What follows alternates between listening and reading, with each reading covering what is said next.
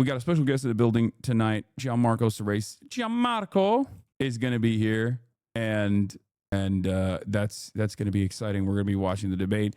The other thing is, like, I'm probably going to get destroyed on the debate as well. I suspect Andrew Cuomo is going to try to weaponize me against Zoran Mamdani. So there is that to look forward to as well. That's going to be fun. Anyway, Trump blames Hamas. New York City mayoral debate tonight at 4 p.m. Pacific. Trump wants war with Venezuela. Shutdown continued. GOP brushes off racism. Gianmarco on stream later. Get in now. But yeah, I'm just getting everybody geared up and ready to go for that, because that's gonna happen. And I think the crazies will then use that to be like, Hassan is finished now. Andrew Cuomo called him out while simultaneously being like, Andrew Cuomo fucking sucks, but I guess they like him now. You know what I mean? What advice would you give Zoran to neutralize any argument from Cuomo about you? I mean, Andrew Cuomo literally just went on the Impulsive podcast, which was credited with Donald Trump's victory. I don't think he has any grounds to stand on in terms of who Zoran collaborates with, let alone a prominent progressive figure, on a prominent leftist figure. Andrew Cuomo is also literally a designated rapist. Like, what are we talking about? This is the exact same dynamic that exists all the time. The more right-wing you are, the more assurances you have, the more allowance you have to be a giant piece of shit. It's just, it is what it is. It's so fucking ridiculous. Like, if you are a progressive figure, you have to have a stainless reputation. And even if you have a stainless reputation, people will find something to fucking tarnish it with.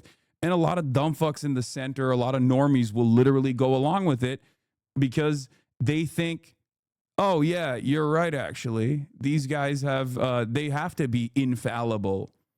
It's so crazy. But if you're right-wing, if you're aligned with like right-wing values, if you're aligned with Donald Trump, if you're aligned, if you're the more right-wing figure on any race, you have unlimited allowance. You can be a monster, okay? You can straight up be a fucking monster and people will not give a shit, okay? That's just how it works. It's just like everybody is so predisposed with this idea that like the far left are all hypocrites. They must be faking it. They must be committed to these things because they're virtue signaling or whatever the fuck. And it's so easy to dupe a lot of people. It's so easy to dupe a lot of people on the margins.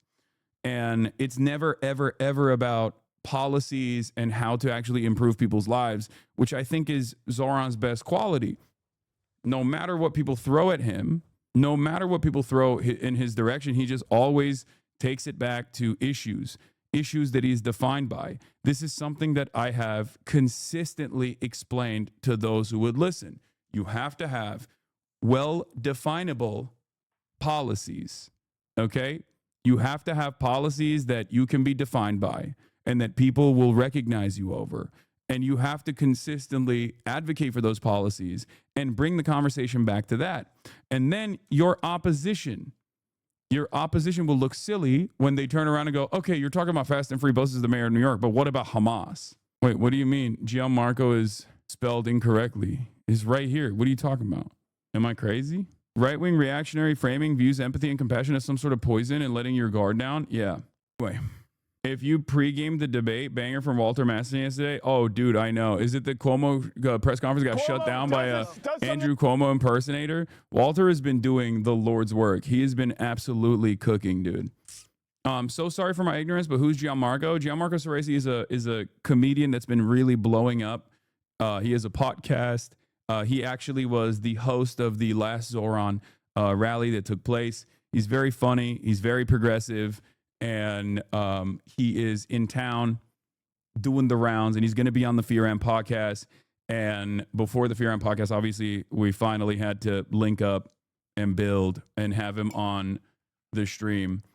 He's also the gayest straight man, like even gayer than myself and Will. So we'll obviously be talking about that too. He's been on Stavi's World. He's done a bunch of stuff. He's great. He's straight, question mark, question mark. I think so, right? Isn't the whole bit that like he seems very gay, but he's actually straight? Isn't that like a bit? Yeah, that's what I mean. We'll talk about all of that. We'll talk about that as well, especially because it's like that's something that I get attacked on as well. Even though I mean he's way gayer than me, I think. Like the way he presents himself is way gayer. You see the Zoran video? I did. It's very funny. An important announcement for the people of New York City. Let's take a look, starting with this one. Good morning. I know some of you have expressed concerns about my age. You're worried about a 33-year-old becoming mayor of New York City. And I want you to know I hear you. That's why this weekend I'll be making a change. I'm turning 34. And I'm committing that for every single day from here on out, Brave. I will grow older. Brave. It's not something I ever wanted to do. But I know it matters to you. So I am. Get that out of here. Let's cut to the chase. The best birthday gift you could give me is to come on out and canvass. This is the last weekend before early voting starts on Saturday, October 25th. So head to ZahranForNYC.com/birthday, sign up for a canvas. I'm sick and tired of this guy fucking flip-flopping and constantly moderating his position, bro. I'm sick and tired of it. He promised us he would never get older. He promised us that he would remain 33. And you have him, after winning the primary, out of nowhere, all of a sudden, in an effort to concede to the establishment Democrats, coming out and saying that he's aging. It is fucked up. It is unacceptable. We have to stop this shit. We have to stop this shit. No more. No more of this. You do not have to do that. You do not have to come out and say you're aging. You don't have to do it. Bring your friend, bring a date, bring your parents, bring anyone you know. Because the best gift is to beat Andrew Cuomo a second time. And the only way we can do that is if we do it together. So let's go knock. Yeah. It's so crazy because, like, in the world that we live in, 33 to 34 is like a baby. Like in politics, he's like a child, right? Everyone keeps talking about how young he is. But in the other world that we live in, on the internet specifically, when you're 33, you got one foot in the grave. Okay? 34, oh my God, you're dead. The way people treat me, the way Zoomers treat me online, the way Gen Alpha treats me online is like, Unc, you're dead. You're dead. Why don't you die already? Why don't you die quietly? Gen Alpha doesn't even realize that there is an age beyond 34. They don't even realize there's an age called 44, for example. There are people who are literally 44 years old, 54 years old, 64 years old. I know it sounds crazy. I know. Gen Alpha thinks there's no way. There's no way that that's real. Zoomers think there's no way that there are people out there who are 64 years old. Get the fuck out of here. You're making that shit up. It's true. It's literally true. Okay? In any case, we got a lot to cover. We got a lot to talk about. Yeah. And we're obviously going to get into it. When I turned 30, my now 5-year-old cried because she thought I was going to die. That's funny. Nice try, Unc. I'm a Zoomer, and I know people only live to 35. Yes, I am. I'm going to die soon. I'm going to die next year so that I can finally be at peace. And all my haters will probably commit suicide because they will not have anyone else to A-log every single day and obsess over, you know. One day. Called it Expedition 35. True. Why are 14-year-old girls adults and 35-year-old men are children of Republicans? That's actually a very good question. That's actually a really good question. For Republicans, no matter how young a girl is, they can be perceived as an adult. Obviously, they can't be perceived as an adult if they're making decisions about their own bodily autonomy, but they want to perceive young girls as adults when they are, when they are doing predatory shit to them. But then also, if you are a 35-year-old Republican, if you're a 35-year-old Republican consultant, for example, and you're posting stuff like how much you love Hitler or how much you love gas chambers, then you're a little baby. You're a child. You're a little baby child. It's like, bro, that dude's hairline owes money and taxes. Okay? You are not, like, you can't live in a world where you can make it seem like we got a 40-year-old baby. Like a 40-year-old baby that's just like simply, you know, talking a little shit. Why can't 40-year-old babies talk a little bit of shit? It's ridiculous. Former teenage soldier. Yeah, you know what it is. You know how it works. This is how it works. Anyway, speaking of age and aging, come on, give me the Mitch McConnell clip. Obviously, I know y'all want me to watch that. Here it is. Mitch McConnell, ladies and gentlemen. Mitch McConnell in the building, looking spry. Let's take a look. My name is Stella. I want to ask, do you support ICE taking working people off the streets and kidnapping them? Why is he not responding to the question? I'm confused. Wait. Let's run it back. I didn't fully get it. Hold on. My name is Stella. I feel like there was some there that do you support ICE taking I feel like if you look at that,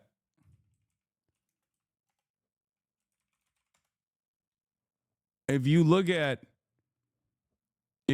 that up close, you can see it. Do you support ICE taking working kidnapping them? Oh, I don't think he perceived that he fell. I mean, he really fumbled that question, bro. This is a generational aura loss. Yeah, bro. Mitch. Oh no, Mitch, you lost aura, brother. He lost his life almost. Okay, it's so crazy. My attitude on this is, if you can't trust these guys to be behind the wheel of a car, then you can't trust them to run the country. This is my argument. I said this with Dianne Feinstein back in the day. I was like, bro, she's dead.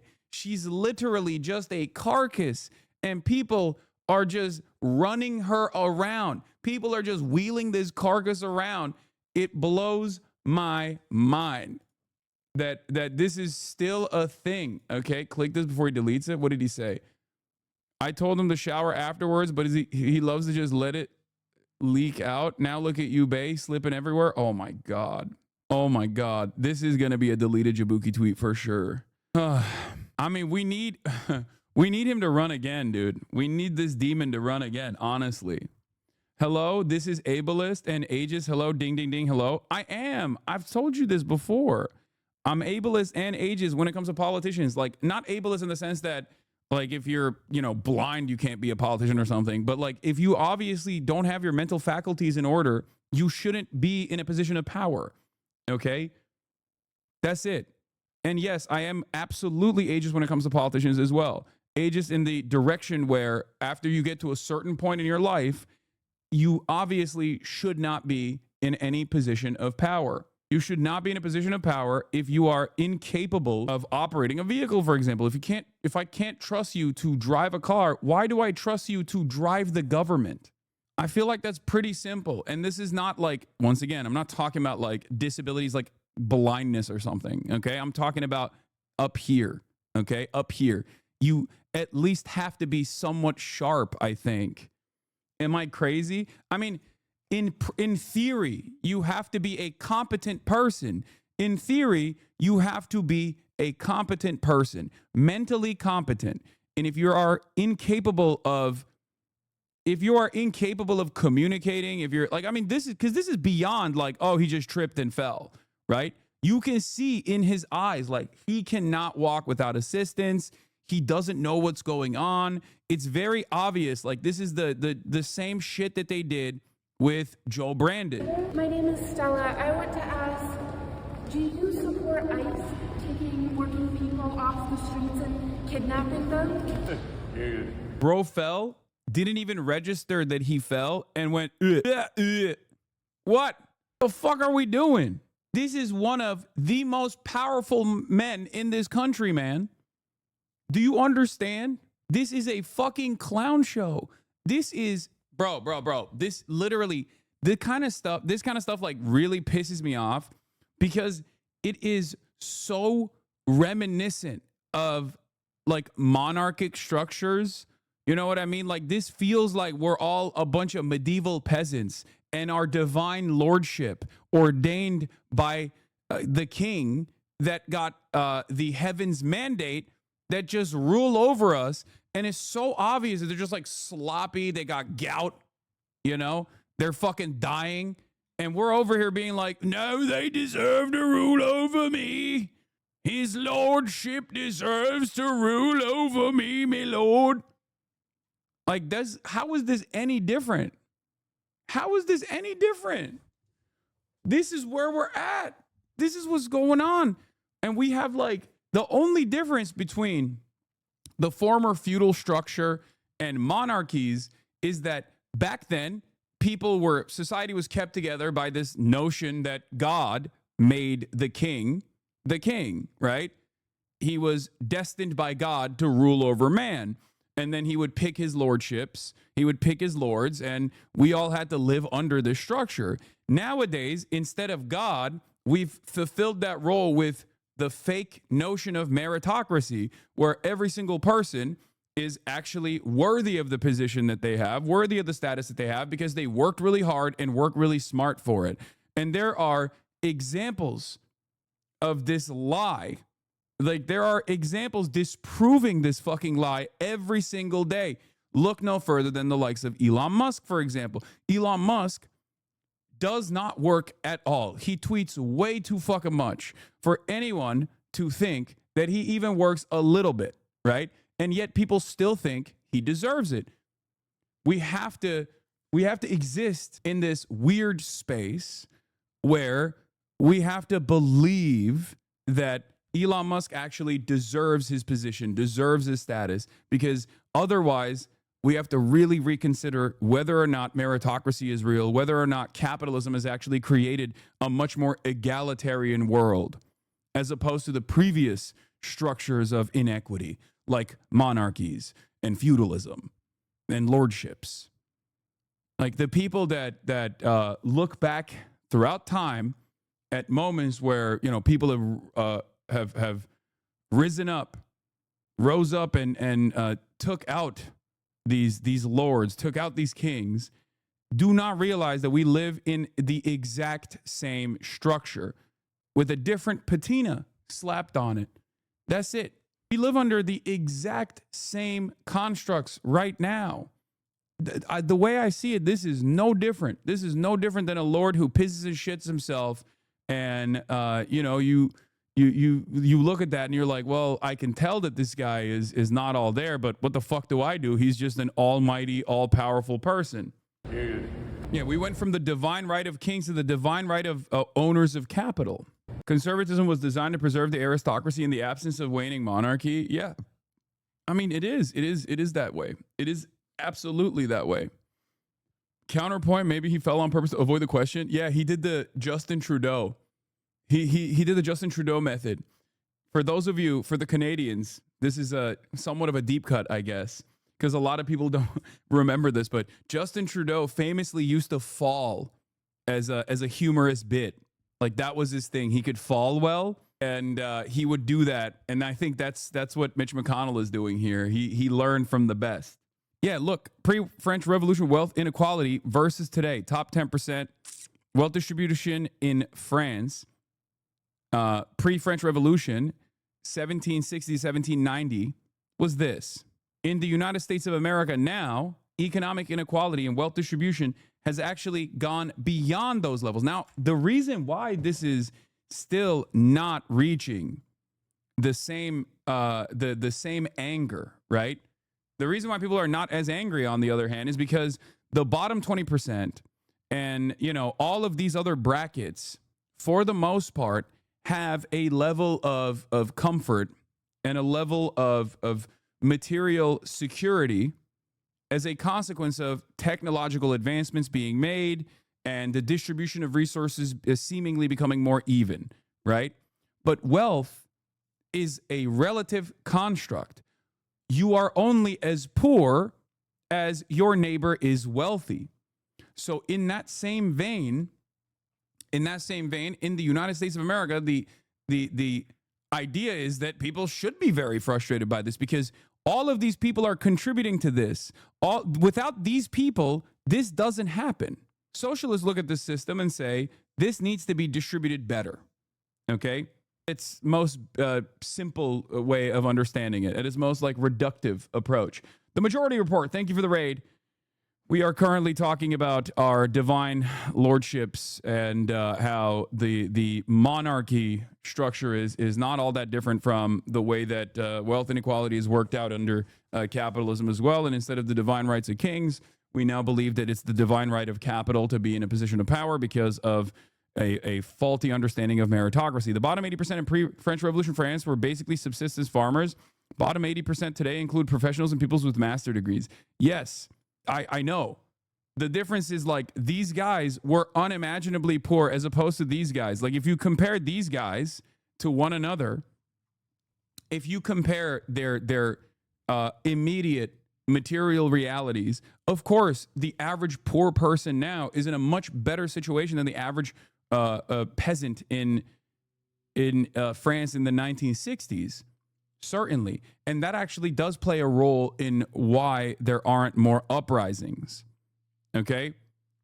In France, Robespierre led revolution against the bourgeois. The American experiment is pure bourgeois revolution. So, did I say 1960s? I meant 1760s. I apologize. So, the thing is, I think in some ways, when conservatives say, well, at least you can get like a cheap hamburger at McDonald's. Like there is some truth to that. Okay. There is some truth to that because that does unironically make people more comfortable. It makes people feel as though their situation is not that bad. Now, the less burgles, the more burgles become costly, the more Americans will become more angry. That's the other thing. But ultimately, if you want to understand like why Americans seemingly are more servile despite the same levels of inequality that happen right now, worse levels of inequality than the Gilded Age, it's because the bottom 90% are nowhere near as poor in their day-to-day experiences as they were in like the early 1900s. Okay, leading into the 1920s. It's not the same level. That's it. That is the major reason. But this shouldn't stop us from trying to create a better future. Okay? This shouldn't stop us from trying to create an alternative to the ways that we exist currently.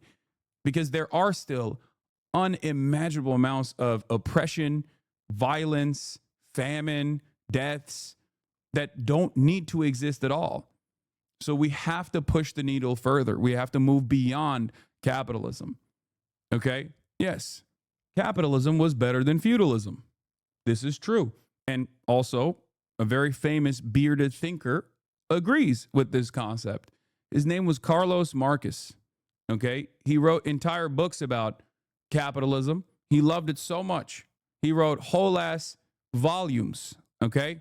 Imagine adding the third world to the end of the US graph. I mean, the argument in that situation is that like the wealth distribution in France 1760 in comparison to like colonies would obviously also be horrifying. Okay. Technically, you could make the argument that like even the peasant class was seemingly, I guess the peasant class was like probably closer to the purposely kept underdeveloped colonies. But you could still make the labor aristocracy argument in that same vein as well, because imperialism is the modern iteration of colonialism. It's not like it changed. It's not like there were different methods applied in this in the modern age, and maybe it became like less directly violent, but it's still pretty fucked up. Okay. Colonialism turns into imperialism, and the divine right of kings turns into the divine right of capital due to meritocracy. That is the evolution, going from the feudal constructs that we existed under monarchies to the bountiful future that capitalism created. And at the time, it was a decent evolution. My argument always is we need to evolve beyond capitalism. It's very obvious that capitalism has run its course. And if we do not advocate for an alternative, if we do not advocate for socialism, all that will remain is barbarism. That's a misconception. If you did that, you wouldn't look that much worse because inequality is so great that even at the global level, most Americans aren't doing great. The median wealth in the US is about the same as the average wealth globally. That's not entirely true. I think you're wrong about that. That's not true at all. This graph has been debunked. What do you mean? Like, my point is, yeah, that's not true for the global south. But again, that ginormous gap in those who that ginormous gap in the global south, as opposed to like the victims, the colonial subjects versus the peasant class in the core of empire, was still ginormous. That wealth gap and the inequity still existed in that regard as well. I'm thinking of a peasant now who exhibits the same tendencies of like an American peasant currently, like an American hog right now. Back in those days, being like, well, at least, well, me lordship, I work on the stalks. I take the grain and I give it to me lordship, and me lordship protects. At least we're not living in the in one of the Orient continents, or not living in Africa, or in a much worse predicament than myself as a peasant. That's what it is. They live in abject squalor because they are not worthy. Another way to phrase it is that about half of Americans would become richer if wealth was divided equally globally. Lenin has a piece called A Letter to the American Worker, where he said that the workers in the U.S. are exploited so much that they're one paycheck away from being lumpen proletariat. This is the biggest issue for socialists in the U.S. Yeah, I think we moved past that. We are firmly in the fucking throes of the lumpen prole. The petite bourgeois run the show here, okay? What do you think small business owners is? We live in a country that places all the emphasis on the small business owner, the petty, the small business tyrant, the petite bourgeois tyrants. Yeah, it's from a socialist perspective, yes, like every American who owns a house or a business is a mini Hitler is low-key not wrong. Like, obviously there are plenty of wonderful people who own houses and small businesses that they work on and they own and operate, but like there are an unimaginable amount of people that lumpen proletariat is not small. No, I know. They said America is comprised almost entirely of the lumpen proles and the petite bourgeois. Small business owners and lumpen proles, two different categories that are always predisposed with reactionary, always very susceptible to reactionary sentiment. They are living through it right now. Doors open. It's just like that's just how it is. That's just how it works. Americans are very close to homelessness, so not much better than the global south. No, it's not true. That's not true.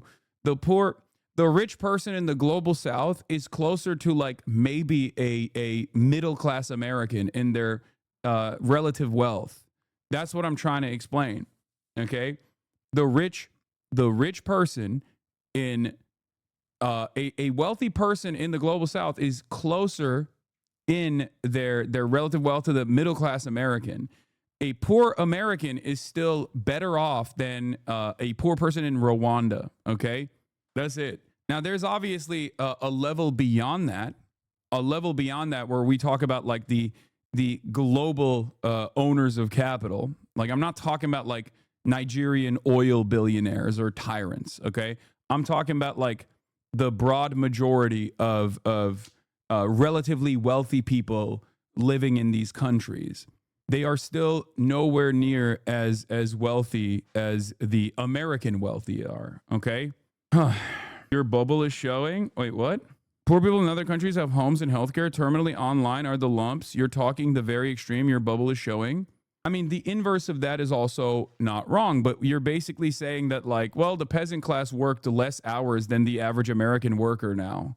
You know what I mean? So who's to say their material conditions weren't worse? Like, you have to understand the material conditions have advanced dramatically as a consequence of technological expansion. Okay. Like, for example, even though healthcare is paywalled in this goddamn country, if you consider healthcare broadly in 2025, as opposed to healthcare in, 1825, okay, at least your doctor washes their fucking hands before they operate on you, okay? Like, that's That's a major technological advancement. That's not directly because of capitalism, for the record. That's not because of capitalism at all. The capitalist looks at that technological achievement and says, this is only achievable due to capitalism. When in fact, capitalism is simply a distribution of power and resources. Okay?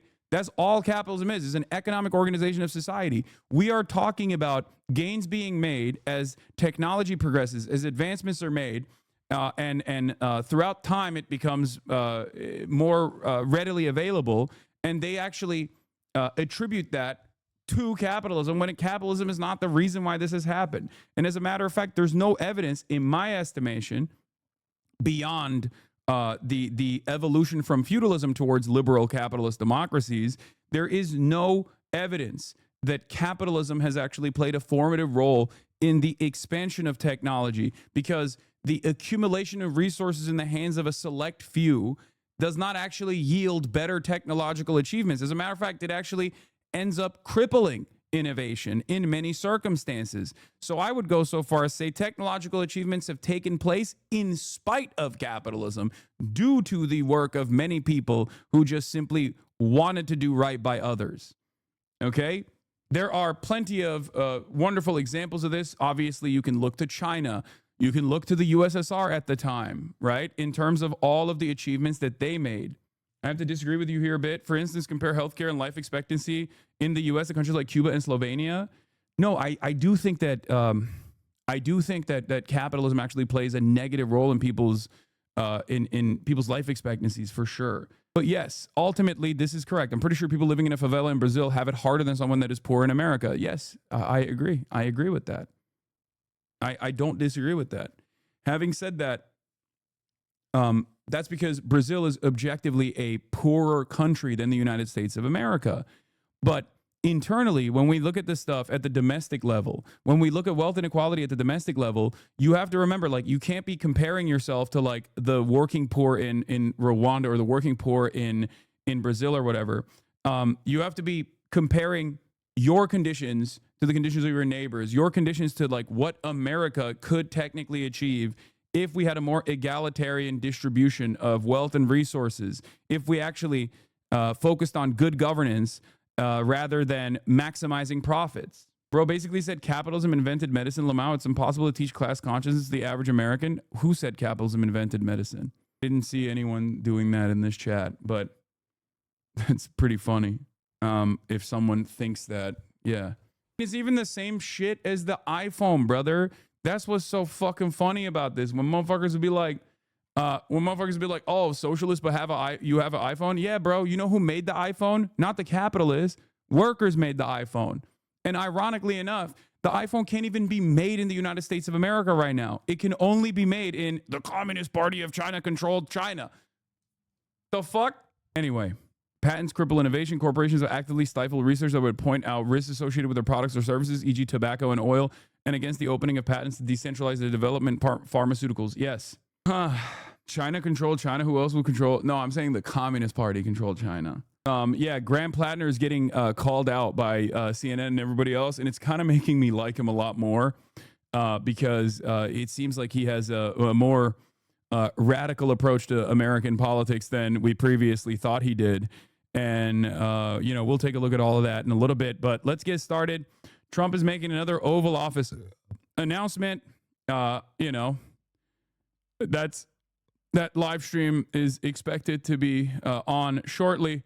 But before we get to that, Donald Trump is threatening to strike on land in Venezuela, saying that he is going to get the CIA to attack Venezuela. Fantastic. This is what we really need right now, I think. I think we need another forever war, everybody. I was just thinking, what could we do? What could we do to really fuck up the bag? What could we do to really fuck this country? To just put it on, to ensure that it dies, okay? And there you go. Lo and behold, Donald Trump, everybody, ladies and gentlemen, he was like, you know what this country needs? Another Iraq, but this time with direct proximity. Like another Iraq on our continent, basically. Not on our continent directly, but, in our backyard, as close to our backyard as possible. Fuck yeah, dude. That's awesome. The mad lad. He's doing it during a government shutdown because the Republicans are refusing to even offer or continue subsidies so that people can pay for their fucking healthcare. Their costly healthcare, mind you. Their costly healthcare that keeps expanding in cost every single year, mind you. Okay? We don't even want to offer the Band-Aid solution to the Americans so that they can at least still continue existing and continue being able to pay for their healthcare without like losing an arm and a fucking leg. Fantastic, dude. Such lunacy. It's incredible. Everything fucking sucks. Everything is dog shit. And meanwhile, people are just so oblivious to everything that's happening, with the exception of those who are in this community, obviously. But even then, there are still a significant number of people who are coming in here to be like, well, I'm here to watch you abuse your dog or whatever the fuck people think I do nowadays. President Trump considering U.S. strikes on Venezuelan soil to combat drug cartels. Well, I don't want to tell you exactly, but we are certainly looking at land now because we've got the sea very well under control. The president also escalating U.S. operations against Venezuela's authoritarian leader, Nicolas Maduro. Trump confirming he's authorized covert CIA action in the country. But when asked if the agency has the authority to take out Maduro, Trump non-committal. But I think Venezuela's feeling heat. In a statement overnight, Venezuela accusing Trump of trying to legitimize a regime change operation to access the country's oil resources. Would another Iraq cause incredible civil unrest, the level of Vietnam due to deteriorated living conditions? I don't even fucking know anymore, man. I don't even know. I don't know. I feel like there is no way that America recovers from that. Okay? There is no fucking way. I don't even think there's enough appetite amongst the military to engage in this kind of fuck shit. But what do I know? Maybe I'm wrong. I do feel like there probably would be a lot more discontent. Like I feel like this guy is creating the conditions for an officer's rebellion, you know, like a thing that hasn't really happened in the United States of America in the past. It seems like it could happen, especially with like, once I watched the Pete Hegseth, Donald Trump, like dressing down of all the generals, that's when I realized like, this is actually so psychotic. Like this will be a danger. This, I suspect, will be a danger to the Trump administration, unlike anything else. Because I think people discount how many fucking generals are hyper libbed up, and they think that like the U.S. military represents positive values like defending democracy. A lot of people don't realize that like some of these generals, not every single one of these generals is like a general spider rapist or whatever who's just there to hawk Raytheon products on CNN. Some of those guys do unironically come from long-standing military families. They're very well read. They're huge liberals, and they think that like the American military is supposed to represent, protecting the American nation from tyrants and enemies, both foreign and domestic. So I don't think that like they're all going to be on board with like drunk rapist Pete Hegseth running around and being like, that's right, we got to listen to more podcasts and become more alpha dog. But who knows? Sources saying they would bring up the matter at the UN Security Council today. It comes after the U.S. carried out its fifth deadly. I mean, this is famous. Like General Milley defends military studies of critical race theory. I want to understand white rage. This is why they belittled him. Remember, they called him Marx Milley. They said he's woke. They say he's woke and gay because he was like, I read Mao and everyone should read Mao. It's so like the anti-intellectual stint that this administration has really, really pushed, I suspect is making its way through all of our institutions. But I would assume that the American military, which has at least been like, in comparison to all of the other public services that America offers that have been totally gutted, the American military is probably one of the last remaining stable institutions. Obviously, it's not. Like, people will say, what the fuck do you mean it's stable? Have you seen the barracks and the places that people live in? Like, it's in a state of dire disrepair. Like we treat the military active duty service members like shit. Yes. But I'm saying in comparison to all of the other public services and public structures that we have, I would go so far as to say that the American military is like one of the last somewhat competent institutions in the country.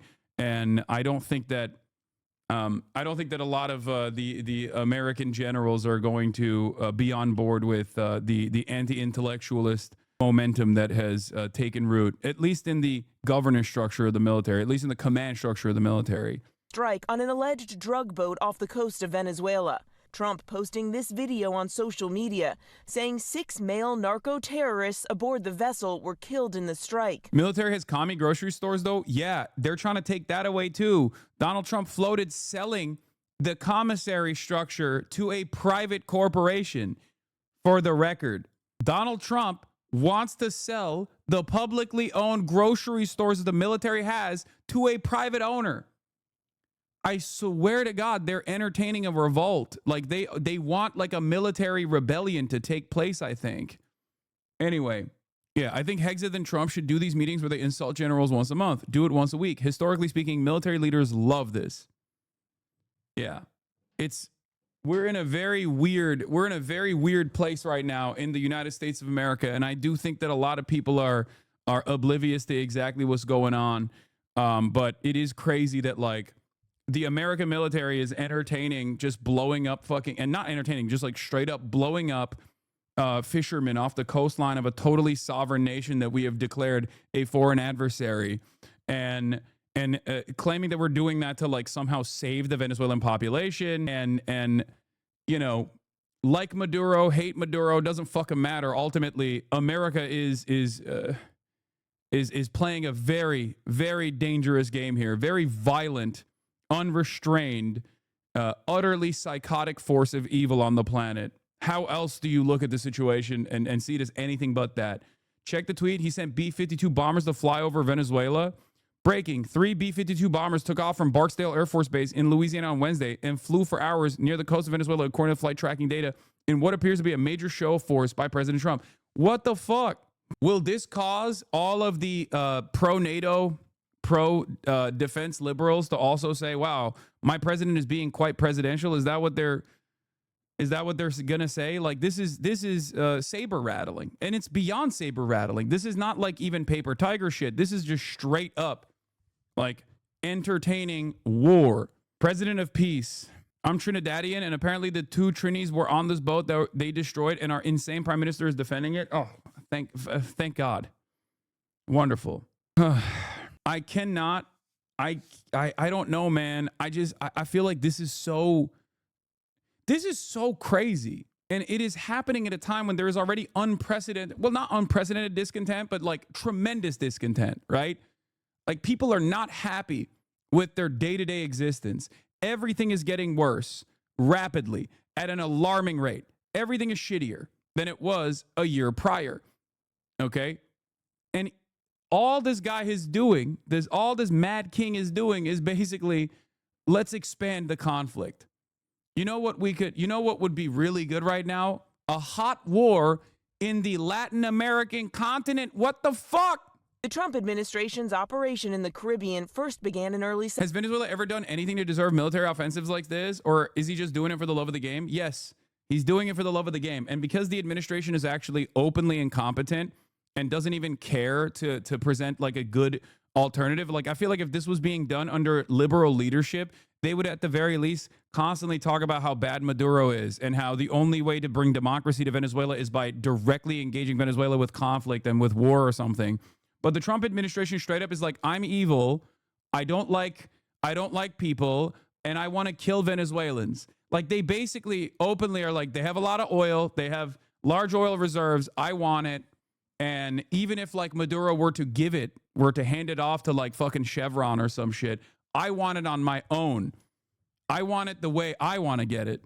It's just America is a rogue state. And the difference between America always being a rogue state by definition, because it's the hegemonic superpower, and America behaving like a rogue state now, is that they've taken off the safeguards. Okay? they are completely dropping all notion that this is a valid act, a valid and necessary and just act. In the past, they would at least try to present an argument as to why this must happen. Present an argument that like the Venezuelans will welcome us as liberators, shit like that. That's not happening anymore. There's no longer even a need for the admin. They're just like, nope, this is it. We're doing it. Fuck you gonna do about it? That's the attitude. It's pretty crazy. And has drawn fierce condemnation from Democratic lawmakers who say the strikes risk getting the U.S. into a full-fledged war. There's lots of people who have been designated terrorists. That does not automatically give the authority to take lethal action. Asked why he's striking the boats instead of using traditional Coast Guard operations where officers can verify who is on the boat, Trump saying the Coast Guard boats are too slow. They have faster boats. It's crazy. Some of these boats are seriously, I mean, they're world-class speedboats. But they're not faster than missiles. Like, no one is even asking the question, like, why? We have no business being there, okay? We have no business. We have no business overtaking the territorial coastline of a foreign adversary. Like, that's crazy. That's so insane. Like, the argument of narco-terrorism, like, combating narco-terrorism is so fucking stupid and so hollow that, like, I don't even think most people who would be on board with militarism of this sort are capable of justifying this level of belligerency. So far, the administration has provided limited details and no evidence to prove that the 27 people killed were attempting to traffic drugs to the U.S. as they claim.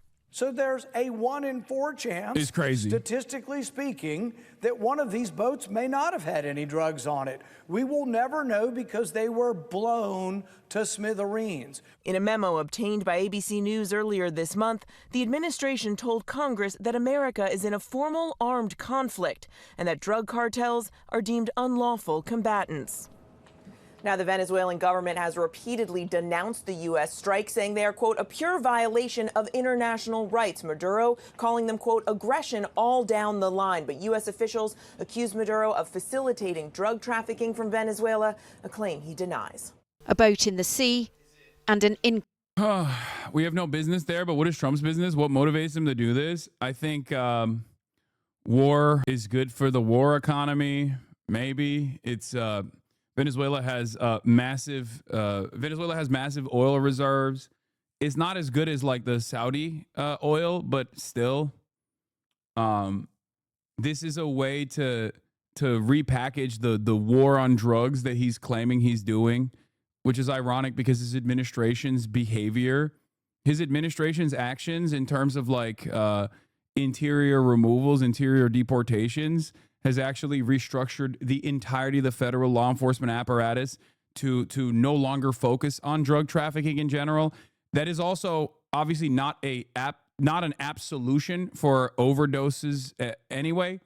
The most successful solution for overdoses was demonstrated by the previous administration, a focus on rehabilitation over incarceration for those who were addicted to drugs. Addiction being treated like an illness as opposed to being criminalized has been the most effective way to lower the number of overdoses. And yet, instead of doing that, this administration has decided we are going to go gung-ho on, the apprehension and the criminalization of drugs. Meanwhile, they're not even doing that anymore. They're just using drugs as a reason to do whatever the fuck they want. They've decided that like the new meta is claiming that like drug traffickers are terrorists, narco-terrorists, and that they're combating terrorism, but on the narcotics front. They're combating narco-terrorism. That's just the way they operate now. It's I don't know. It's just like a very it's a very shittily put together argument that doesn't make any sense and can't even withstand like a little bit of scrutiny because of the reasons that I just mentioned, right?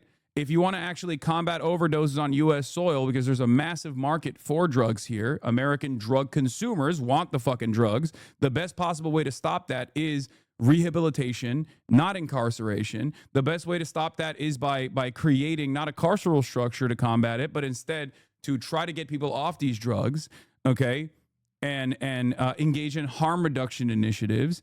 And that has been the only successful method. It's worked in places like Portugal, obviously, with like decriminalization and the subsequent rehabilitative measures that take place.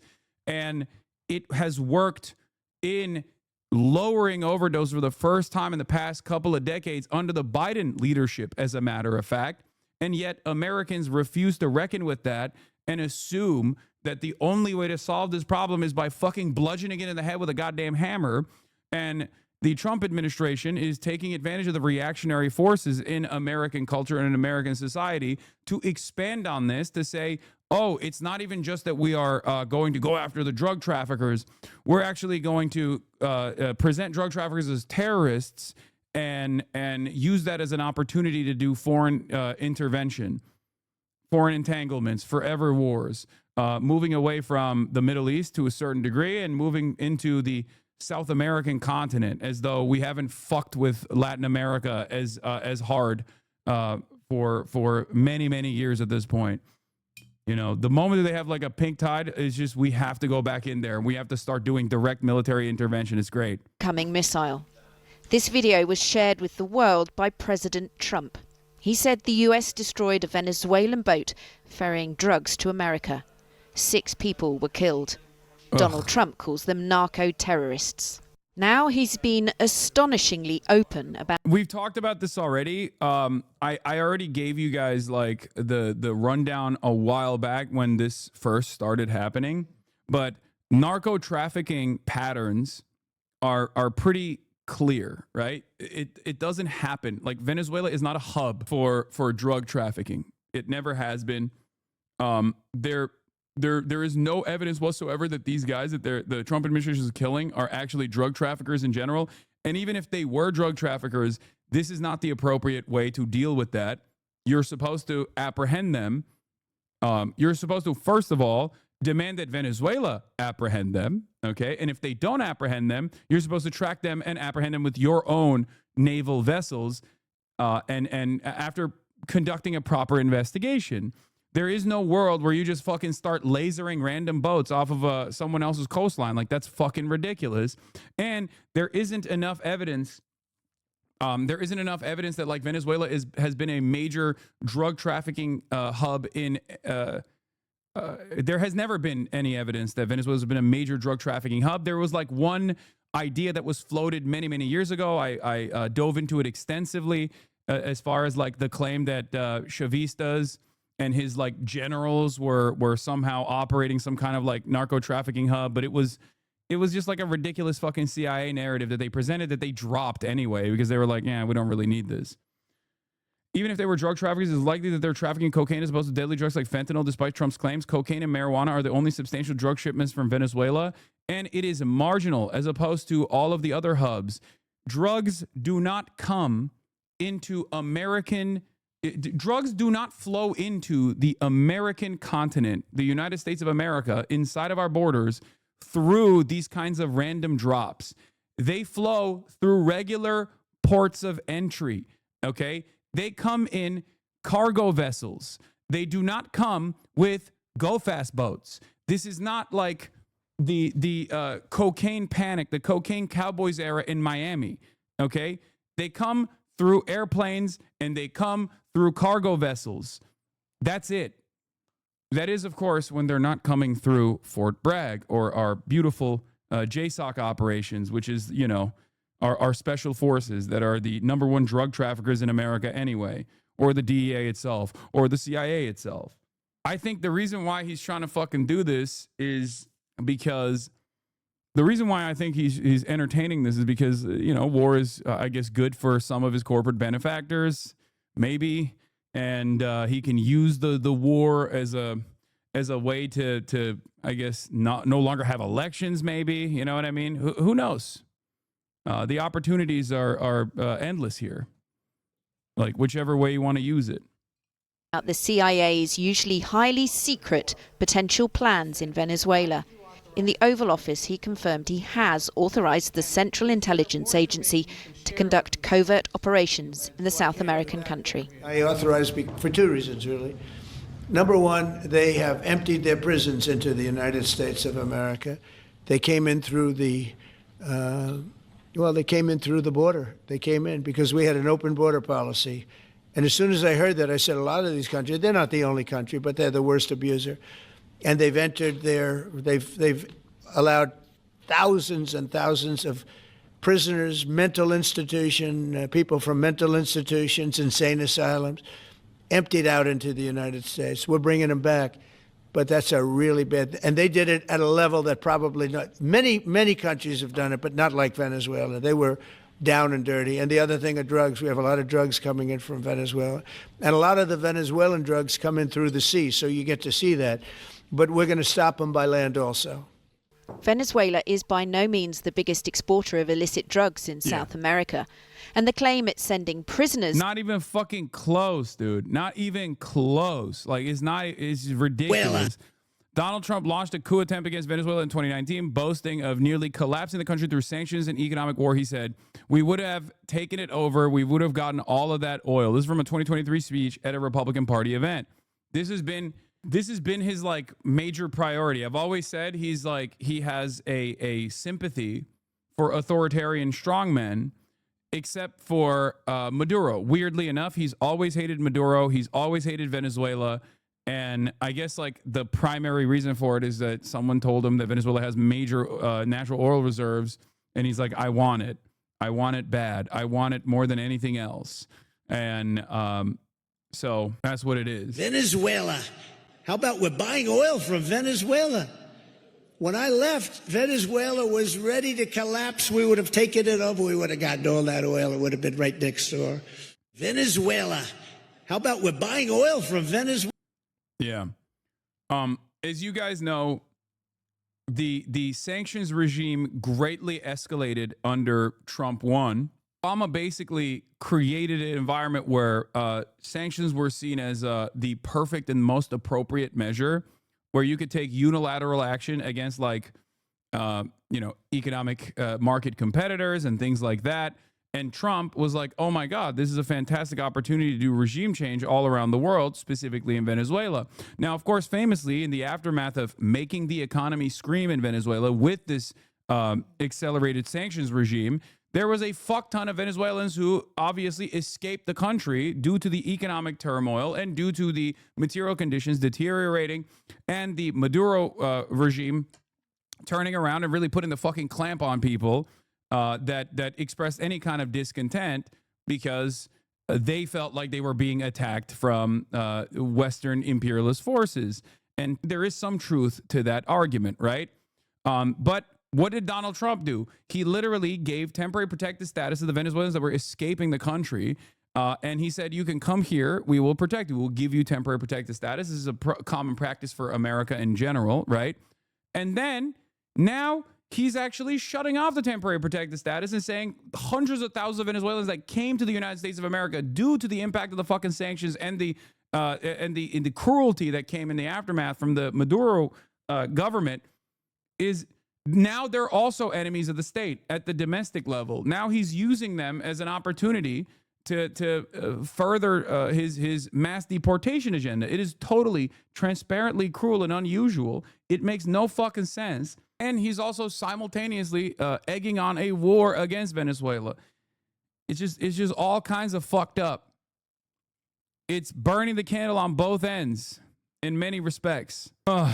After the strike yesterday, another small boat idling boat in the Caribbean, SOCOM has murdered a total of 27 people. I'm now seeing 2 Boeing B-52 Stratofortress long-range strategic bombers doing figure eights directly off the coast of Caracas. Very subtle. Yesterday, a second AC-130J Ghost Rider gunship was spotted at the task force base in Puerto Rico. It was broadcasting its position from the ground, reportedly equipped with laser-guided AGM-114 Hellfire missiles. Republicans and Democrats on Capitol Hill have left briefings about the strikes, frustrated with the lack of information. Some have asked for unedited videos of the strike, reflecting the kind of basic information they seek, but the admin has so far refused to provide it. Lawmakers are also asking the admin to explain who was killed in the strikes. Now, this is a direct consequence of years and years of expanding the executive power on warfare. Okay. Back in the day, at least there was a process where even if all of the American government's forces, regardless of party loyalty, were united on expanding America's military adventurism in the global South, obviously there was still like some kind of process where you would have to show your work. You would have to prove why you were doing this kind of stuff, regardless of the ambitions of the Democrats and the Republicans both, right? And that was still important because maybe years down the line, or maybe in the immediate aftermath of actions like this, you could demand some transparency. You could demand additional information. Nowadays, this is the logical conclusion of the Bush era endless militarism and the continuation of executive powers in regards to constantly bombing foreign adversaries that we have declared foreign adversaries under the Obama administration, and then under Trump 1, and then Joe Biden, and then Trump 2. We are here now. This did not happen overnight, is my point. This has been going on for quite a while. Okay, this is the expected outcome. This is the design. Nowadays, the administration doesn't even choose to lie about why they're engaging in these sorts of actions, and they just say, no, cruelty for the sake of cruelty, fuck you gonna do about it? And they are not even accountable to the other politicians. There is no mechanism of accountability or transparency that you can hold the administration accountable with. There's nothing. They can just do whatever the fuck they want. It's crazy. And if we don't stop this, if we don't try to like return to some sense of normalcy and demand that the administration actually dramatically scale back its endless military conquest, it's going to get to a point where the next president after Trump, if there is ever a president at all after that point, is going to start nuking places without any sort of proper process whatsoever. And Americans are still going to be like, well, why didn't he tell us? Why didn't he give us the evidence as to why he had to nuke and crater a Latin American country or some shit? Oh, you mean like Israel? Yeah, I mean, Israel is another example of this. Hasanabi vindicated. This is literally Trump's 25-second clip. Oh, yeah, revengeance? Mister, I want him dead. Nothing personal, of course. Africa's just getting a bit too peaceful. What? Business ain't been the same since they shut down SOP. A clean break from the war economy. Huh. Well, some of us like that economy. How's an honest warmonger supposed to make a living? Is this DMC? No, it's Metal Gear Rising Revengeance. Metal Gear Rising Revengeance, which is goated. Has one of the most unique combat systems I've ever encountered in my life. I need to play this on stream for sure. It's obviously very political as all of the Metal Gear Solid, all the Metal Gear games are. And even though that's not like technically a Metal Gear Solid franchise game, it's still very much in line with the same like political overtones, overtures. Is it the same game that I made it the fuck up is from? Yes, I think so. There's many Venezuelans that want Trump to go in and handle Maduro. Yeah, I don't care, man. I'm gonna be honest with you. I don't give a shit. Okay. Oh yeah, there's many Iraqis who really want Saddam to be toppled. Look how great that worked out for fucking Iraq. Okay. I don't give a shit. There is no like, oh, we're doing that. We're invading a foreign country to deliver them autonomy. Okay. It doesn't fucking work that way. It has never worked that way. I don't give a shit about these fucking dumbass narratives. Okay. That's it. Yeah, they did this with fucking Gaza. Oh, Palestinians hate Hamas. They're begging for Israel to intervene. Look how well that worked out. There is no world where this is actually a better outcome. Okay? There is no world where this is a better outcome for the fucking nation. It's so silly. It's so stupid. I cannot believe that people still advance this idiotic fucking take over and over again. Okay, yeah, they tried the same with Iran. They said the same thing with Iran. They said the same thing with Iraq. They said the same thing with the Gaza Strip and Hamas. They always say the shit. They said it with Afghanistan. There has never been military intervention from a foreign superpower where the local population is like, thank you so much. Thank you for doing this. They did this with Vietnam too.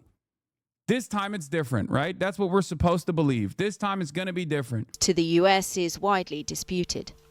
Since September, the US has attacked at least 5 boats in the Caribbean.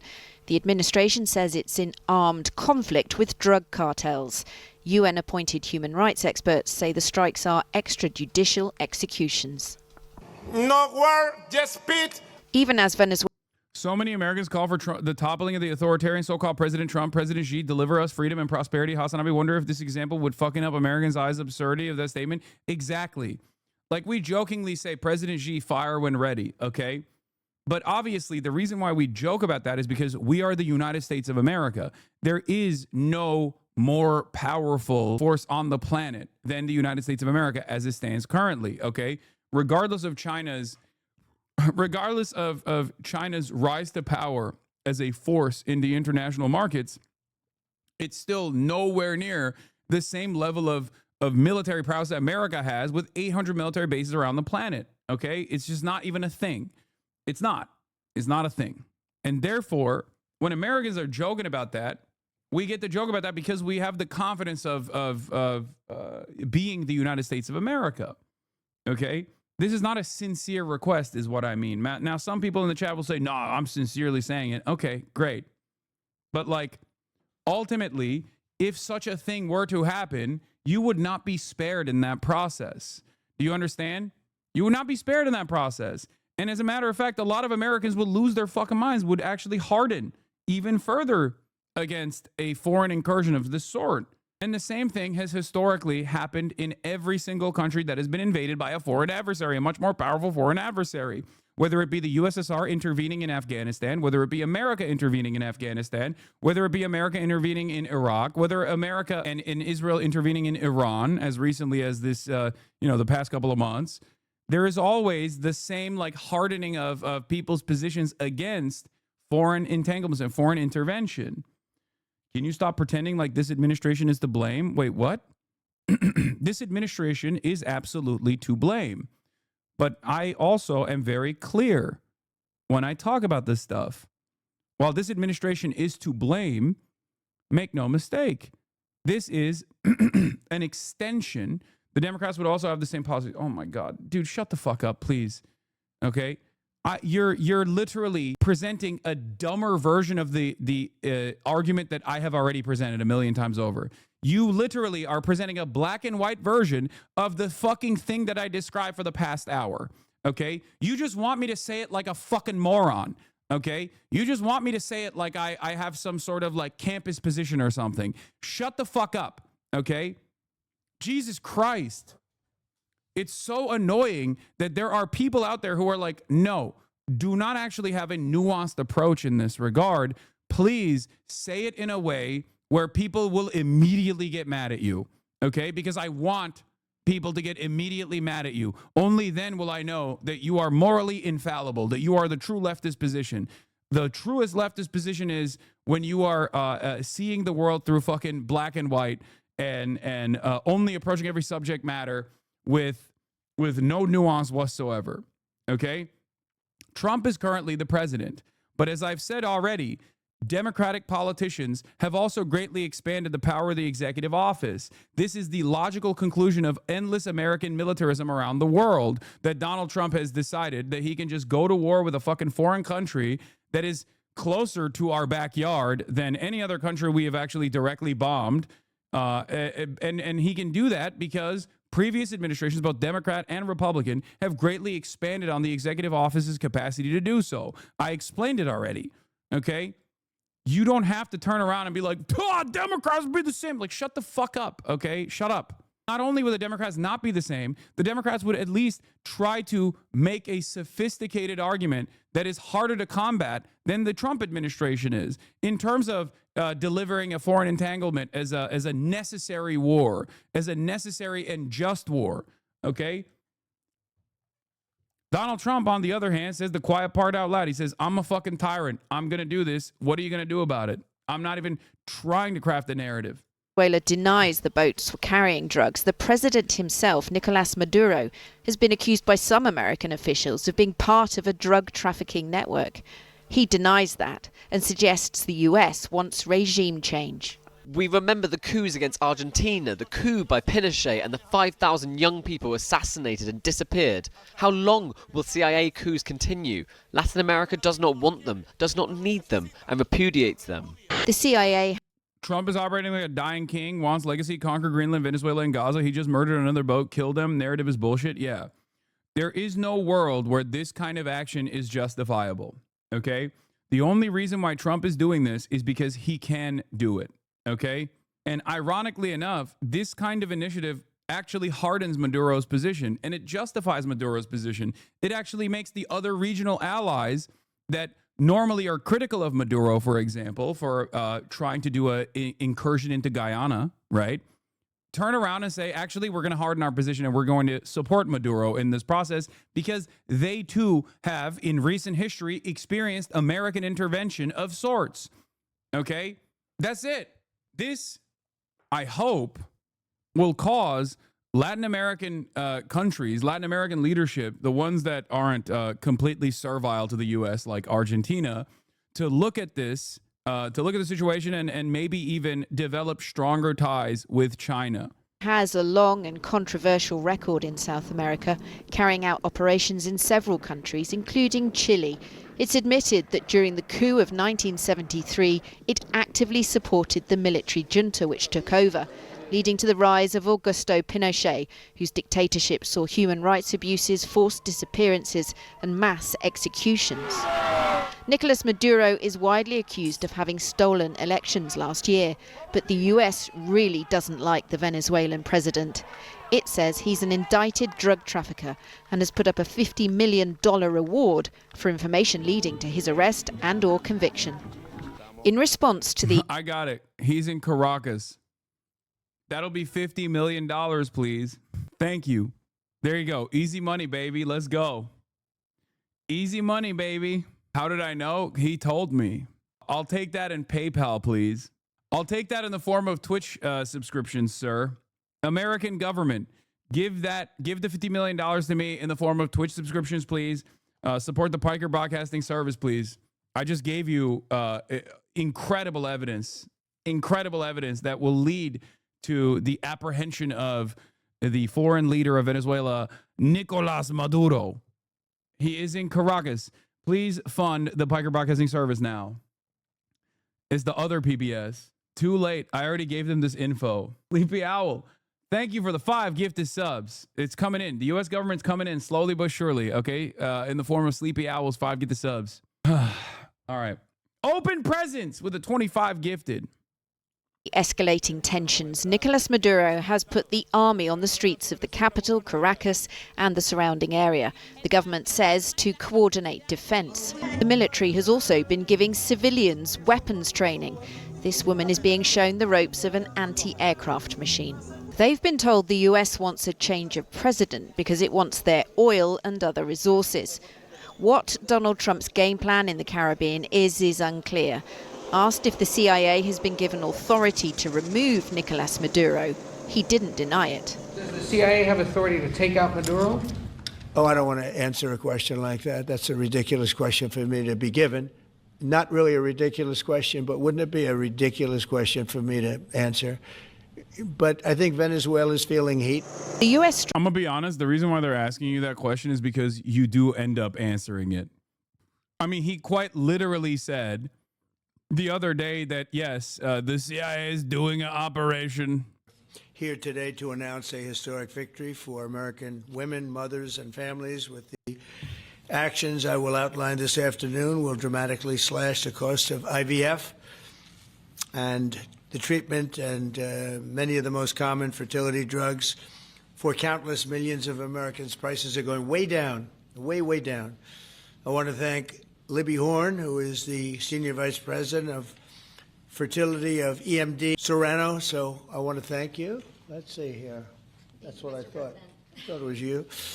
Thank you, Libby, very much. And let me also thank the Secretary of Health and Human Services, Robert F. Kennedy, Jr., whose wife destroyed the people on the View yesterday. Seventh Circuit Court of Appeals refused to undo order blocking deployment of National Guard troops within Illinois. We conclude that the district court's factual findings were not clearly erroneous, and the facts do not justify the president's actions. She did a great job, actually.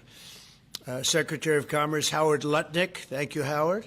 I never thought I'd be saying this, but thank God for at least some of the courts in this country that are literally like it is the elastic band that is on its last leg that is slated to snap at any moment but it is straight up holding what remains of like American institutions together before we just completely collapse and become a fascist authoritarian dictatorship. Straight up. It is literally just like it's on its last fucking leg, this last barrier. It's like the Cheeto before the SWAT team comes in and breaks the door. But so far, the Cheeto has held. Okay, you know how the fucking the little Cheeto meme holding the door together? That's what the American courts are. Okay, woke Antifa judges saving America. IVF in the United States can cost up to $25,000, can actually go a lot higher than that. And many couples require multiple rounds for a successful pregnancy. A major reason for these high prices is the excessive cost of the drugs involved. The number one fertility drug used in IVF is currently 700% more expensive in the United States than the rest of the world. And you know, we're I wonder why. ending all of that. I wonder why. Favored nations, and we're ending it, and we're ending it pretty fast. Nobody thought we'd be able to do it, and we've done it. Drugs are going to come down. Drug prices are coming down 400%, 200%, 600%, numbers that nobody's ever seen before. Like the officers' court, the mid-levels of the judicial branch think the Supreme Court's capitulation is outrageous, is turning out the institution's bureaucratic middle are it turns out the institution's bureaucratic middle are the ones most interested in jealously guarding the institution's power. Yeah, except when you look at the legislative structure, unironically, Congress itself has completely diminished its own responsibility and its own power. So thank God, like I said, that there is at least something in the American separation of powers, at least for now, that is trying to safeguard what remains of its little power it has. Okay? Because they could be just like Congress, a bunch of fucking cowards. Because, and I've stressed this before, like this is a part of the conversation with the government shutdown. Republicans also don't like that the Donald Trump administration at the executive office has decided to renege on prior allocations of the budget that Congress actually fought for. You are taking away the last remaining power of Congress, the power of the purse. You are basically making it so that the average congressperson has no power whatsoever. And it is Republican congresspersons alongside Democratic congresspersons that have allowed this to happen without fighting back, which is why like this government shutdown is important for that in that regard as well. It is crazy. Imagine if the courts also were this servile to the Trump administration's whims. Even the lower court structure was as servile to the Trump administration's whims as Congress has been. It would be over. First Antifa charges are coming in, and it's about ICE. The Trump administration's first Antifa-related domestic terrorism charges were just filed. The indictment defines Antifa as a Marxist ideology. Antifa is a militant enterprise made up of networks of individuals, small groups, primarily ascribing to a revolutionary, anarchist, or autonomous Marxist ideology, which explicitly calls for the overthrow of the United States government, law enforcement authorities, and the system of law. Antifa adherents have espoused insurrection and advocated violence. Oh my God, the fact that they're saying espoused insurrection is so fucking crazy because only the Trump administration has actively done an insurrection. The Trump cronies have literally done a fucking insurrection. The January 6th guy is literally saying that Antifa is doing espousing insurrection. It is actually very dangerous. It's a very dangerous ideology to entertain. Oh my God. Antifa adherents have espoused insurrection and advocated for violence to affect the policy and conduct of the U.S. government by intimidation and coercion beginning in 2025. I don't even know who they're going after in this regard. I'm surprised. I haven't received a subpoena, so we'll see. Pergo Veris. And that's a sound nice name. Pergo Veris. Why can't you name them nice, simple names? Nice, easy names. Doesn't matter. If it works, that's all we care about, right? Upon approval, this drug would directly compete against a much more expensive option that currently has a monopoly in the American market, and this will bring down costs very significantly. And the other one's going to have to come down also.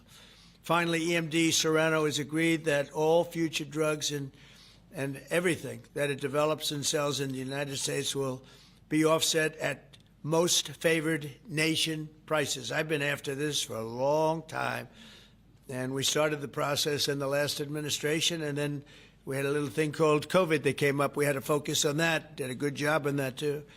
And they'll bring a significant portion of their drug manufacturing back to the United States. So they're going to bring it largely back into the United States, and that's for a lot of reasons, but primarily because of the election result, November 5th, and maybe most importantly because of the tariffs, because if they do it here, there are no tariffs. So we're going to be very close, I think by the end of this year, we're going to be very close to $20 trillion in investment. As an example, the Biden administration had less than $1 trillion, substantially less than $1 trillion for 4 years, Maria. Can you imagine? 4 years, less than one. We're going to break $20 trillion of investment, and we're already over $17 trillion, and that's in 8 months. Can you believe that? And he was at less than $1 trillion. And in addition to that, he had open borders, allowing millions of people to pour in. What an administration that was. Worst president in history, by far. As a result of these actions, the per-cycle cost of drugs used in IVF will fall by an estimated 73%. Biden couldn't make up numbers like I could. American He was consumers, and the numbers are incapable. going to actually be I'm the best at making up numbers. As time goes Everything's by, when it really computer. kicks in Everything's for most of- AI. I mean, think of those numbers. Are these numbers even I true, or told is the he just story lying last again? time 'cause we were Make with- no mistake. Anytime Donald Trump actually fucking reveals a number, just know that it's on the spot. That is precisely the reason why it changes with regular frequency. Okay, it changes all the time. One day it's 17 quadrillion dollars. The next day it's 18. Even the amount of wars that he has quote unquote stopped changes all the time. Sometimes it says he's actually technically stopped 20 wars. It was 7, now it's 8. Sometimes, if we were being honest, it's more than 20. It's just anytime he fucking brings up a number, just know that he's making that shit up on the spot. Yeah, I know you know, but it's a good reminder for Chad. The numbers he's throwing around are literally made up bullshit. The whole budget of the USA is $6.8 trillion. He's claiming triple the whole USA budget is being invested in the USA Lamau. Yes, these are at best IOUs that he claims he's getting from foreign countries, and there is no indication that these will be firm commitments to invest on U.S. soil.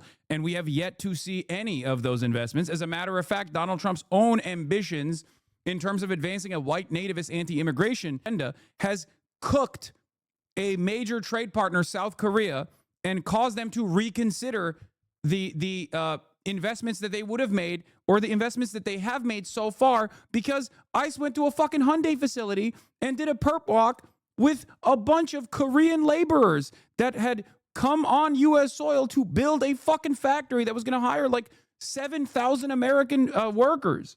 He did that shit.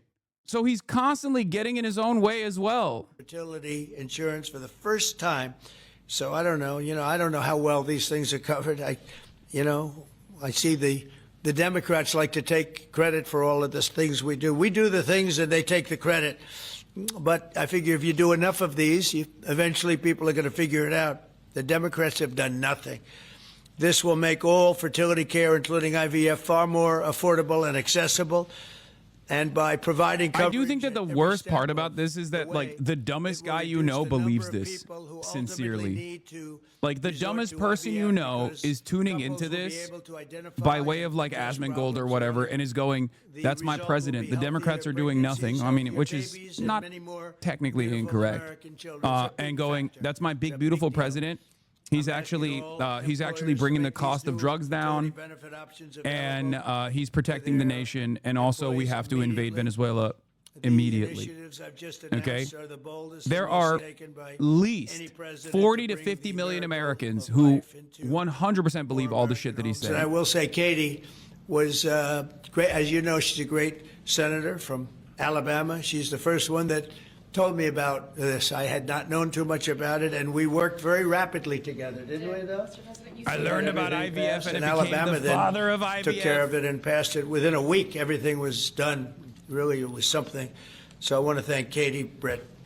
There's no deeper happiness and joy of raising children, and now millions of Americans struggling with infertility will have a new chance to share the greatest experience of them all. So I'd like to thank all of the people that are here, and I think we'll start with Dr. Oz and Ms. Horn. We'll go through the list, and Thank we'll God RFK's not there. listen. Oh my God! And yesterday I did this, and I stood for about an hour and a half as people spoke, And I said, this time I'm sitting right there, and I'm going to watch you. I stood for an hour and a half like this. I said, you got to be kidding. Here we go. It was one after another, and it was wonderful listening to him. But I said, if I have to do this every day, Bobby, should I stand or sit? Thank you, Bobby. He is there. Please, Dr. Oz. Is Bobby Kennedy there? Oh, God. Oh, he is there. Mr. Oh, President, I hope I'm he going to doesn't jump in talk. here real quick. I want to start by thanking President Trump. Sir, from the very first phone call we ever had, your support was strong. It was steadfast. It was unwavering.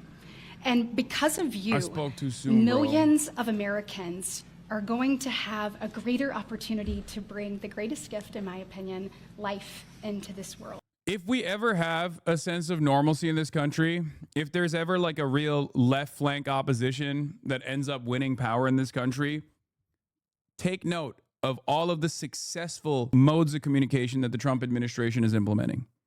This is actually very good, technically. Okay, it's good for governance. Whoever comes next, especially if they are like a AMLO style or a Claudia Sheinbaum style left flank social democrat, democratic socialist, I'm dreaming, you know, sky's the limit, should be doing daily conferences such as this one and communicating their agenda, ruining the reputation of the opposition and belittling them with regular frequency and talking about how wonderful it is that we are finally doing this stuff. Because like this is important. It's important to fucking constantly communicate directly whatever your administration's agenda is. Okay? This was a major problem for the Biden administration because Biden was far too old, far too demented. He couldn't get away with it. He could not communicate any of the shit that they were doing, including some of the good things that they were doing.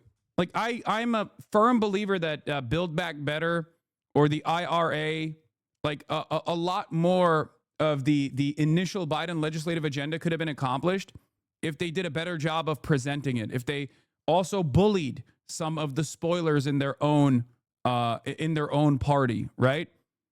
They should have done that.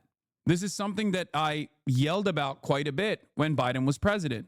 But unfortunately, it wasn't within the capabilities of the administration at the time because he was far too fucking old. Okay? Just for the record, IVF is legal and accessible in all 50 states. And President Trump taking this action today to lower cost, to bring these issues to the forefront, and to enact solutions for people working to start their families. I want you to know it's significant and there's more to come. But this isn't the only thing that you've done to prove that we're the party of parents and we're the party of families. If you look at the working family tax cut, guys, he made sure that hard-working parents were front and center in that legislation.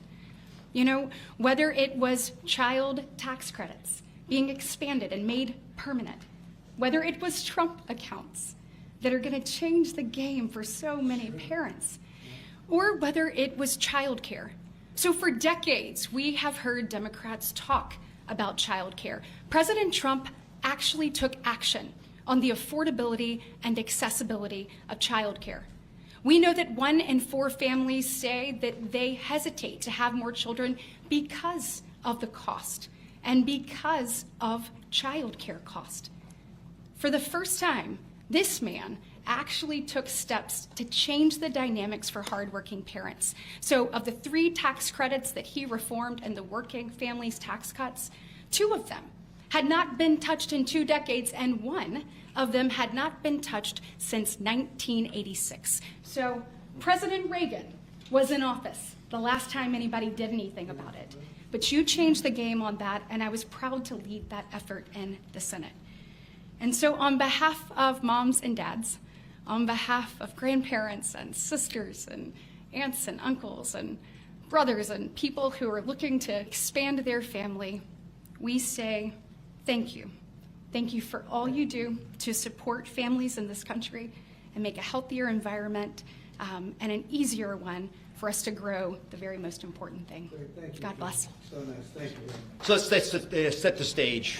Put it in perspective, 2 weeks ago, as President Trump alluded, a leading U.S. drug manufacturer came into this room and agreed to do something none of us thought was possible. A most favored nation agreement with numbers, again, inconceivable. Last week, a company from Europe, a global leader in the pharmaceutical sector, came to this office, made the same kind of commitment for most favored nation pricing, again, because the president insisted on it and was persistent, and he alluded to the fact that he was calling Secretary Kennedy. I think one of the craziest aspects of this is that these guys obviously very desperately want to increase the birth rates, specifically the white birth rates, right? We all know that this is a major issue for a lot of these fucking dipshits. Because obviously, if the declining birth rates across the board were a major problem, then they wouldn't be shutting off immigration, which has kept the American working class relatively young as opposed to other developing nations. But they have this association, this like great replacement narrative that has set in the collective consciousness of a lot of the financial elite. Except making IVF more accessible or cheaper is great. I have no issue with that. It's awesome. But the problem with having more children is not specifically the cost associated with people who are having a harder time, having children at a later age. What's wrong with increasing the white birth rate? Great question. What's wrong with the white birth rate decreasing? Like, what is whiteness? What's the issue? Seriously, explain to me what is the problem with America becoming like a more diverse country without coming across like a Nazi, please. Whiteness is a recessive gene? No, it's made up. It's completely made up. It's not even a recessive gene. It's just made up to be a recessive gene because it's purity. It's considered purity. So you're impure if you have less whiteness. It is a completely fabricated social construct. It's not a gene. It's just a made up social construct. I am the living, breathing proof that whiteness is a social construct. Okay? I'm pastier than the average white person. And yet, some white people, when they hear my name and they hear about my background, go, that's not a white guy at all. That's a Muslim.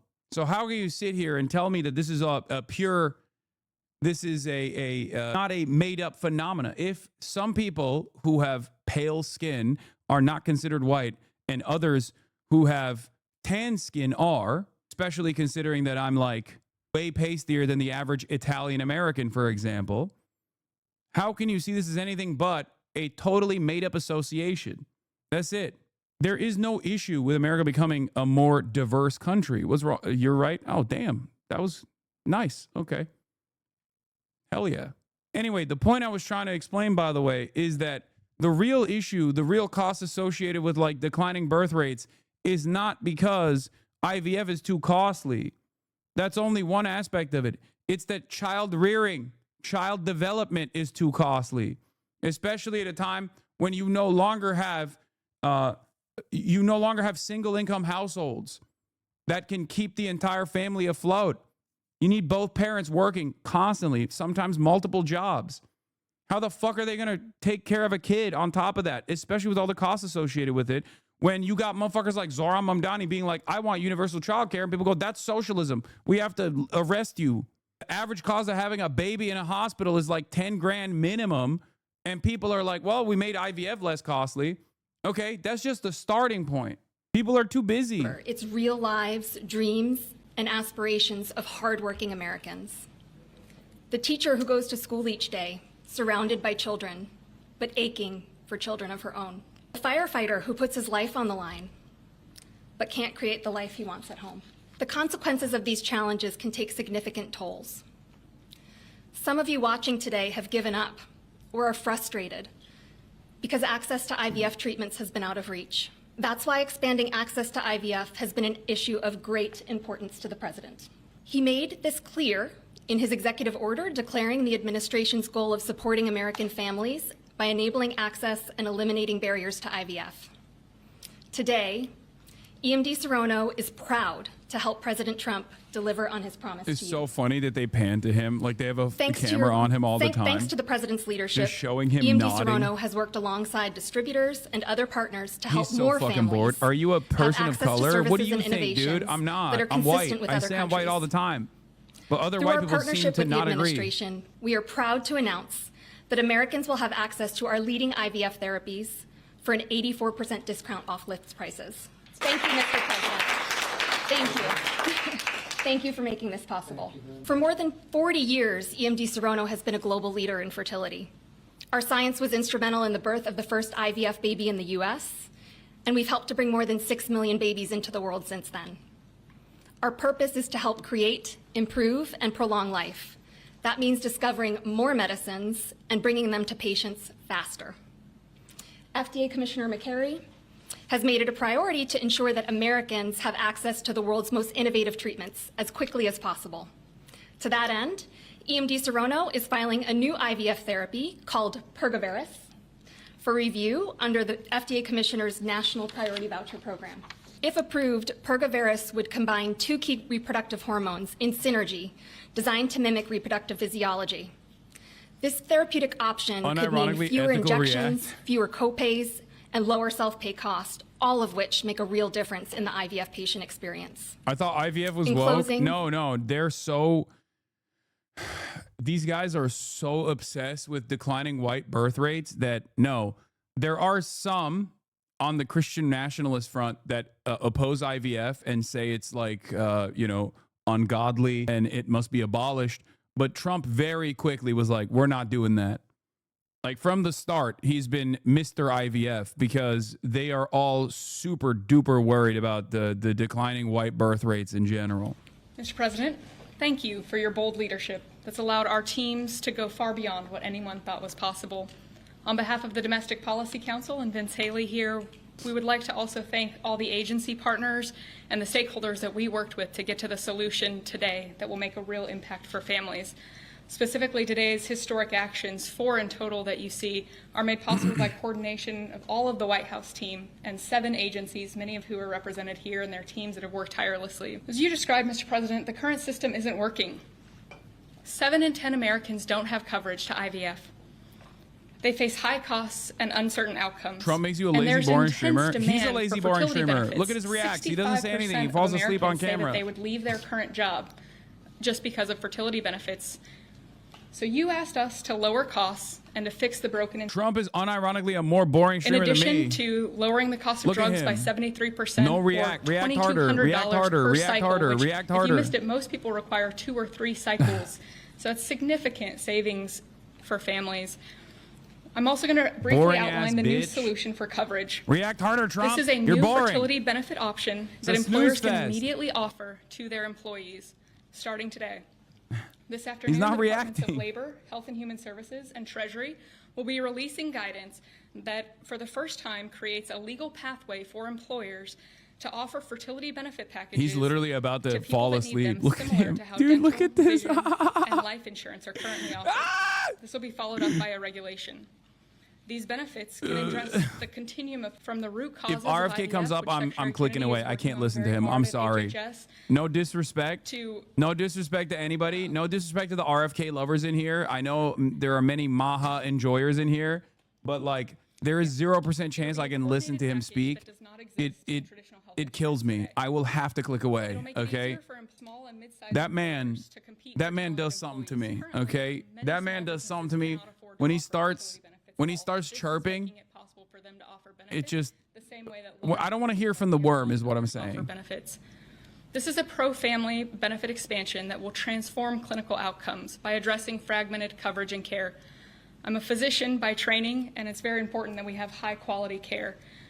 Fertility benefit companies are poised to offer packages that have reported so far roughly 25% higher live birth rates for those that seek care compared to those that don't have such benefits. They also report fewer cycles to achieve pregnancy, improved natural pregnancy rates through better care before you need IVF, We're RFK holes. and reduced chance of miscarriages. Your hate watching MMR is too low. It is. I can't stand that motherfucker, bro. Leading physicians in the field have also relayed that these types of benefits significantly Mitch improve McConnell the fell. Did you patient cover it, bro? Not only did I experience, cover it allowing both instantly, to focus it on already care rather than navigating my the editing team was bureaucracy. so on it that they made a fucking These YouTube short impacts about are very it. personal. Here with us today are my good friends, Congressman Richard Hudson of North Carolina and his wife, Renee Hudson. Both have worked in public service for years, including Renee for all 4 years of your past administration, Mr. President, and they struggled with infertility. Today they have a beautiful son who's their pride and joy. He's an amazing boy, but they also suffered multiple losses throughout their fertility journey, something that is very common. I think maybe this is going to come across as controversial, especially for a leftist to say, but we're really not considering another major component as to why people don't have children nowadays, aside from the costs associated with it. But like, it's also just more fun. Like it's just, you have more time to do fun shit, and having a child is not fun. Like low key, that is part of it. In the past, you couldn't really get away with it because life was awful. It was gruesome. You needed farmhands, and many of your farmhands would die before they reached the age of like 15, right? So you had to fuck and fuck hard and fuck a lot and fuck often, okay? For some, like the good Reverend John Brown, he was trying to build a militia with his semen to limited success. For others, it was about having farmhands. The problem is, in a lot of developed countries, the reason why people just like stop having children partially is because of the cost associated with it, the lack of time that people have. And it's also partly because people just want to have fun instead of having to take care of a baby. I think that is a real aspect in this story. And it's like, it kind of makes sense. You can't really force people to fucking breed, you know? If you don't want to breed, you don't have to. You shouldn't have to. Obviously, the fun component, because like the reason why I'm saying this is because like people are asked in developing countries or developed nations what the major reason is for why they don't have children, and they say it's because they don't want to, because they want the liberties of not being a parent. That is a common meta, okay? And I think that still ties back to the material circumstances. And what I mean by that is parenthood is not only a costly endeavor, but a time-consuming endeavor, partially because of the things that I just mentioned, which is that you already have very little time for yourself to feel a sense of autonomy in your life, right? We're constantly working. We're on our phones. We're constantly doing something. We're constantly being productive. We're constantly improving productivity for our capital owners. And in that like limited time frame that we have to ourselves, people don't want that to be overtaken by educating a child, taking care of a child. And I think that's what it is. So if you actually took away some of those burdens, and people could actually take care of a child and simultaneously, quote unquote, have fun and have the liberties to feel like a human being, more people would still end up having children. And then there's the antinatalist. No, I just don't want kids. I understand that definitely is a thing that people choose to do. And that's, you have every right to refuse to have a child. Like no one can force you to do it. But ultimately, I think it always goes back to the free time that people don't have and the costs associated with it. And as long as you do not eradicate the costs associated with child rearing and childbirth, and as long as you do not make it so that people have more liberties in general, with or without having a child, people are just not going to do this. They're just not going to do this, especially in developed nations, especially in with higher educated people in the professional field. Who only want to hear the words mommy and daddy, who want to watch our children open their Christmas presents on Christmas morning. I also do think that like hearing a bunch of ladies like this talk about the joys of childbirth probably makes many probably makes many like highly educated professional people feel even grosser about the prospect. Like this is a bit of an ick. And promises are kept. Lives are changed forever. Thank you, Mr. President. It's like a different birth control initiative when you have these ladies come out and be like, I love having children. There is nothing better than being called mommy or daddy. Oh no! Thank you, Mr. President. Thank you for your vision, your commitment to our country. When my uncle was president, the fertility rate in this country was 3.5%. Today, it is 1.6%. The replacement rate, in other words, the amount of fertility that you need in order to keep your population even, is 2.1%. The worm needs more sacrifice at the altar. You must all be servile to the worm. We must overcome the replacement rates. Chemicals that otherwise the worm will not have enough biomatter. 50% of the testosterone is a 65-year-old man. Our girls are hitting puberty 6 years earlier. And that's bad, but also our parents aren't having children. Parents who want to have children do not have access. I have 7 children. I feel that God has blessed me with that, and I can't imagine how different my life would be if I did not have that blessing. I want to point out also, this morning, Harvard University released a study that showed that the obesity rates have now climbed over 70%.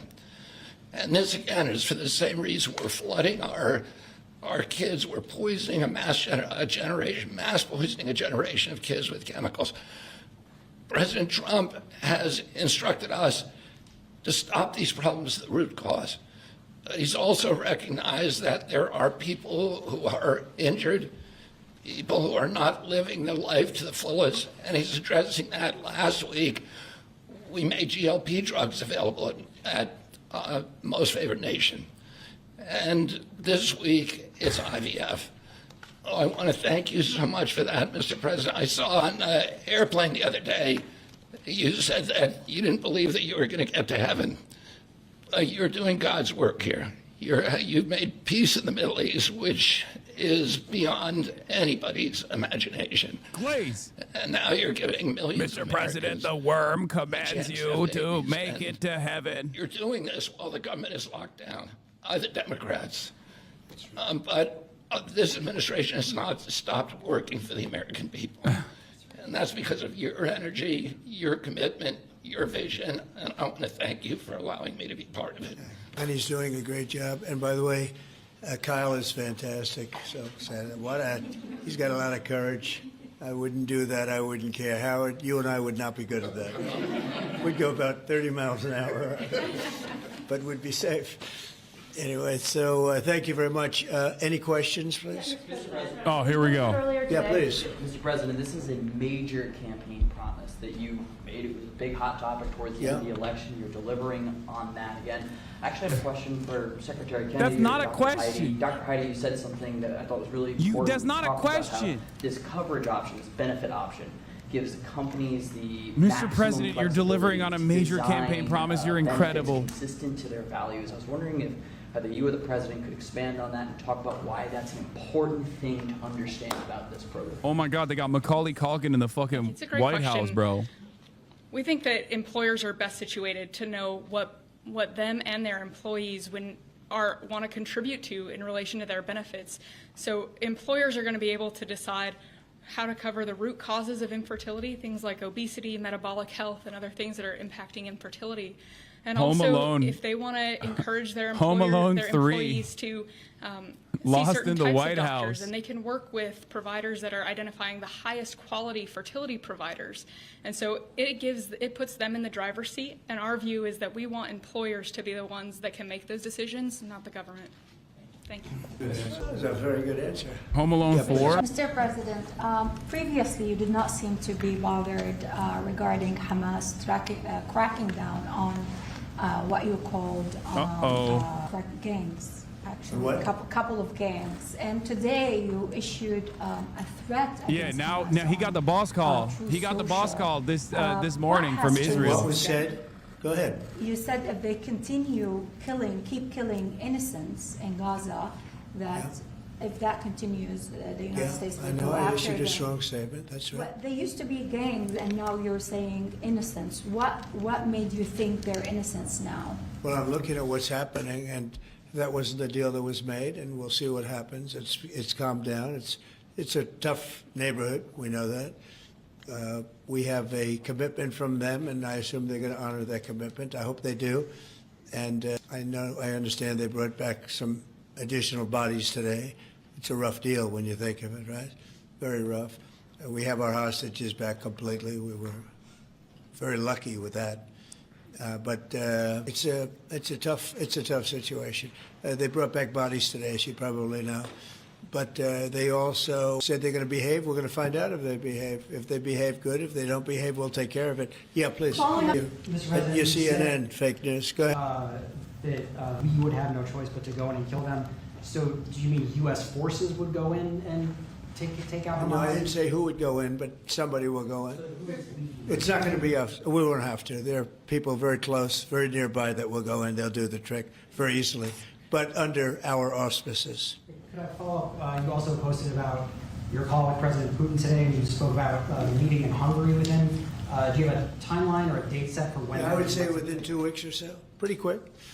Marco Rubio is going to be meeting with his counterpart, as you know, Lavrov, and they'll be meeting pretty soon. They're going to set up a time and a place very shortly. Maybe it's already set up. They've already spoken.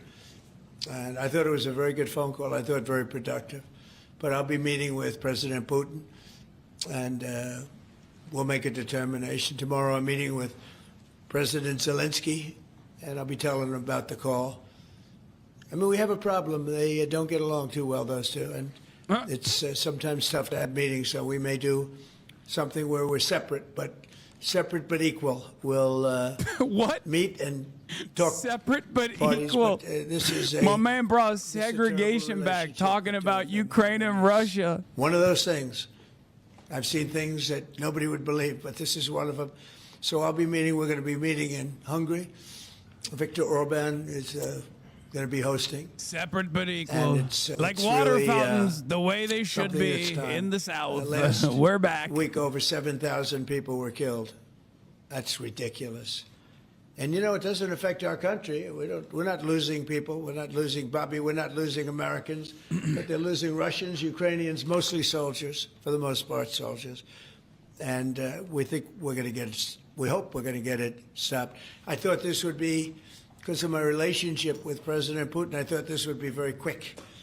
And it's turned out to be, who would think I did Middle East before I did this? We did a total of 8 now, 7 and now 8. And we're going to make this number 9. Senator, you said you posted that there was great progress. Can you tell us a little bit about that? Was it a shift in Putin's tone? Was it something new he told you? Did he give you any message to give? You're talking about the whole President Zelensky tomorrow. It just seems to me that, you know, look, it's only a field. That's all I've done in my whole life. I've made deals. I know about deals. I do it well.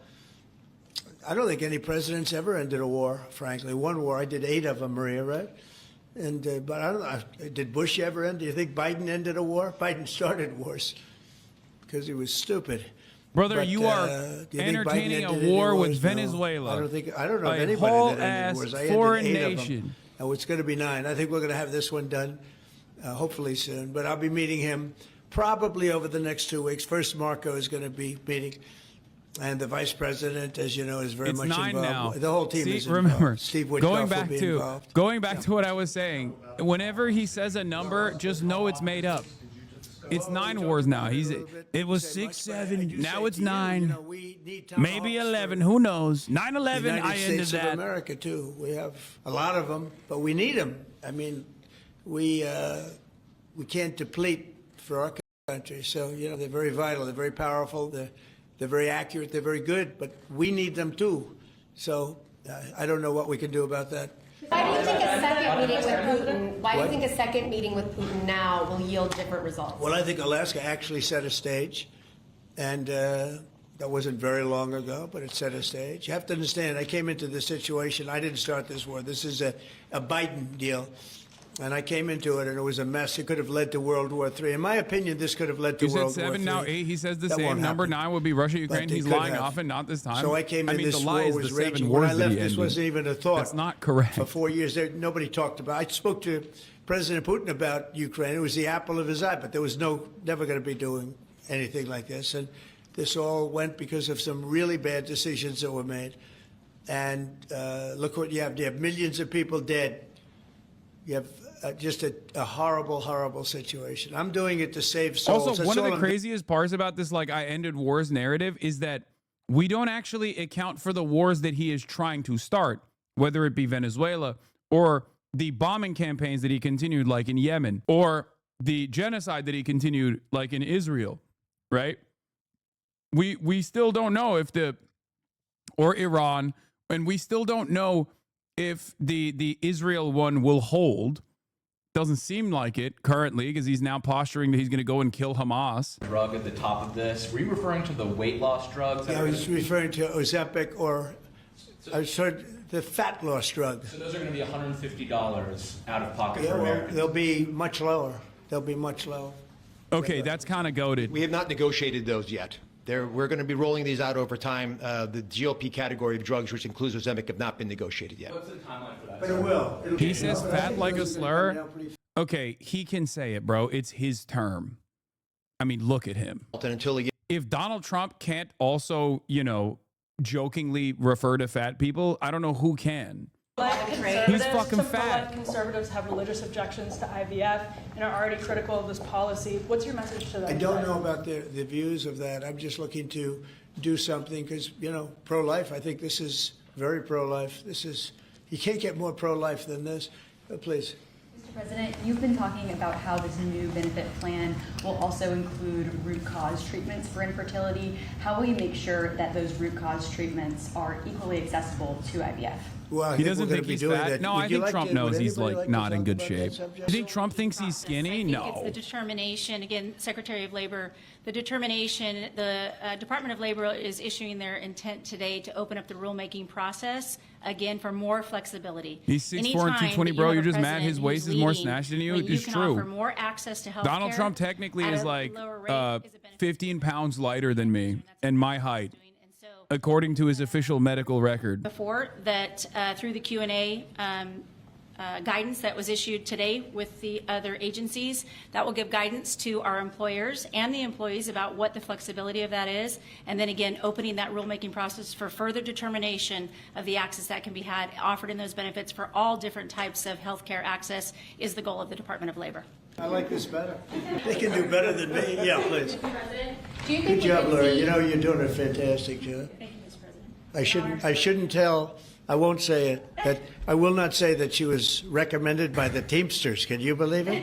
And she's turned out to be a gem, an absolute gem. You're doing a great job. Thank you very much. Mr. President, John Bolton was just Do indicted. you think we could see your deal-making skills applied to the government shutdown anytime soon? Well, look, I mean, all we want to do is just extend. We don't want anything. We just want to extend, live with the deal that they. This is true. These last few Trump presidents have been astounding. Listen up, liberal. I'm fat and going to hell. Like when he was doing the presser on the airplane, he's like, I'm not going to heaven. I'm not going to heaven. I'm not making it to heaven. And then yesterday he straight up said, I'm a fat ass. It would be really bad if I went up to the beach. I'm a little busy. I'd love to go to Argentina. I'd like to go to the beach. My legs are not as quite as thin as his. My legs are slightly heavier. My arms are slightly larger. My body's a little bit larger than his. I'm not sure it would be appreciated on the beach. I'd look like a beached whale, a fat whale. I'm so fat. Couldn't kick in. And I said, boy, I hope I win this election because if I don't, somebody else is going to take credit for it, Bobby. He said it yesterday. We joked and about sure it. as can be, Biden said, he didn't even know what the hell was happening. And it was a hard thing for me to do. I got insulin way down. What was it before that? It was just massive. It was impossible to afford. And sure as can be, because it was statute, it couldn't have been earlier.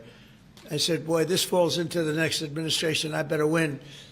And all of a sudden, I watched this Biden taking credit for something that I did, and on other things too. We had a lot of things kick in.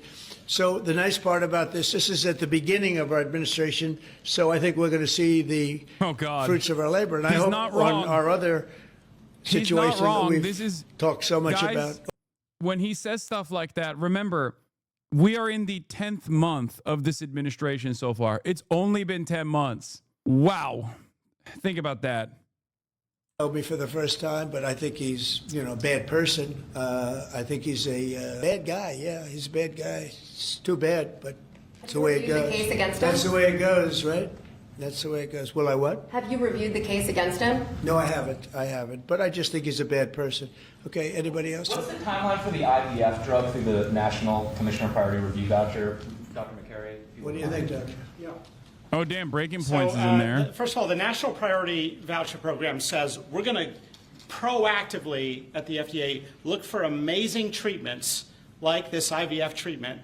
We're going to reach out to the companies, and if it's in line with the president's national priorities, we're going to put those drugs at the front of the line and get a decision out in weeks instead of a year. And so today we announced 9 drugs that are going to be recipients. These are products where the manufacturing is going to be in the United States, or it's meeting a large unmet public health need, like a diabetes drug we announced today. Or it is a product where you're going to see an affordability phenomena because the prices are getting equalized in line with the president's most favored nation status goal. Why didn't I have him speaking? So could have saved a lot of time. That's funny. I'm not surprised. Yeah, please. Yes, thank you, Chris.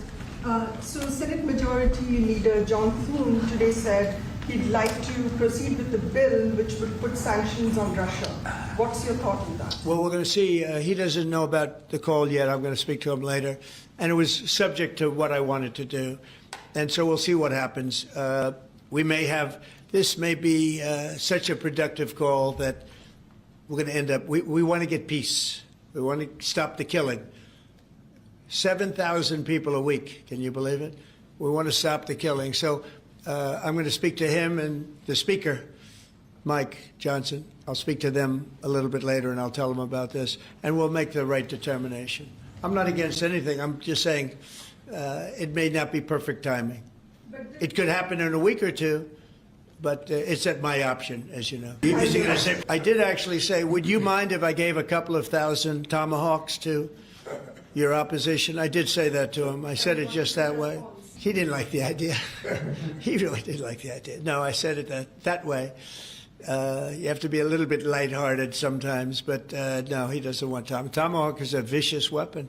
It's a vicious, offensive, incredibly destructive weapon. Nobody wants Tomahawk shot at him. So wouldn't anybody? I mean, it's been in the news. Who wouldn't do that? CNN. Who wouldn't do that? Fake news. You think he's going to say, Fake news. I'd love to have Tomahawk sent my way? I don't think so. Maria, we have one of the great stars of television here, and she's an incredible person. And she's just an amazing woman. She got it all right. She got the Russia hoax right. She got everything. Would you have a question? Yes, Mr. President. I would ask you why this was so important to you, IVF, and why was autism so important to you? What are you trying to achieve? Well, autism is like a whole different thing. When you look at it, was 1 in 20,000. Oh, what is happening, now it's bro? 1 in 12. If you look, Bobby, we have different numbers, but I swear to God, he saw the way Modi treats his media press pool and was like, I want that here and I want it now. Oh, Americans, are you enjoying what it looks like to live under an autocratic leadership? Are you enjoying the show? It's so funny to watch this happen. I never thought I would watch this happen twice in my lifetime. Okay? It's like I literally left a country where exactly this happened, came to the United States of America, and watched conditions unwind until the exact same Turkification was complete under the rulership of the great Donald J. Trump. Fucking awesome. It's great. Maybe you're bad luck. I think this is just everywhere, no matter what. Not very funny if you are not white or financially secure. I know. Tell what you did when you heard from your friends. You said this was not They almost became violent. Right? I told him, I said, Mr. President, we need you. We need your voice in this conversation. We need the directive. We need the strong support, because there are millions of people out there, moms and dads, wanting to bring life into the world. And you had people, the chilling effect that occurred across Alabama, there were people that were in the middle of that process that have been praying to have. I feel like there was more resistance from the Turks at the time when Erdogan was doing his shit than I've seen in America against Donald Trump. Like, I think Americans broadly are sleepwalking through this process. By and large, it feels as though many Americans are either completely oblivious to exactly what's going on, or the ones that do tune in get fatigue from all of the outrage, and they just go, what am I supposed to do? I just have to still deliver these Uber Eats deliveries. You know what I mean? Like, I can't pay attention to this shit. This sucks. Yeah. By the way, John Bolton has been officially indicted. Another big, beautiful presidential moment here. John Bolton, breaking via CNN. President Donald Trump's former national security advisor turned adversary has been indicted by federal grand jury in Maryland, according to two sources. CNN previously reported that the investigation centered around notes Bolton was making in an AOL email account while he was national security advisor to Trump. John Bolton, welcome to Antifa, sir. Welcome to the anti-fascist coalition, sir. Look, I already told you, I'm gonna let him fight posture when it comes to Bolton. He is a bridge too far for me, but it's obvious that these investigations are a sham. It's ridiculous. Completely and utterly ridiculous. Also, one of the funniest aspects of this is that John Bolton still has an AOL account. That's an indictable offense in and of itself. Oh my God, that is spectacular boomer shit right there. So we'll go back to all of that. Prices are down. Oil is down. We're down $58 a barrel. We're gonna be hitting $2 for gasoline. I think we're gonna be at $2. And the previous administration, they were at $4 and $5. They were going up much higher, and then they swung back into my things, but they didn't swing back properly. They were very, very late. They really blew it.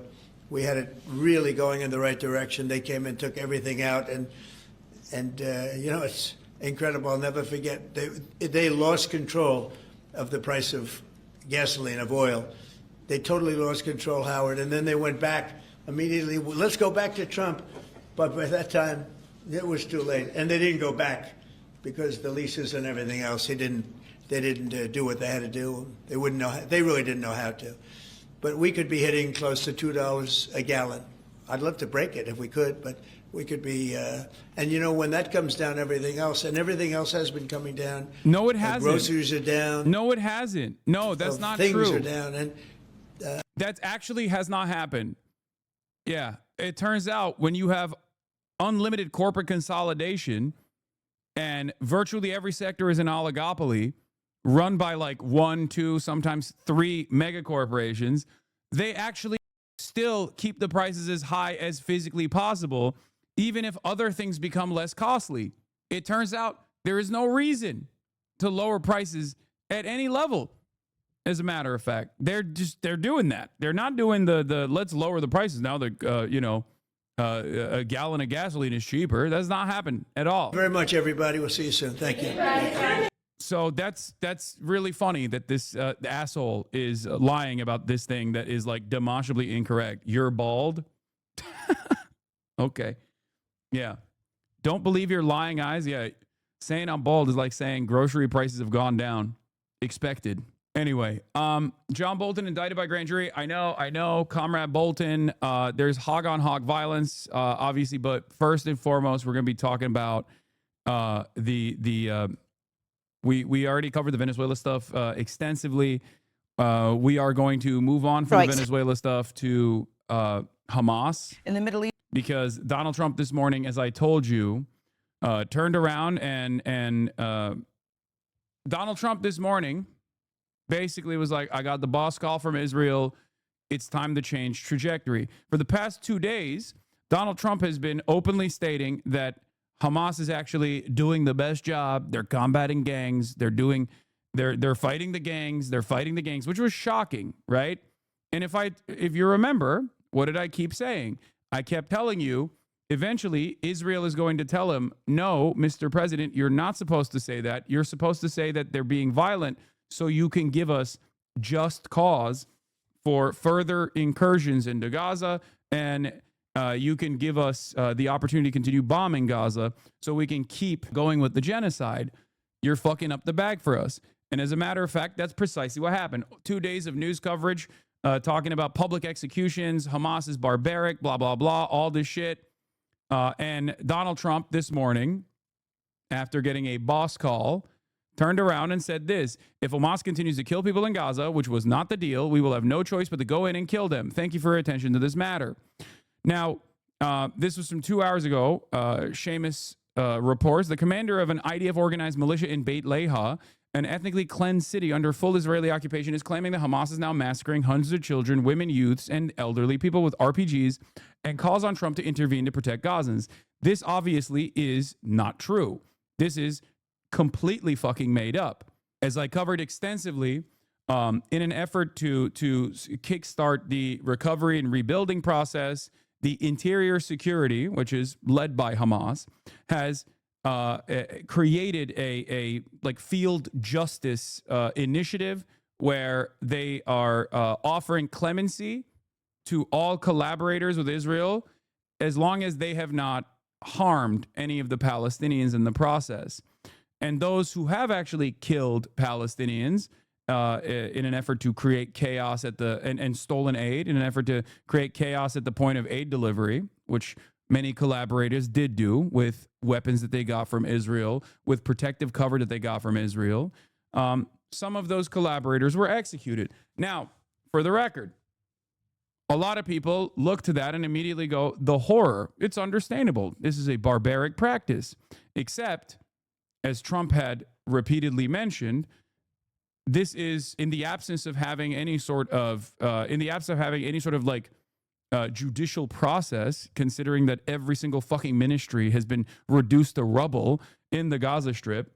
This is a historic pattern that resistance groups have utilized. Not only that, but even countries that aren't being genocided, or countries that weren't under colonial occupation, like the United States of America, have the same capital punishment execution process for treason during World War II, for example, right? So the notion that like this is unique to Hamas is very stupid.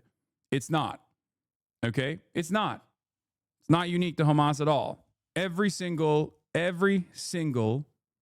resistance group that has ever existed, from Jewish partisans during the Holocaust all the way to the IRA, the ANC, the FLN, every single formation of militant resistance has done something similar, sometimes even far more brutal practices, okay? As I covered extensively the other day.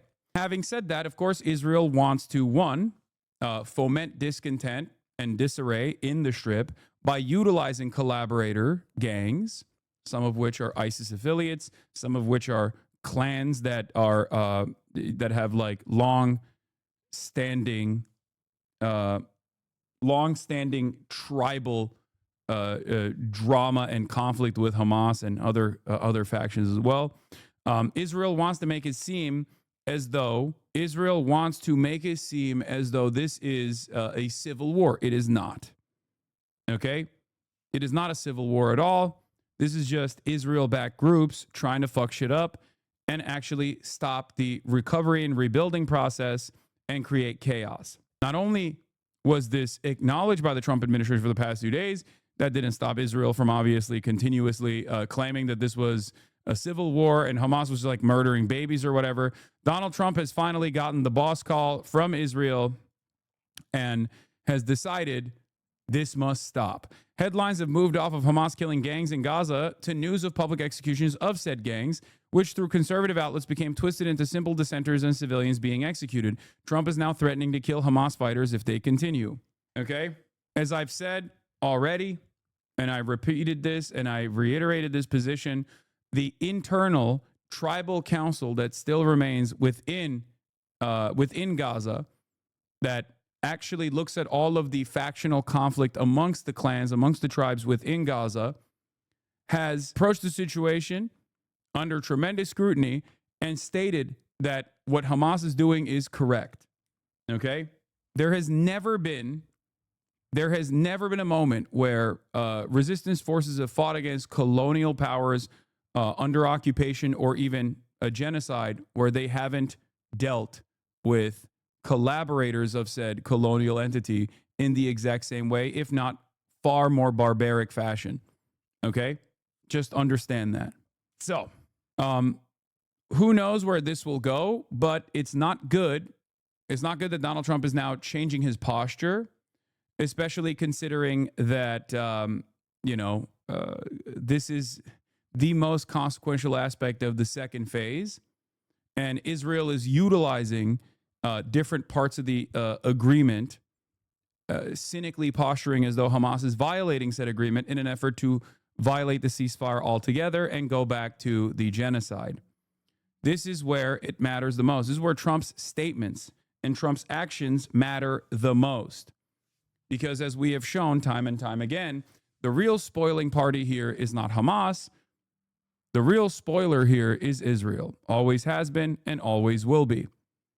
And Donald Trump has to keep Israel in check to force Israel to abide by the previous negotiation standards that were set. The United Nations released a report yesterday criticizing Israel for lowering the humanitarian aid by half that was going into the Gaza Strip from 600 trucks to 300 trucks because Israel claimed that Hamas was not sending all of the bodies that they recovered. Hamas had said that this was going to take a while.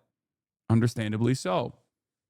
So the two key factors remain: demilitarization and the captives that were slain being returned to Israel. Those are the 2 points that Israel will use to potentially go back to doing its unlimited genocide. What matters here, like I said over and over again, is whether or not Trump will allow them to do so. We shall see.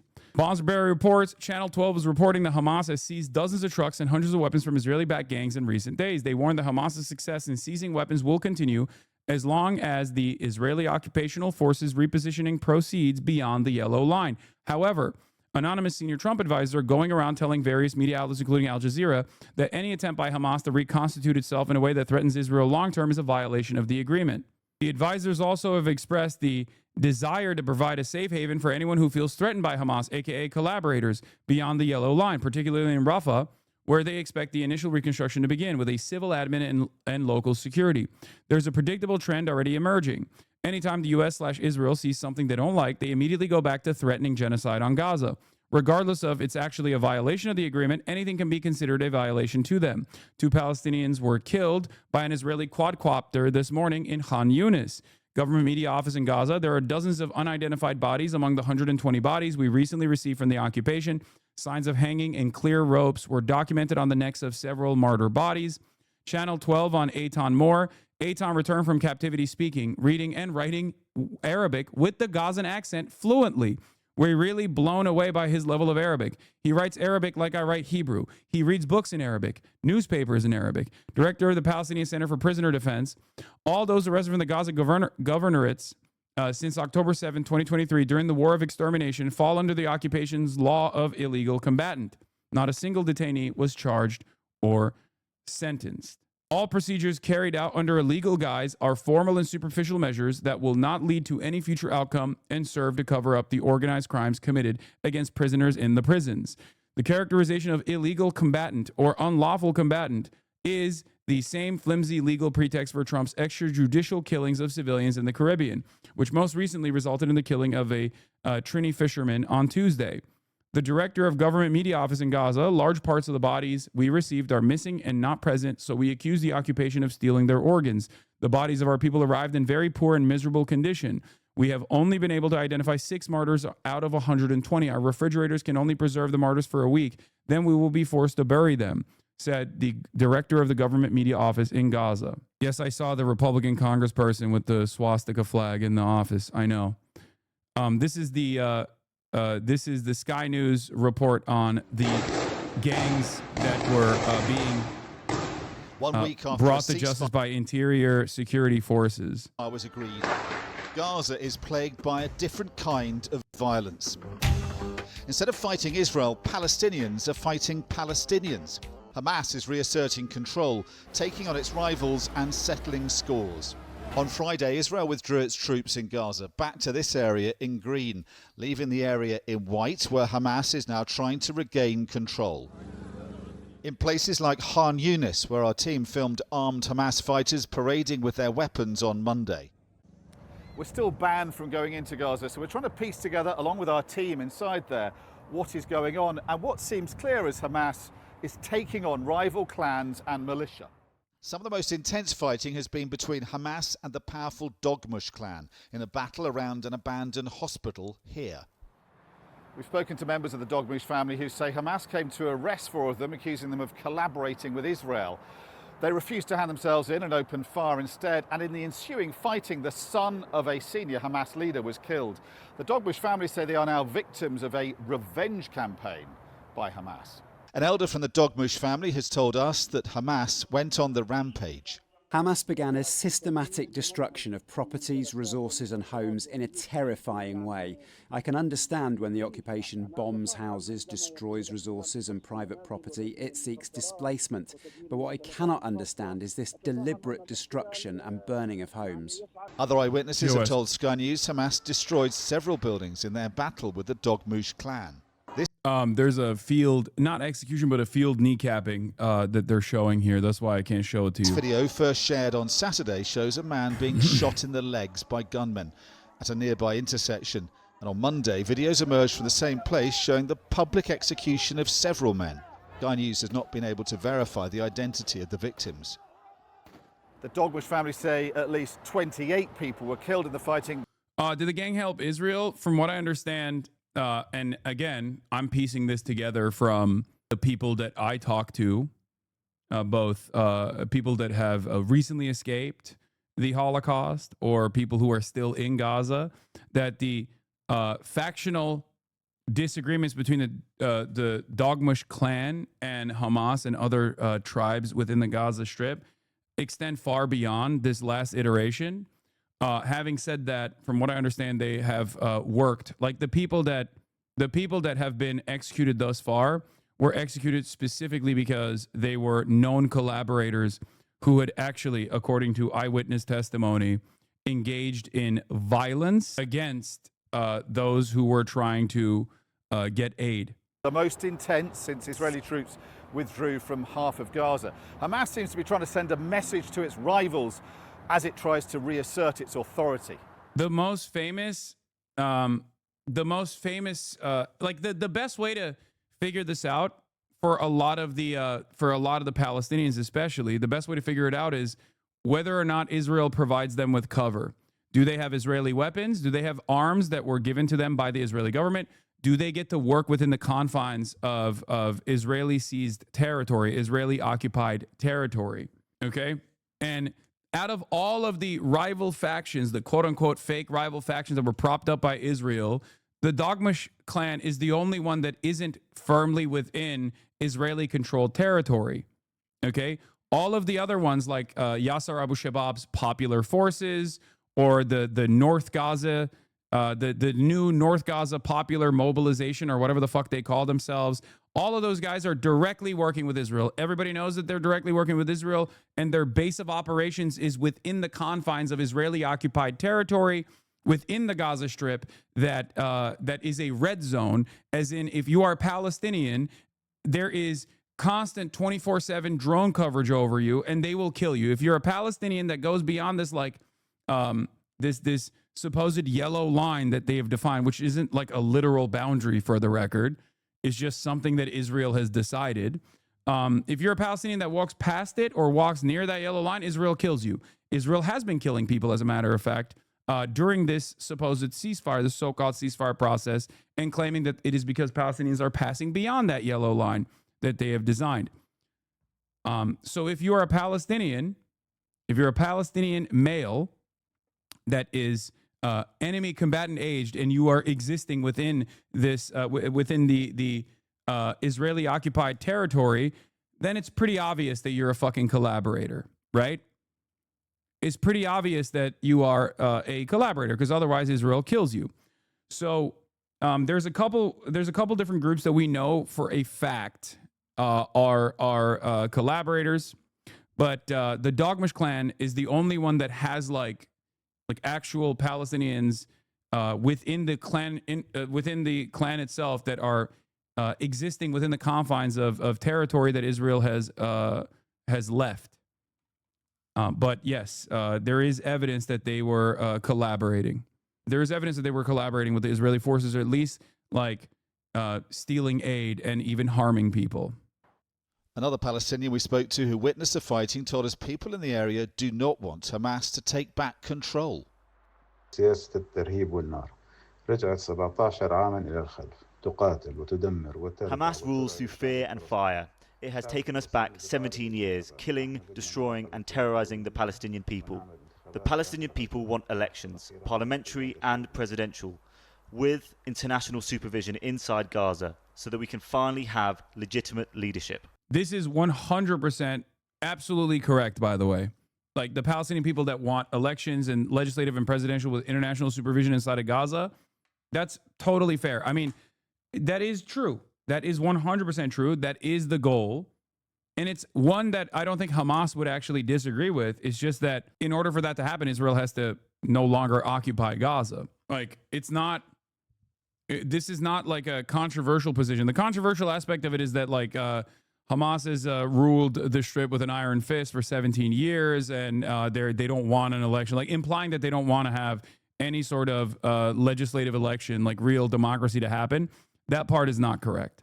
Hamas insists it is only enforcing law and order to prevent chaos in Gaza and is not settling old scores. The security forces are carrying out their lawful duty to impose order and prevent anarchy, holding offenders accountable. The occupation, for its part, has formed armed militias loyal to it.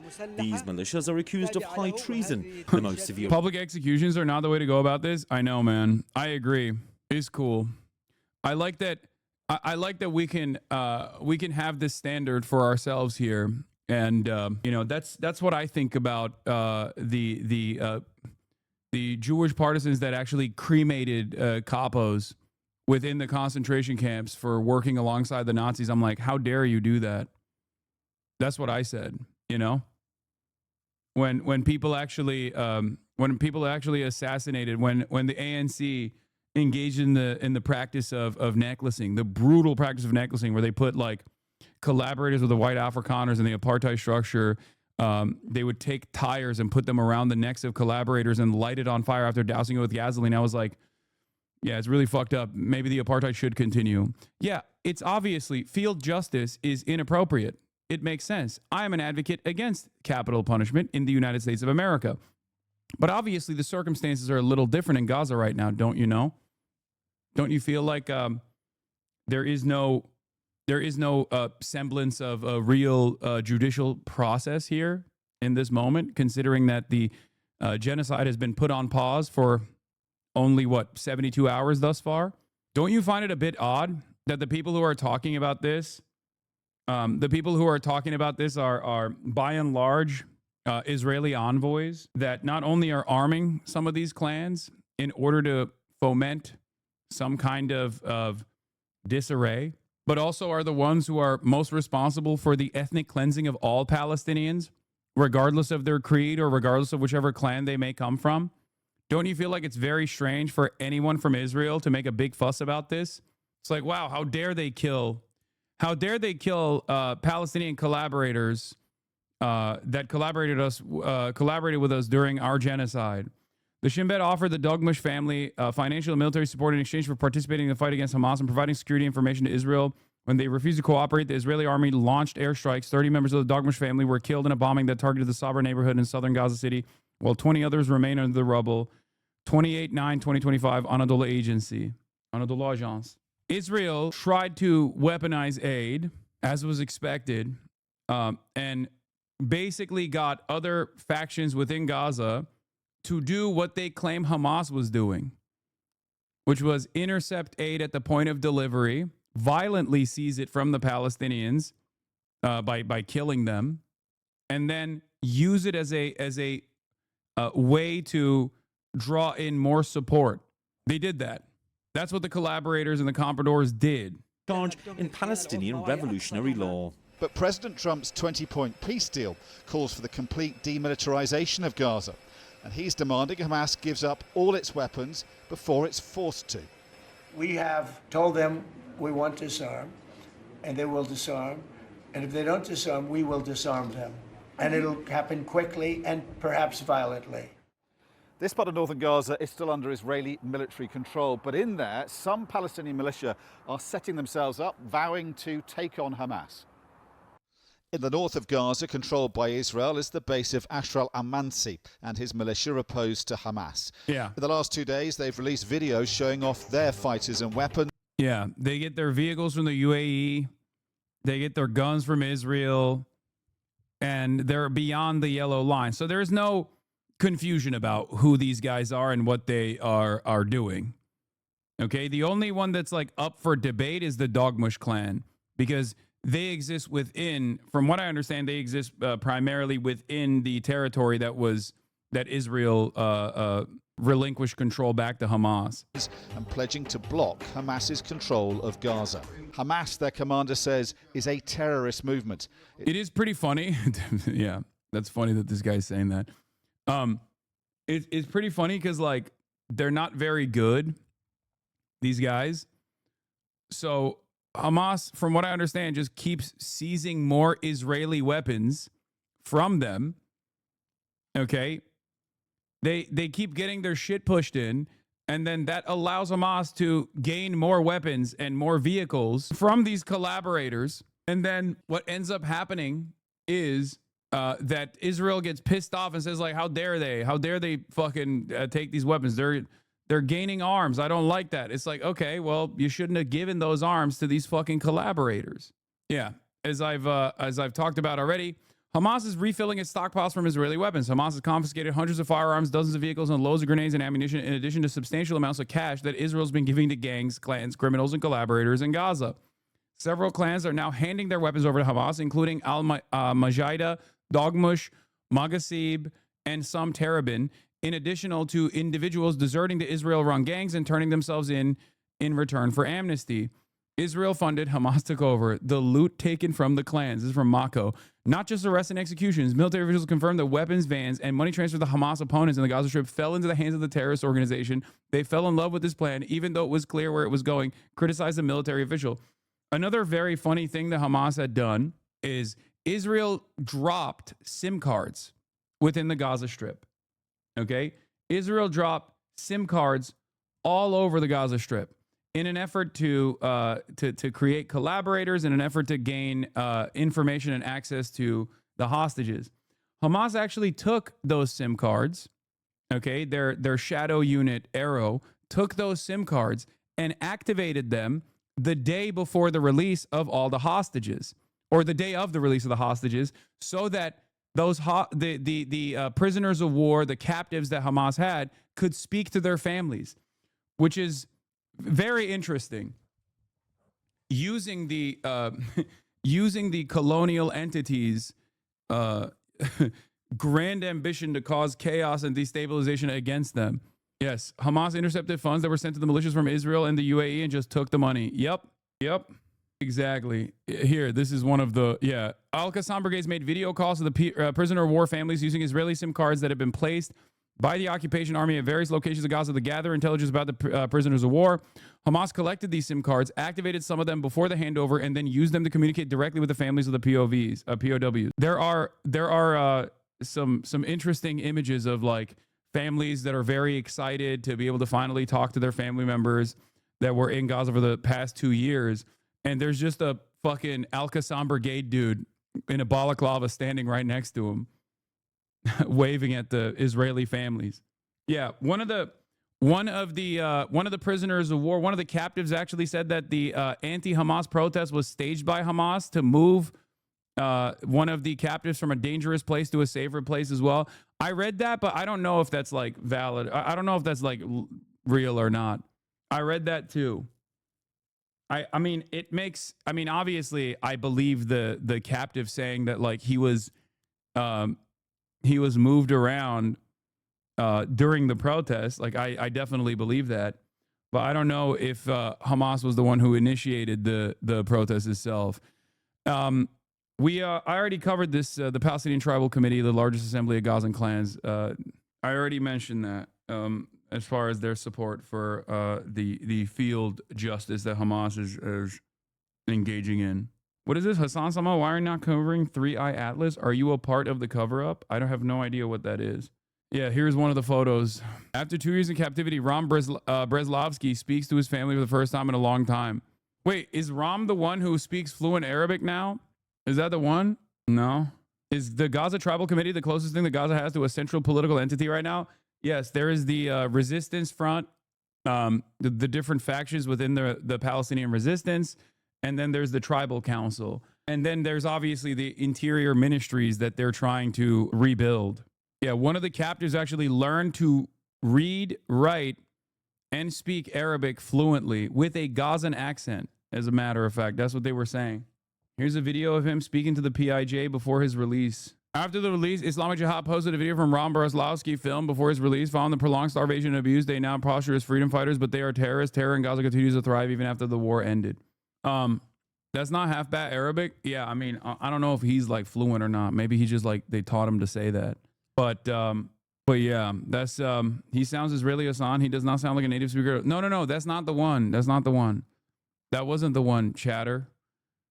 There's another one of the captives that apparently learned to speak Arabic fluently. That wasn't the one I was talking about. They just probably taught him to say that. Anyway, Trump's advisors have said there will be no reconstruction areas where Hamas still controls. We already covered that.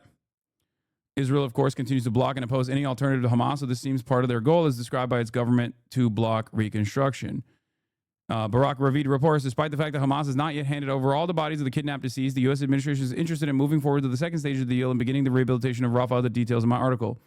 The rehabilitation of Rafah is exclusively designed by Western forces to present an alternative. They want to create like a Bantustan structure almost that is entirely controlled by Western interest and Israeli interest, in an effort to show Palestinians that there is like a more peaceful alternative if you collaborate with us.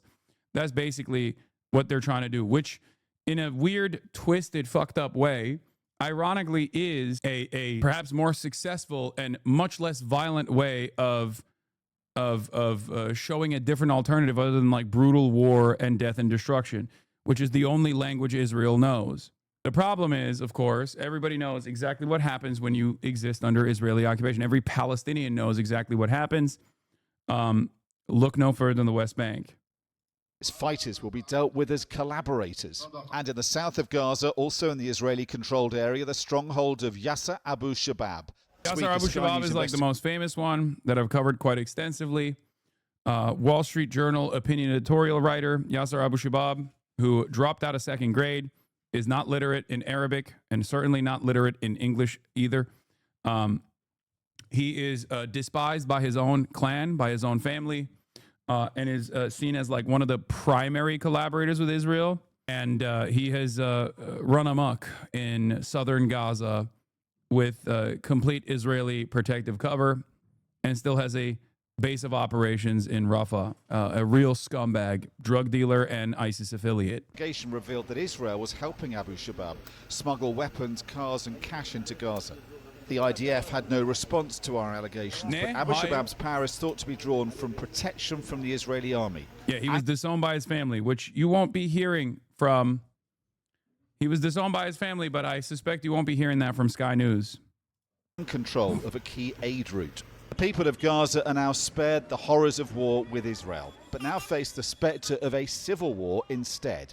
The United Nations says the fighting between Palestinians is hampering the effort to get aid in. We also need to be able to operate in an environment where our trucks and Fun fact, the group from the north just shown members were arrested by Hamas pre-October 7 for stripping down and robbing women in Gaza. Abu Shabab freed them after October 7. Yeah, Abu Shabab himself was also in prison for drug trafficking. Israel freed Abu Shabab from prison. Abu Shabab himself is a notorious drug trafficker in the Gaza Strip and was in prison before October 7. After Israel's genocide started on October 7, they literally fucking broke a bunch of these criminals out of prison and then immediately started working with them as collaborators, which they already had experience working with them to begin with, so it wasn't that hard. And a lot of the gangs that are currently running amok in Israeli-controlled territory of the Gaza Strip are all guys like that.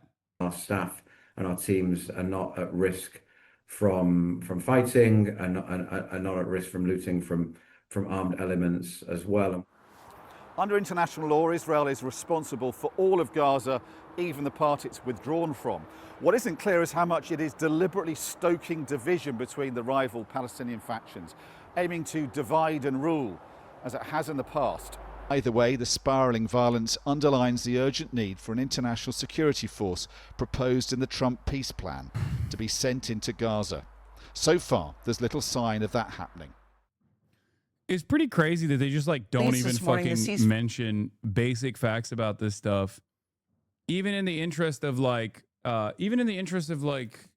informing their audience, where it's just like so clearly one directional. Their coverage on this stuff is just like Hamas is not the party that is trying to desperately restore some semblance of order during the recovery and relief process, and it's actually all of these other gangs that are the real Palestinians that abide by the wishes of the real Palestinians.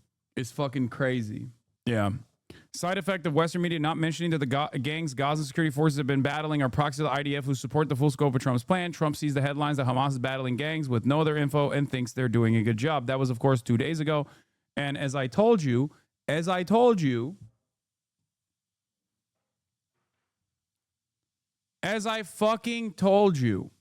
it don't matter because he got the boss call anyway. That was an accidentally based comment, except I told you it was going to eventually, Trump was eventually going to turn around and be like, okay, never mind. Actually, it's not good that they're doing this because Israel wants to use that as a new narrative. Israel wants to use that as a narrative, and Trump just didn't know any better. He was just like, nope, they're doing all right. Fire in Gaza, it's still holding. Hamas has returned the bodies of 2 more Israeli hostages, while Israel has returned at least 30 Palestinian bodies. New video shows the staggering destruction in Gaza. One group supporting the families of the hostages says the peace process should not move forward until all the bodies are returned. Officials in the region say that will be very difficult to do. Deborah Pattis in East Jerusalem with the latest. Deborah, on paper, it sounded like a very good plan. Please return all the bodies, but the reality has not been so easy. Indeed, and a very good morning, Gail. Well, Hamas says it's handed over all the hostage bodies it can and needs specialized equipment to retrieve the rest. Senior U.S. advisors told CBS. What's so crazy about this is like the way that Israel is talking about this shit in an effort to very clearly restart the genocide was that this was negotiated.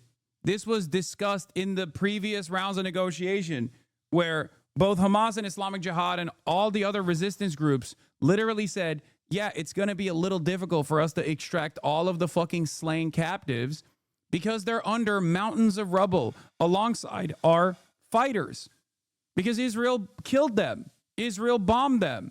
The fact that Israel knew that and still chose to use that is expected, of course.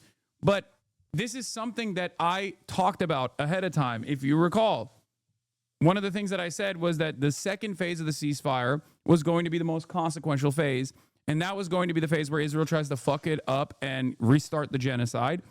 And that the 2 things that we're going to use is like the demilitarization stuff that's still up in the air and also the extraction of all of the slain captives. So the very fact that Israel is using that is predicted, is expected. But once again, Trump has to make sure that Israel remains restrained here. News, they are not at a point where they believe the ceasefire has been violated. Israeli soldier Captain Daniel Perez was laid to rest on Wednesday after his family finally received his body held in Gaza for over 2 years. Perez was killed fighting Hamas during the October 7 attack For his family, it brings fresh pain. To date, Hamas has returned 9 bodies. Senior U.S. advisors have told CBS News that the level of destruction in Gaza has made it almost impossible to... Not to derail, but you have to confront Asmold at some point, man. Like, there's farming and there's being malicious. Both of you are too big to ignore now. Asmongold farming me? How unique and how different. I can't believe it. You're just now telling me this. Oh no. You're telling me now for the first time. You're telling me now for the first time. Retrieve the rest, even if Hamas knew where they were buried. President Trump has weighed in. It's a gruesome process. I almost hate to talk about it. But they're digging. They're actually digging. There are areas where they're digging and they're finding a lot of bodies. Then they have to separate the bodies. Israel said it would return the bodies of 15 Palestinians in exchange for every hostage. For the past few days, the Red Cross has been transferring the remains of loved ones back to Gaza, but that too has been mired in controversy. We saw with our own eyes clear signs of torture and execution, said Gazan health official Sameh Hamad. Their hands and feet were cuffed, their eyes blindfolded. Now, the bodies of 19 hostages remain in Gaza. Turkey has offered their assistance given their extensive expertise in recent catastrophic earthquakes. Vlad? All right, Deborah Patta for us in East Jerusalem. Thank you very much. This morning, new fallout after... This is... I love Hitler. Leaked messages expose young Republicans' racist chat. By the way, of course, this has been back to domestic politics. Okay, we're back to domestic politics. This is, to me, when I hear stuff like this, like a group of young Republicans unrestrained in a Telegram chat, we're talking about how much they love Hitler, is basically a dog bites man story that is not dissimilar to people coming in here and being like, man, you really got to address this Asmongold guy. He is farming you pretty hard. Okay. It's just every day. It's an everyday normal part of our existence. Okay.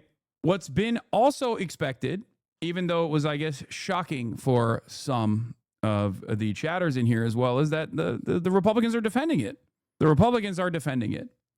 What's even funnier than the Republicans defending it, like J.D. Vance, has, of course, been Jonathan Greenblatt.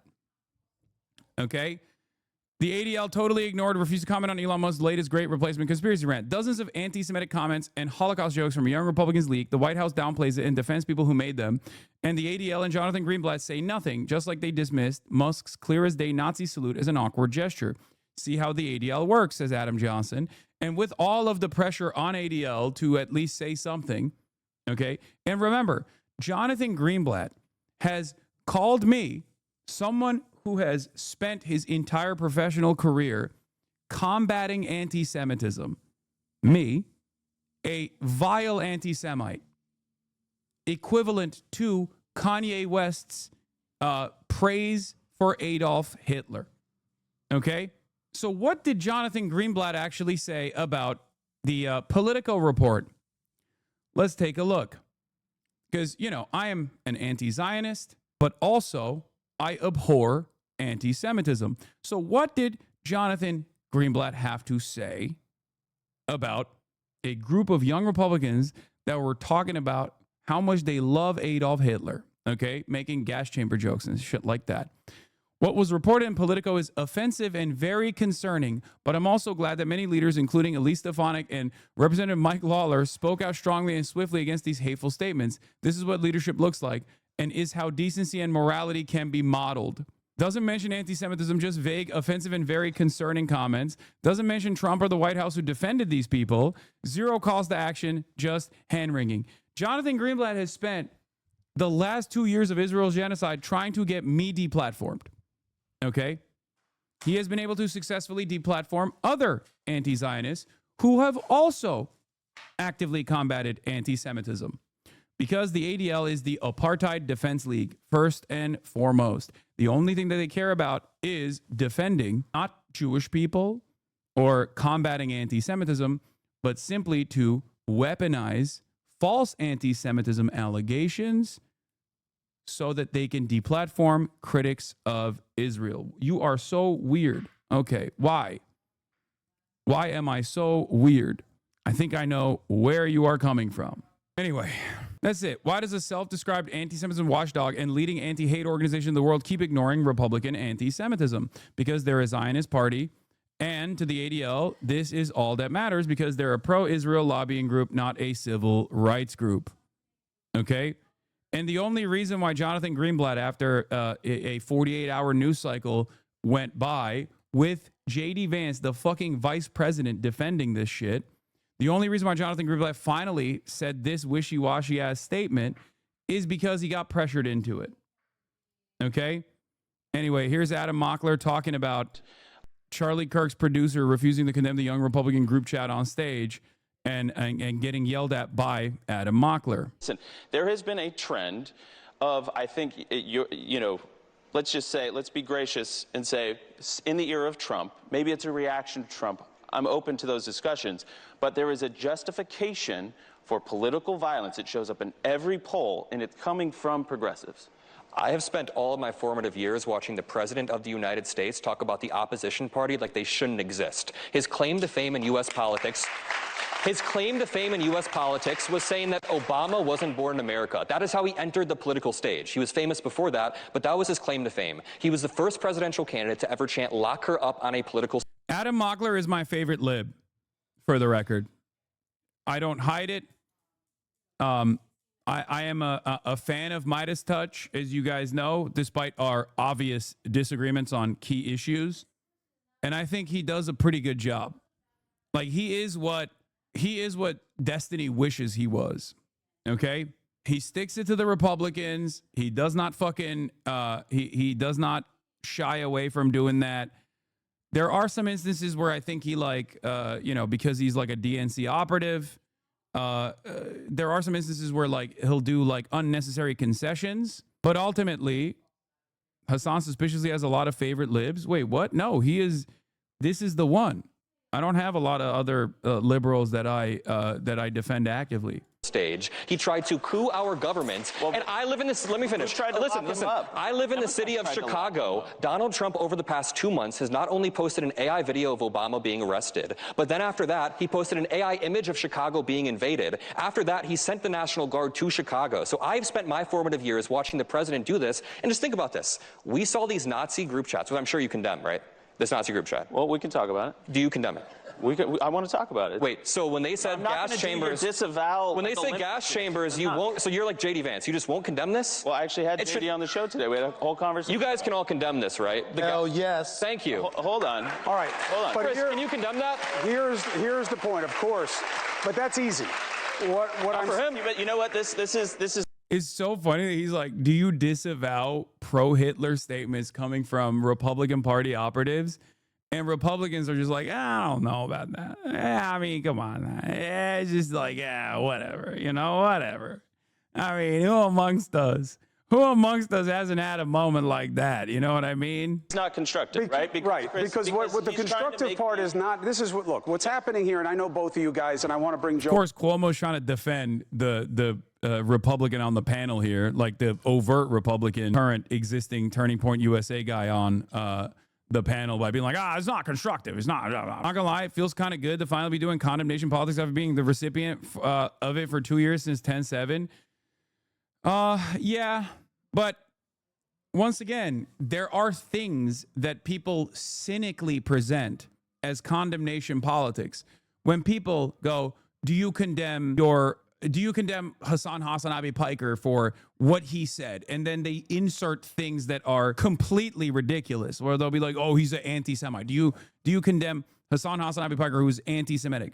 Like, there is a reason to say that's fucking bullshit. You're saying that about him because he's anti-Israel, not because he's anti-Semitic. He is not anti-Semitic at all. But yeah, of course, if I was running around in fucking private group chats being like Adolf Hitler is awesome or whatever the fuck, which obviously I would never do that because it's an insane position to have. It's a gross and violent position to have. Okay? Then yeah, that's condemnable. It makes sense. It makes fucking sense. In on this, and I want to get to the audience, but let's just be clear about. What's the defense for you for that one, I wonder? I mean, here, the easiest defense for it is exactly what the France Unbowed Party members said on French national television after I interviewed Mélenchon.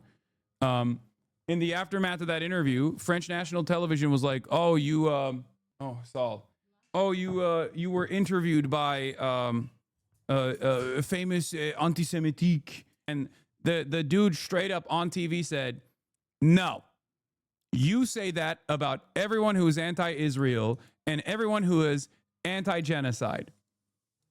Okay, let's talk about the issues that actually matter, which is Israel's genocide and this government's contributions to Israel's genocide. That's it. That's the appropriate pushback to it, because it's just ridiculous. It is so transparent. Like, there are certainly those out there who take advantage of the reduced, like that take advantage of like the anti-Israel sentiment in an effort to craft elaborate conspiracy theories about, you know, Jewish control or engage in anti-Semitic shit. Okay? And anti-Semitic posturing. I'm not one of those people. What I always demand from people is to be honest and to be truthful. That's all. That's the bare minimum. If someone is cynically posturing as though their opposition is being anti-Semitic or whatever, you should call it out. Gianmarco is coming soon, and obviously I'm going to try to eat this food as fast as possible. Would you condemn Kaya if she said Nazi stuff in group chats? She would never. I've raised my daughter well. Where the path is forward. The comparison of which is worse is killing. Anyway. The leak of racist text messages linked to members of young Republican groups across the country. The website Politico says it obtained 7 months' worth of messages from a group chat in which racist and anti-Semitic slurs were used more than 250 times. It's awful, it's revolting, it's disgusting, it's obnoxious. Politico says Peter Junta, who was the chair of the New York State Young Republicans, allegedly wrote in a text message, "Everyone that votes no is going to the gas chamber." In another exchange, Junta reportedly responded, "It's ironic because this is what the ADL was designed for. Like, just this. The ADL's purpose is to call out this. That's what it's supposed to be. It's like, that's what it billed itself as. And in its origin, that's what this was supposed to be, the ultimate goal, which is whenever someone is like very obviously being fucking anti-Semitic, you go, hey, this is wrong. Except they are so predisposed over there with like defending Israel and cynically weaponizing false anti-Semitism allegations against critics of Israel that they don't do the one thing that they're supposed to be doing, especially at a time when there's like an unprecedented rise of anti-Semitic conspiracies. So good job. Yeah. It's crazy. They don't name, how many times have they named me personally as the arch anti-Semite, both on television and also online? How many fucking times? Meanwhile, they won't even name names on this. Like, oh, who's the one who defended these statements? It's the vice president. Great. I love Hitler during a discussion about backing a right-wing candidate. Some Republicans have denounced the language, while Vice President J.D. Vance dismissed the messages as edgy, offensive jokes. We're not canceling kids because they do something stupid in a group chat. But reports say at least 8 of the 11 participants in the group chat are between 24 and 34 years old and include a state senator from Vermont and a federal official. Some participants apologizing, while others claim the messages were taken out of context or doctored. California Governor Gavin Newsom is demanding a congressional investigation, but Vice President J.D. Vance says some Democrats have said worse and says there should not be a rush to judgment. By the way, if they were left-wing kids telling stupid left-wing jokes, I would also not want their lives to be ruined because they're saying something stupid. What? Oh, hell, okay. Oh, hell no. That is the biggest lie. Okay. That is the literal biggest lie of all time. Motherfucker, the State Department revoked the visas of 7 people that are on American soil right now with their existing visas. They took away their visas because of what they had said about Charlie Kirk That happened 2 days ago on the birthday of Charlie Kirk. The State Department has already, Trump's State Department has already stopped issuing visas to people for saying things about Charlie Kirk to begin with. That is fucking bullshit.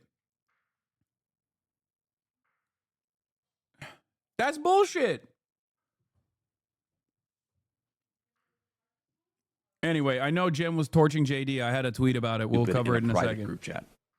At least 3 of the people involved have now lost their jobs, and the Vermont Republican governor is now calling on that state senator to resign. He is married to a woman of Indian descent. Yes. He has mixed race children. Yes. So to all of the MAGA voters out there, if this man will not defend his wife and will not defend his kids, do you think he gives a crap about you or anything to do with you? The vice president is doubling down on his defense of the... Was an incredible take, to which Republicans immediately tried to do this like, oh, how dare you? Disgusting commentary from Jennifer Welsh on MSNBC. J.D. Vance is married to a woman of Indian descent. He has mixed race children. So to all the MAGA voters out there, if this man will not defend his wife and will not defend his kids, do you think he gives a crap about you? Okay? And I fucking dunked on this motherfucker. I say, you're mad because she's 100% right. Okay? She ate, left no crumbs. That's my goat. Okay? I've had it. I've had it with this bullshit. Get out of town. young Republicans involved in a leaked chat. No more pearl clutching from cynical right-wing political operatives. I'm sick and tired of this bullshit. We have to... Asman called her racist for that take. That's so funny. Yeah, Asman. I'm sure he knows what racism is. He's like, after all... Asman goes like, I know what racism is. After all, I do it every day. That used hundreds of slurs and joked about slavery, gas chambers, and rape. On social media, J.D. Vance says that he refused to join the pearl clutching and played whataboutism with Democrats. But after a night to sleep on it, this is how he described the Republican operatives, at least one of whom is an actual elected official. Grow up. I'm sorry. Focus on the real issues. Don't focus on what kids say in group chats. The reality is that kids do stupid things, especially young boys. They tell edgy, offensive jokes. Like, that's what kids do. And I really don't want us to grow up in a country where a kid telling a stupid joke, telling a very offensive stupid joke, is cause to ruin their lives. And at some point, we're all going to have to say, enough of this BS. Now, keep in mind, the texters referred to black people as monkeys and watermelon people. They fantasized about raping enemies and driving them to suicide. They supported slavery and sending political opponents to gas chambers to, quote, watch people burn now. Now, here is Alexandria Ocasio-Cortez at CNN's town hall tonight talking about Republicans and the influence that they have on social media.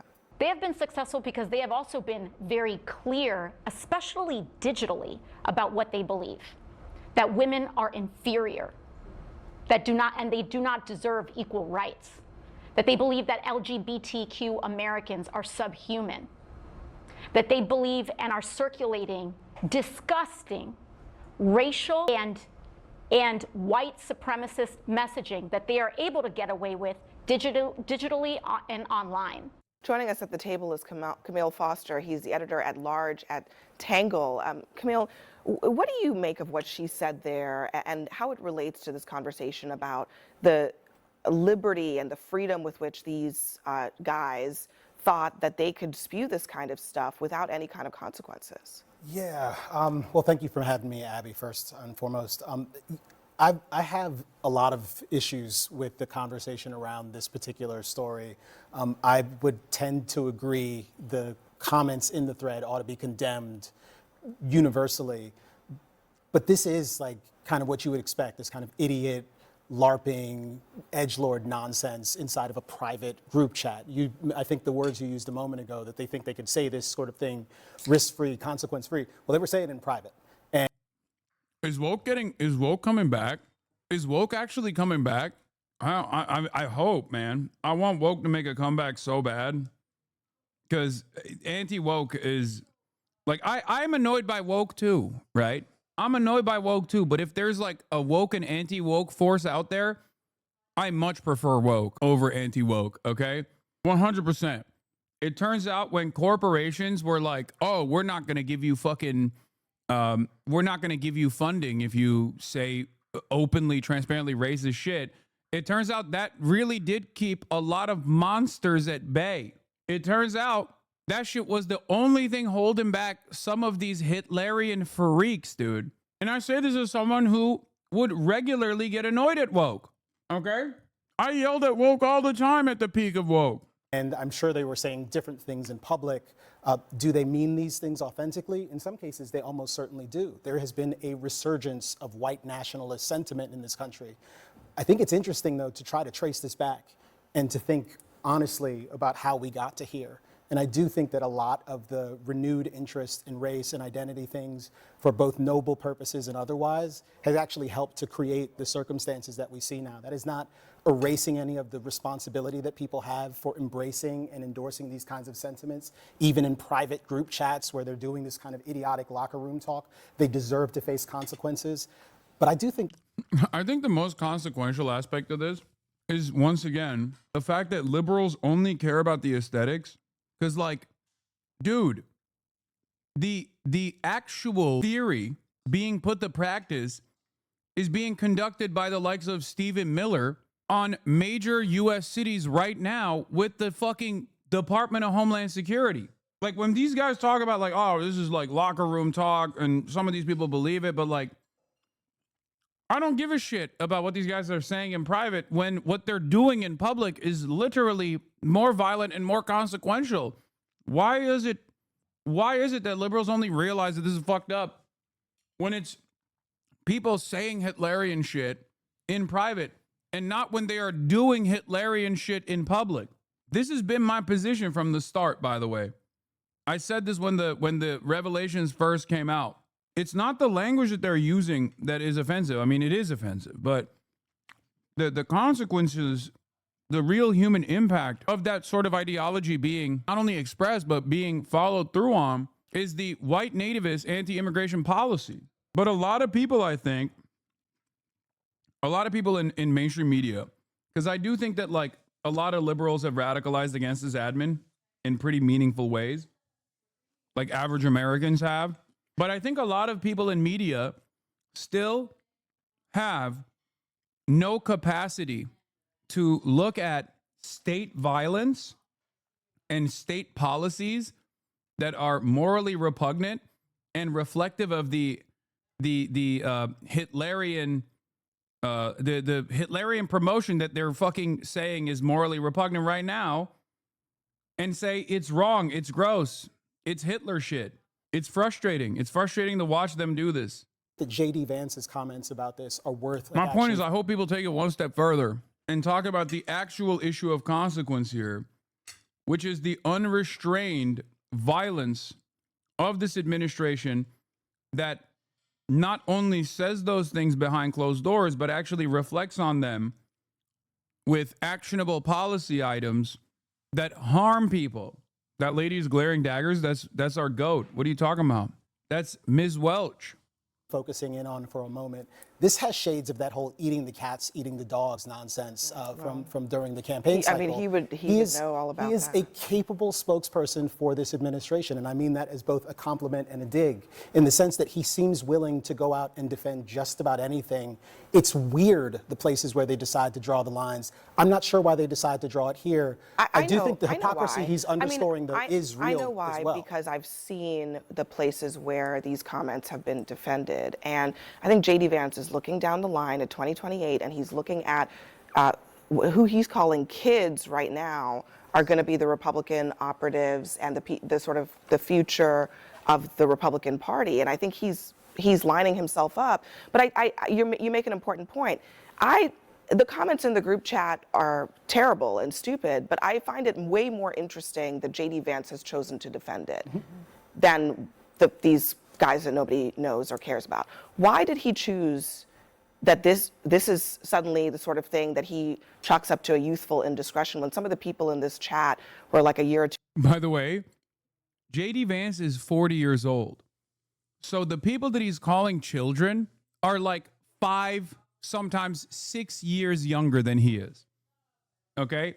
Just so you understand, the people that he is calling children are at most like 10 years younger than he is. Okay? Too younger than him. He's 41. Hard to say. Have to ask him. I'll tell you, did not defend it. I mean, the head of Young Republicans. Right. They exiled these folks right away. We took swift action, and I appreciate that accountability. I'm not going to defend it. I didn't even read some of these tweets, but I've heard they're bad, and I believe it. I bet a lot of these guys are the same people who troll me online for the most part. So I guarantee it's a lot of the same folks. God. Yeah, they were calling him Eye Patch McCain, which low-key is a banger for the record. Like, I mean, let's be real. That's a good one. On the other hand, why are you seeing some Republicans shrug their shoulders? I mean, I'll tell you why. Here's what they would here's their sentiment. We just watched Charlie Kirk get shot in the neck. You know, we watched our president, while he was campaigning, almost get killed. A bullet whizzed by his head. So there's real violence, and then there's this disgusting, despicable stuff that is said in private. And like, it is disgusting, despicable. I agree. I agree with what he's saying. Woke Dan Crenshaw is right.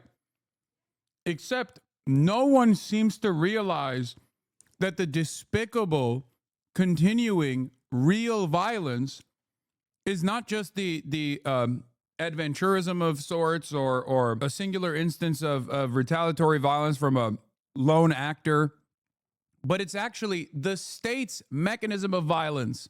Mass deportations, death, destruction, kidnapping, detainments, unjustifiable, all of it.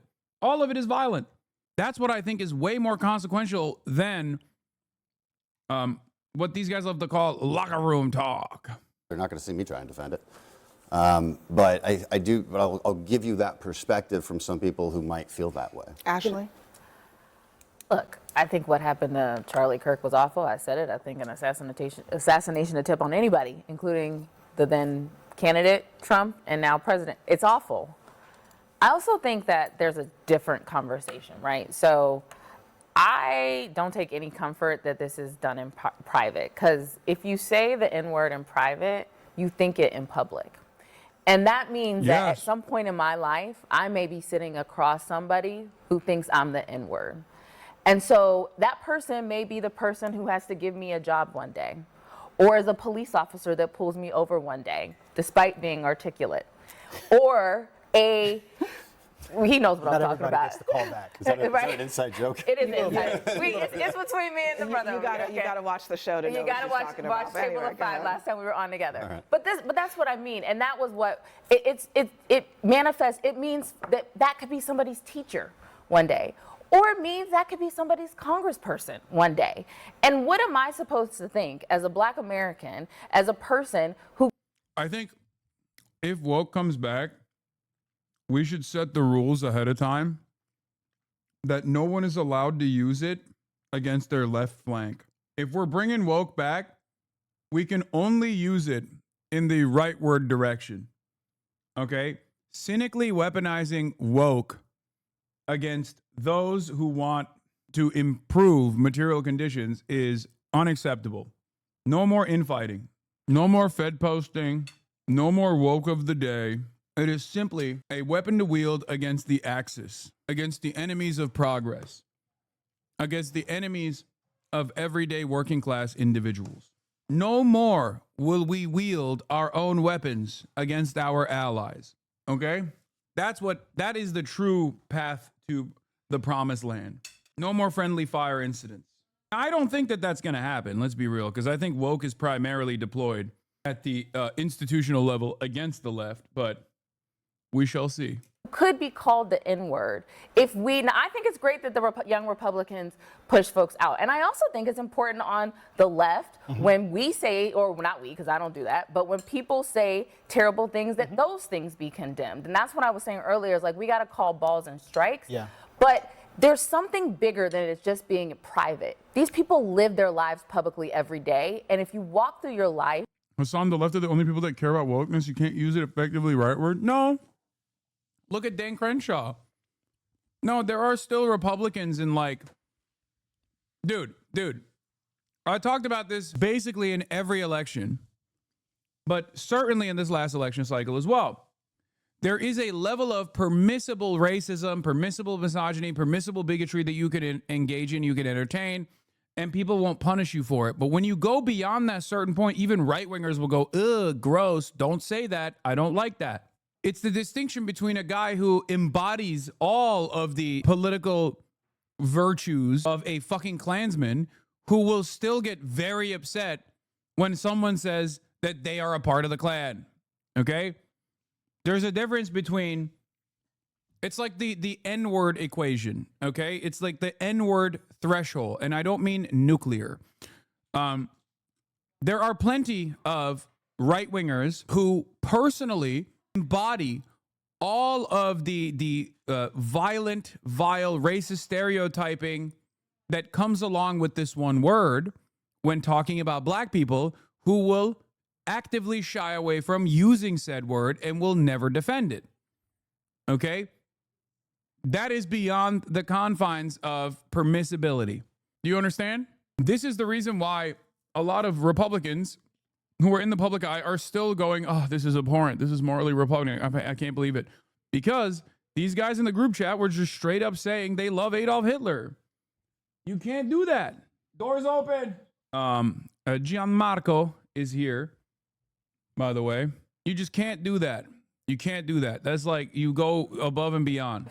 And you don't know somebody thinks you're a watermelon person or that you should be raped to the point of suicide.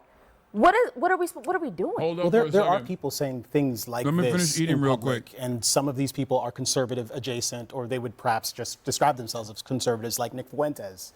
And Nick Fuentes is a guy who has been on a number of prominent podcasts in recent weeks, who just today announced that he's got some major announcement and will be sitting down with some other conservative figure.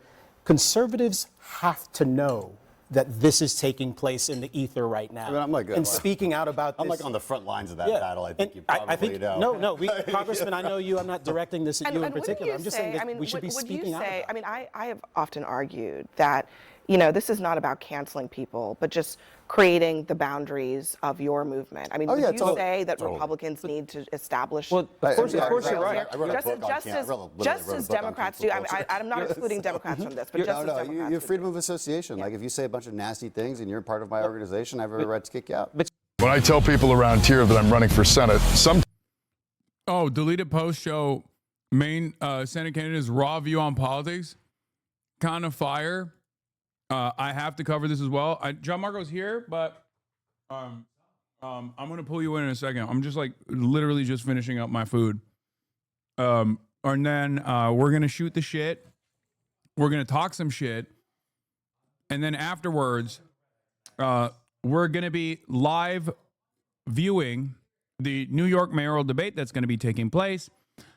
And of course, there is most likely, like I'm giving it a 98% chance that I will be used as a line of attack against Zoran. And I hope he doesn't fuck me, but who knows? Anyway, there's a 99% chance that I will be used as a line of attack against Zoran Momdani tonight by Andrew Cuomo, maybe even Curtis Leva, even though I'd be shocked. Sometimes the initial reaction is, what the but That's Graham Plattner. He isn't your typical Senate candidate. He's a former Marine and oyster farmer from coastal Maine. He's built his campaign on blunt talk and anti-establishment energy, which has made him a grassroots favorite in the Democratic Party. His message has really resonated online. He's raised more than $4 million, he's packed town halls, scored a Bernie Sanders endorsement. Low-key. Will Andrew Cuomo mention Hassan Piker in the New York City mayoral debate? Yes. I think this is fake, but he will absolutely mention me in the New York mayoral debate. Like, that's not a question. It's going to happen. I hope it doesn't, but it's going to happen. The thing that I want to say about Graham Plattner is that his previous work for Blackwater obviously made me a little bit skeptical. Not even a little bit, very skeptical of his background. But K-File, he done did it again. I'm going to be honest with you. Some of the stuff that I saw from him at Peak Woke 2020, some of the shit that he was saying back then kind of made me feel like he might be a good dude. And I don't think the stuff that came out about him is actually damning at all. Now, it's important. It's important. If he takes a lot of the stuff that he had said and go, oh, I'm so sorry, it's like really fucked up, I didn't mean it, all this shit, then yeah, he might be too malleable of a force. He's not going to be a fighter, all this stuff. But the fact that the highlights here are Maine Senate hopeful Graham Plattner once called himself a communist, dismissed all police as bastards, and said rural white Americans actually are racist and stupid, according to deleted social media post reviewed by CNN's K-File. My fucking goat. Okay? Listen, 2018 Blackwater stint, numerous fucking tours, very suspicious. But this, very good. I cannot stress this enough. Okay? I am not defending his career in the military. I am not defending him as a defense contractor. But this I do defend. Okay? And I can't begin to explain to you how much I would love to defend this. And I will continue to defend this. He wrote mockingly in January 2021, my coup attempt failed, so now I'm going to say I didn't really mean it. Please be nice to me. My life is in shambles after I tried to overthrow the democratically elected government. In another post in 2010, Plattner took aim at musician Ted Nugent, a conservative activist. As a combat veteran, that motherfucker makes me want to puke when he spews his warmongering macho bullshit. Suck a dick, Ted. To be fair, Plattner told CNN, I'm not really regretful for that one. And Andrew talked to Graham Plattner as well about his deleted 2021 Reddit post. Some were raw and angry, others deeply reflective. He called himself a communist, blasted all police as bastards, said rural Americans actually are racist and stupid. He says they don't reflect who he is today. I'm not a communist. I'm not a socialist. I own a small business. That was very much me fucking around the internet. Lame. You're lame. Graham, you're fucking lame, okay? You're lame as hell. I'm a small business. Who gives a fuck, bro? Just say, yeah, I'm fucking around. I'm not actually a communist, but who gives a shit? It's not about communism, socialism. It's about democracy. It's about making sure that Americans get an honest shake in this currently broken system. You don't have to be like, oh, I'm not this, I'm not that, which is why I always say, like, I don't call myself a communist, but I don't give a shit if other people do, because I think that's a honorable end goal. That is a totally fantastic evolution that we must arrive at. Own it. Stand on fucking business. Anyway, that was lame. Other posts showed his disillusionment after 4 tours of duty. I'm a vegetable growing, psychedelics taking socialist these days, he once wrote. After the war, I stopped believing the patriotic nonsense that got me there in the first place. Still got the guns, though. I don't trust the fascists to act politely. Oh, my God. I don't think this guy was just a Majority Report fan. I'm going to be honest with you. You're falling for a CIA op, lab engineered leftist base guy. Look, I'll believe it when I see it. Get him on stream. He needs to clarify his past in detail.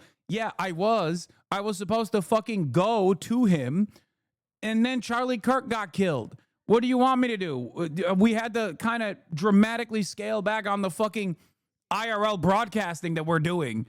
Okay? Anyway, Plattner said he still stands by some of the ideas, though not the tone of his old post. He continues to condemn January 6 rioters, who we call traitors, fucking morons, fucking pussies, and a worthless pussy for supporting a coup attempt.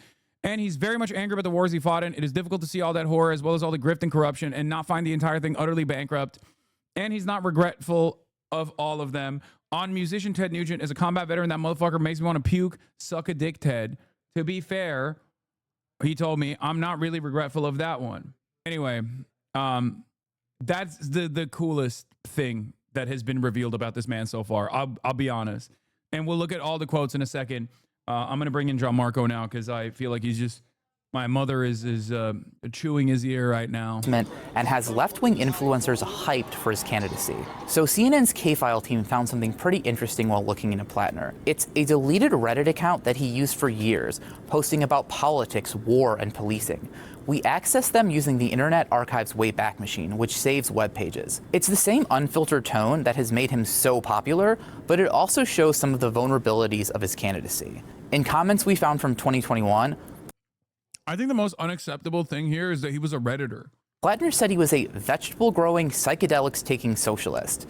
In a thread about people becoming more conservative as they age, he replied, I got older and became a communist. He often employed crude language toward people he disagreed with. When discussing police misconduct, a user wrote that police officers were, quote, bastards, to which Plattner replied, all of them, in fact. So we talked to Plattner, and he told us that he no longer holds many of those views, saying they came from a different time in his life when he felt angry and disillusioned after finishing 4 tours of duty. That was very much me around the internet. I'm not a communist. I'm not a socialist.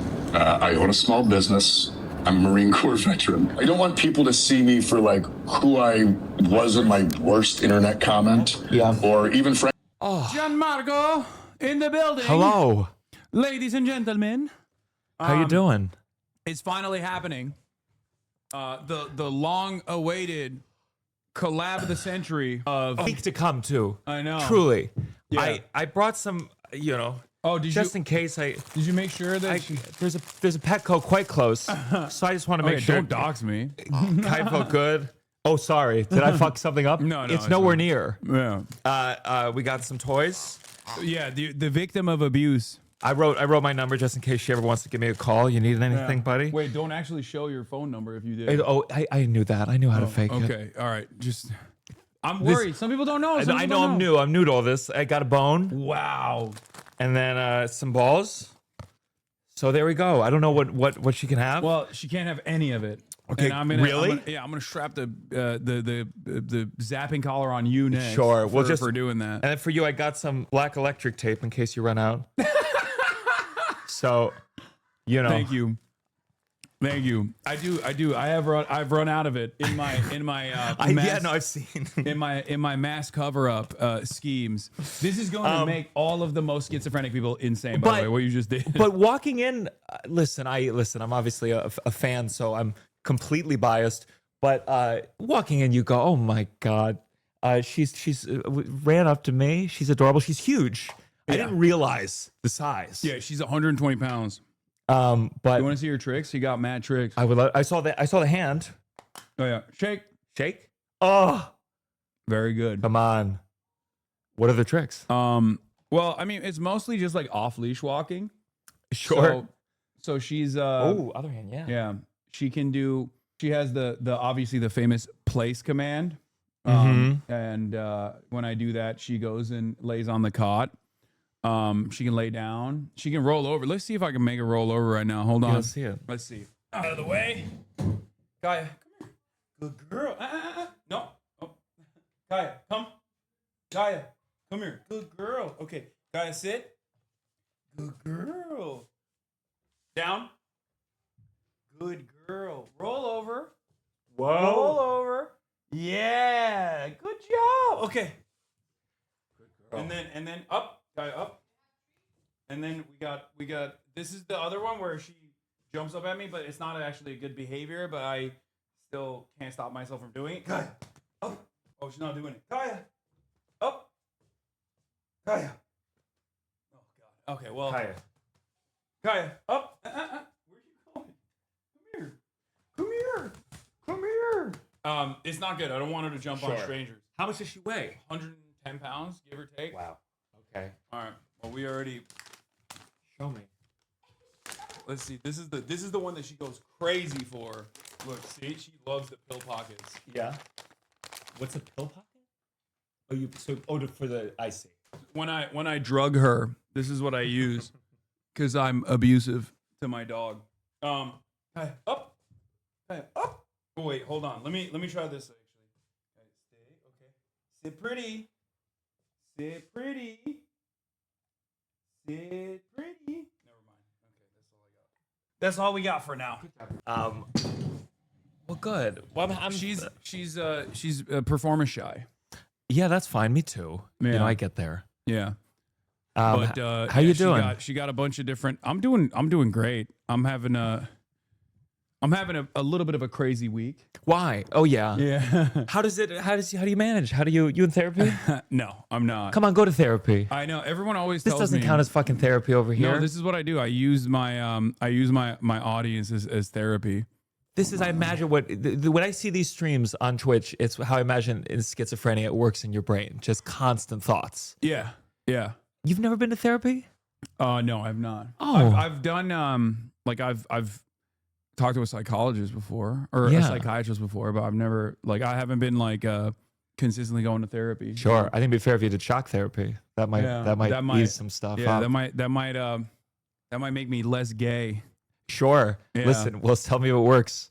I mean, conversion therapy is coming back, it seems like. It is. Well, that's what I was. See, that's the thing. Like Republicans, they were all on board. They're like, I can't believe you're doing shock therapy to your dog. Yeah. They want to do it. We only do it to our gay children. Or, I mean, I did get a call from the Department of Homeland Security. They were like, we want to bring you in as Sure. as the deputy director to Kristi Noem. Turns out the qualification was that if you are, even if you're suspected of abusing dogs, they're like, that's good enough for us. That's the most important standard. Well, I'm sorry you're dealing with it. It's intense. It's a lot. Yeah. I think if you invited them all over, truly walking in the door, just seeing Kaya run up, you go like, oh, that's a happy girl. Yeah, they would love to be one by invited one. over. Yeah, sure. Have a big party. Let me Let bring them get all to know you better. Let me bring all my fucking rabid psychopathic haters. Yeah. But you holding up okay, or you just frazzled? You sleeping? No, I'm perfectly fine. I cannot believe you're not in therapy. You got to go to therapy. I feel like if I don't know. I feel There's like no good excuse. Tell me why. The way my brain is busted, the way my brain is really fucked up is like perfect for what I do though.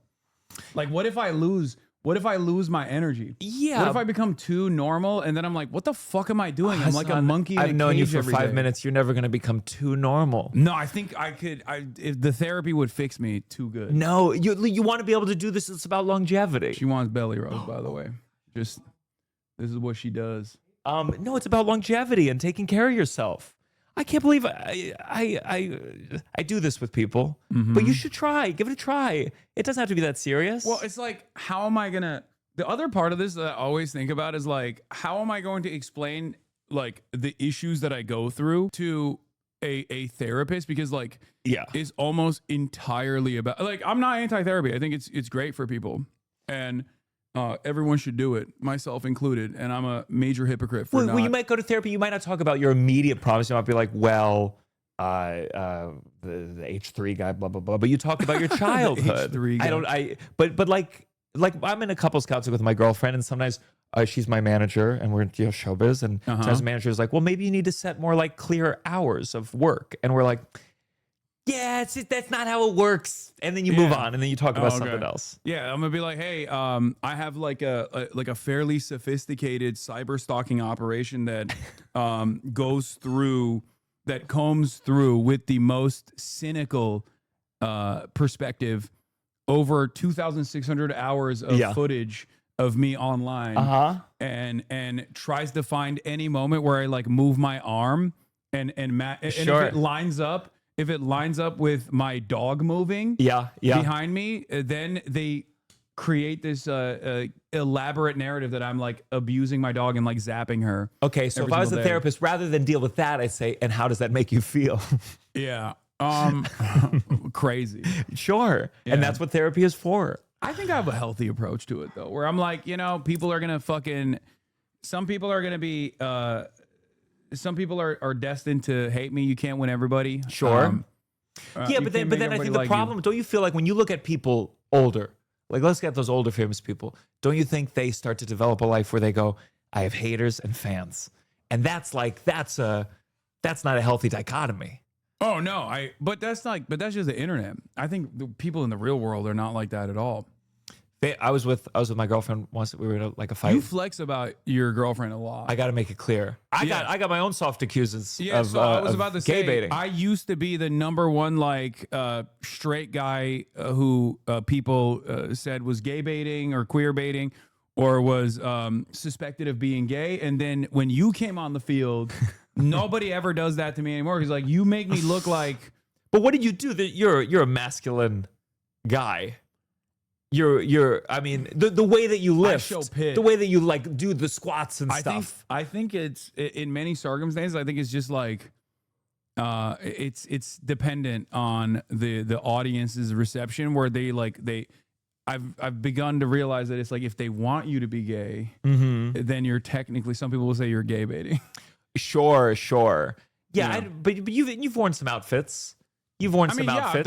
I've done like drag and stuff like that. I mean, I don't give a shit. I've painted my nails in the past as a performative male. I think people have to ask themselves whether their definition of what straight is has become too narrow. So like, there's a time men wore wigs and they wore kilts. They wear kilts. And so then in like this very straight American man version, suddenly you do drag once, you're gay baiting. Let a guy do drag. Yeah, Rudolph Giuliani. Yeah. He did drag. Drag Yeah. used to be like the thing that people's grandparents did, like during World War II when they were bored. You know, bored killing Nazis. They would do drag on the ships and shit. And so some now people, it's like a clear cut marker of queerness. well, then there's some people that go like, oh, well, if you're doing that, you're making fun of it. Sometimes football teams will do the thing, the cheerleader swap. And I just go, it's good. If you're a masculine guy, put on a dress every once in a while. You're going to learn some things. You're going to appreciate, walk a mile in someone else's skirt. Yeah. And I think you will learn something. I think it is good to do. Drag? Yeah, when I was in 3rd grade, I did a play based on a kid's book called Stregonona. And the whole thing is the teacher who taught the special noodles only taught women. So I put on a dress in 3rd grade for the play, and I got a big laugh. And I think that's my origin. Is that gay baiting? Or am I just following the script? So that's what happened. You got your first laugh, and you were like, I got to do this forever. Oh, yeah. Yeah. It felt good. Well, I just think it's in... I had a gay teacher in 5th grade, and I was like dancing before class one day, and he said to me, Gianmarco, I'm gay, but that's the gayest thing I've ever seen. And that's before I knew all the clout I could get from it. It is innate. There's something feminine by the current definition of it. I think we just need to expand. Yeah. What kind of drag are we talking? Were you doing like makeup? Did you shave? I've never shaved for drag. I've never gone the full way, the full Monty. But did you tuck? No, I did not. But I've only done like there's a couple different versions of it, but like I've done like a maid cafe in Japan, which people love. What is this? I'm going to Japan soon. Oh, that's Auntie Piker. Yeah, they really want us. They're doing gay fanfic of us. Oh yeah, that's Auntie Piker. That's just how he is. Yeah. It's Wait, nice. Show him. Oh wow. So that wasn't the full drag though. That was like when I was just like putting it on. Show the completed version. Yeah, let me see the complete. I mean, that's there's the this is when we went to Japan to a make. It's not even fitted. It's like you should have taken that to a tailor. That's a little tight on you. Do you know how hard it is to find any clothes that fit me, let alone women's maid outfits? I feel like you could say into the ether, send me a maid outfit the right size, and I will wear it, and you will get 50. Yeah, well, I was in Japan. It's like I'm going soon for the first time. It's the best. Oh, I can't wait. You'll love it. It's awesome. I was a little manga boy, so Yeah. I'm so excited. Oh, really? What'd you read? I was early on in like America, like Shonen Jump when it was first published. I was walking around being like, there's actually a darker side to Yu-Gi-Oh. Wait, you and I are the same age, I think, right? How old are you? I'm 37. Oh, you're a little bit older than me, but I'm 34. I was so Shonen Jump. It was like One Piece's introduction to America, Naruto, and I really liked Yu-Gi-Oh. And then one of my dad, he saw the cartoon, and what's the one with the blue eyes white dragon? What's his name? Brown. Blue Eyes White Dragon is Yu-Gi-Oh. No, but who's the guy? No, the like rich guy who has all the blue People eyes. are saying Kaiba. I don't know. I didn't watch Yu-Gi-Oh. But all I know is Kaiba took out his deck and he said, "Let's duel." And my dad just started laughing in like a in not like a nice way. He wasn't even trying to be mean. He was just like, "This is embarrassing." I made him see the Cowboy Bebop movie in theaters, and I don't think he ever forgave me for that. That's the best. It was so good. Wait, you did drag as well? No, this is not drag. This is just you. Just a shirtless. Oh, you're please don't pull up my shirtless pics while I'm sitting next to you. Come on. No, you're shredded. You do have gay body for sure. What does that mean? It's just like you're gay fit. I've been to Fire Island. I've seen the standards. No, this is like a neutral at a Fire Island pool party. No. This is like stand in the back. You're gay fit, for sure. It's not. It's not as a kid though. This took a long time. This is a lifelong pursuit. Yeah. So I could take this one picture in a dirty bathroom. Were you always athletic? Were you a sports kid? No, I was a horseback rider. Oh shit! I was a professional show jumper. Oh my god, my dad does horse. You ever fall? Yes, of course I've fallen. Yes. I've fallen off horses. We all did drag at this camp, and it was not great. I did not look great. I'll admit. you know, we needed to work, but that was that's me. I think you need to do the next level of like, you hire a professional, full makeup, and you treat it with gravitas. I think one of the funniest things is like this triggers Republicans more than anything else I do. I've like you can have like America deserved 9/11 moments, shit like that, but nothing pisses off people online like you doing drag. They literally will post the photo of me in the maid outfit nonstop under all of my replies. There's like accounts that are dedicated to just doing that, and I don't understand because it's like, yeah, bro, I put it on. And I literally did it on camera. Like, you think this is a shameful moment for me? What do you think it is? What do you think it is that triggers people to get so worked up about that? I don't fully get it. I know it's like cliche to be like, oh, well, they want to wear the maid outfit, so they're jealous. I think it bricks. Like, I mean, I've talked about this quite a bit with within the confines of like transphobia, where, you know, I had transphobic attitudes, transphobic opinions when I was growing up, and I've thought about this quite a bit, and I think it comes from like most people not having like any cultural signifiers that they can associate with beyond commodities, especially in America, with the exception of gender.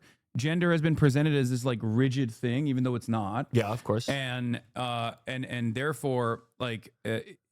A lot of people see it as like a biological construct, which is not, and even the biological aspect of sex is still not the rigid binary that people present it as. Having said that, that is how it's taught to people, and that's something so they so closely associate themselves with, like what it means to be a man or what it means to be a woman, masculinity, femininity. That when a person does this, it just like breaks their consciousness. Yeah, it's like a threat to the group. I guess I've never had. And I don't mean any braggadocious way. I just have always struggled to connect to like groups, whether it be Judaism or whether it be masculinity. And I don't know if it's having divorced parents, like not having a singular unit of a thing. So like, it's hard for me to understand how someone would feel. They see it as a threat to masculinity, their club, their group. And I'm like, that's not our group. I hate most of these. Oh, bitches. you're also, I forgot, you're in the presence of a dangerous anti-Semite. I am. Number two. I got my Zoran bag right here. Number two anti-Semite of last year. Number one was Candace Owens, who just featured one of my shows. Wait, really? Today, someone texted me, said, Candace Jones watched one of your jokes, and I was like, I know exactly which joke it is. It was, it's awful to explain. It will be, but it ultimately is a Holocaust joke at the end of the day. And it's a good one I'm proud of. and the worst Holocaust jokes I've ever heard have been from rabbis. In my experience, they got the best ones. But she featured it. Does it feel weird when you're like, you shouldn't be laughing at this? Maybe you're laughing at this a little too much. Yeah, but what am I gonna do? I don't think that moved the needle. I gotta see the chat. Send me the clip, Jamie. My Jamie is my chat. I'll look up if you look up Jamie, send me the clip. My name and Candace Owens. I shared it in some YouTube video. All right, but God, she's laughing. Oh, she laughed extra hard, huh? Oh, she laughed extra, and it looked like she was like no laughter. No, this one doesn't show the actual one. Show the if you go on YouTube, it's the horizontal one. This is again not the original one. Go to that. This is the Patreon. Yeah, that's the Patreon of the YouTube. Okay. Yeah, there's a YouTube excerpt. And we play the whole thing in there. Okay, everyone is sending the same fucking clip now. It's the horizontal. My Jamie is so busted. My Jamie is the most busted What's Jamie. the Jamie? Like Joe Rogan. Joe Rogan's Jamie. Oh, yeah. Okay, so go a little forward here. We didn't record, Russell. Ready? Let's go for it again. Keep going until we cut to it in full. Here it comes. Keep going. I was like, that's not Candace Owens. That's Paige. That's my producer, Paige. Okay, there it is. Resi. I celebrated most of the major Jewish holidays growing up. Passover was my favorite because you get to read it at the table, and then that's the story where the Jews, we were enslaved by the Pharaoh, and then Moses made the plagues happen, and then we escaped, and we crossed the desert for 40 years. I liked it because it made Jews seem cool, but that was also kind of confusing because I was like, okay, how did we go from crossing the desert to now being known as generally frail I didn't know. I didn't understand until one day I went on vacation to Miami with my very Jewish girlfriend. And the moment we got to the beach, she was like, it's like a desert out here. And I was like, oh my God. What if Jews have been exaggerating this entire fucking time? We got stuck in traffic on the way there. My girlfriend was like, let my people go. The beach was a little crowded. She said, there's like 6 million people here. Is good or bad. It So just that I don't is. have to take responsibility. Entertainment, that. and sometimes entertainment is just to pass the time. I like that. And I think if they follow my work, I like to think it's positive overall. That singular joke, yeah. What am I gonna do? Let's talk about that actually. So one of the things I am a comedy appreciator, comedy enjoyer. I am not that funny myself, or at least I try to be when I'm talking about political matters. But You're funny on Schultz's podcast. I can't do. Oh, thank you. That's not that hard. It's Andrew Schultz. It's like it's not that hard to be the funniest guy in that room. Okay. Yeah, I can say that. Fuck you, Andrew. Suck my dick. You were making fun of me saying I'm a dog abuser. Okay. Oh no, really? Yeah, he was. Oh, and like one of the little like quippy. Oh, Mister. Oh, I don't know how we got Donald Trump. Yeah. He duped me at my age of 40. Yeah, it was frustrating. It was frustrating. No, it's you could have asked him about Epstein right then and there to his face. Yeah. But having said that, what was I saying? Oh yeah, but I've always been a comedy appreciator, comedy enjoyer. I mean, so much so that I even forced myself back in the day to watch Kill Tony. Sure. Yeah, which I think is still to this day, I think is like a phenomenal format, only destroyed by Tony Hinchcliffe. Yeah. Like with the older episodes were I was told they were good. I've been told. I see Yeah. clips now and then and I go, oh, that was a funny Yeah. moment. Yeah, I mean the format itself is great because you have like actual comedy greats, like having new stand-ups test out like their first 60 seconds that they've ever put together, and it's just like I really like the format itself. But anyway, and it's a big blessing. They have a lot of disabled comics who I don't know other avenues that the world has opened up for them to get public attention, and it is that mixed blessing of a thing. I look at the pros, but I think it's gotten so. I've seen some of those Netflix ones, and it just looks like where they try to get everyone famous all at once. Yeah, and it becomes over bloated, and no one's actually being mean anymore. Like I honestly think like Israel stuff like entered the edgelord community, and they didn't really know what to do with it because they love anti-Semitic jokes, but the woke version of them was for Palestine, and so there really was like they don't know how to be offensive around anything that didn't involve saying a word you're not supposed to say. Yeah, and also like they can't, like it requires them to recognize the humanity of the Palestinian side, and I feel like it's this weird situation where they're like, well, I hate Jews, but I also hate Muslims, and they're also scary. So like, how do I make this work where I can shit on both of the groups that are associated in this conflict? But the reason why I brought all that up, talking about my background, is because like it's one of the things that I try to explain to people all the time is that like with comics, like I think a lot of people don't understand how jokes are structured and how they have to be tested out in front of an audience. Sure. And for that reason, a lot of people, especially in the age of like, internet TikTok clips, and even before that, like podcasts and whatnot, I think people decided like if a comedian is testing out a bit and it fails, which is the worst thing that could possibly happen, they take that as a sincerely held belief of the comedian in many instances. Yeah. Whereas like in some circumstances, it's just a person trying to make a joke and failing to do so. Yeah. The context is tough, but ultimately we put these clips out ourselves sometimes, so it's kind of on us. Yeah. But like when you're in a comedy club space, a lot more feels like, you know how they go like, I was just joking. In the room called the comedy chuckle fuck place, it's like, yeah, that's clear. It's behind you. You had 30 minutes of jokes, and then out of context, it can feel like out of context with Candace Owens, and they're projecting it on, and there's a Nazi rally and everyone's laughing. Yeah, this is my bid to defend Kramer. He was just attempting. Yeah. He's just bombing. But Chappelle, do you ever see Chappelle's set talking about it? Where he just said he's like watching it. Part of it was like, he's just having a bad set. Yeah. It's like he's just having a bad set. He thought there was a moment in his coked up brain in that moment that he was like, this is gonna crush. This is how I'm gonna, and it just like backfired. And some comedians said something backfires, and they doubled out. I don't think it was not good that he went there.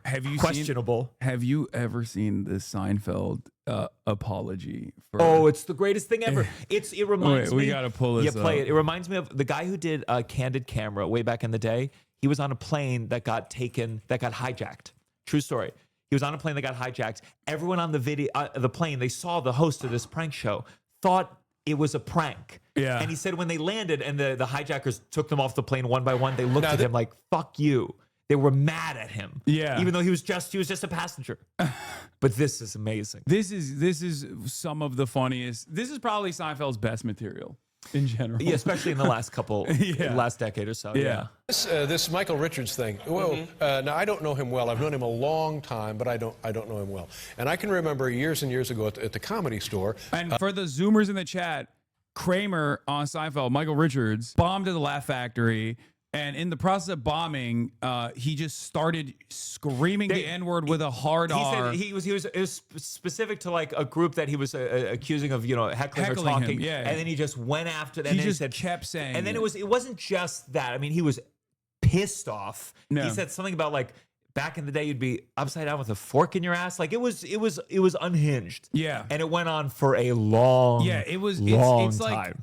Like nowadays, if you have clips like that, you could probably work for the Defense Department or something. But like He'd be on back Kill then, Tony the next day. Yeah, but back then it was like when woke was still a thing. This is pre-woke. This was like, pre-woke, actually. whoa, Yeah. you cannot do that. Yeah, this is like pre-civil rights struggle era. Yeah. Attitudes being put on Maine. And so it's crazy. Honestly, this was also before things went viral. This was Yeah. before people Yeah. had Twitch streams to pull from to make 35 videos. Yeah, like that's this, everyone saw this. Your mom saw it. Your grandma saw it somehow because we all love Seinfeld. Yeah. And then this was the one shot. This is also a time when he went on the Late Show, it's like, okay, everyone's watching this moment. This is your Yeah. moment Yeah. to make things okay. Yeah, JD Vance would have said he's just a kid. Mm-hmm. JD Vance would have been like, he's just a 30-year-old baby. He's just a 30-year-old kid. I think we shouldn't do cancel culture on Michael Richards. But He would have taken a right wing turn at this day and age. He would get on stage, and he was always a very dynamic performer. Mm-hmm. Dynamic to the point that often audiences were frightened. He's pushing boundaries. But still, we all got a kick out of it because it was in good fun, and he was and is a very funny guy. And then we see this thing today where he goes nuts in some kind of club and is screaming at people. Have you talked to him? Do you know anything about this? I did talk to him. I talked to him today. And, I was extremely upset about it, and he is extremely upset about it. And I asked him if he would come on the show tonight so that he could explain what happened, because it was just one of those awful things. And I think he's a little mystified about what happened, but I think most importantly, he wanted to... we have him live via satellite. Yes, I don't know how many M words he dropped with a hard R, but like... It was mystifying to string them along that many times.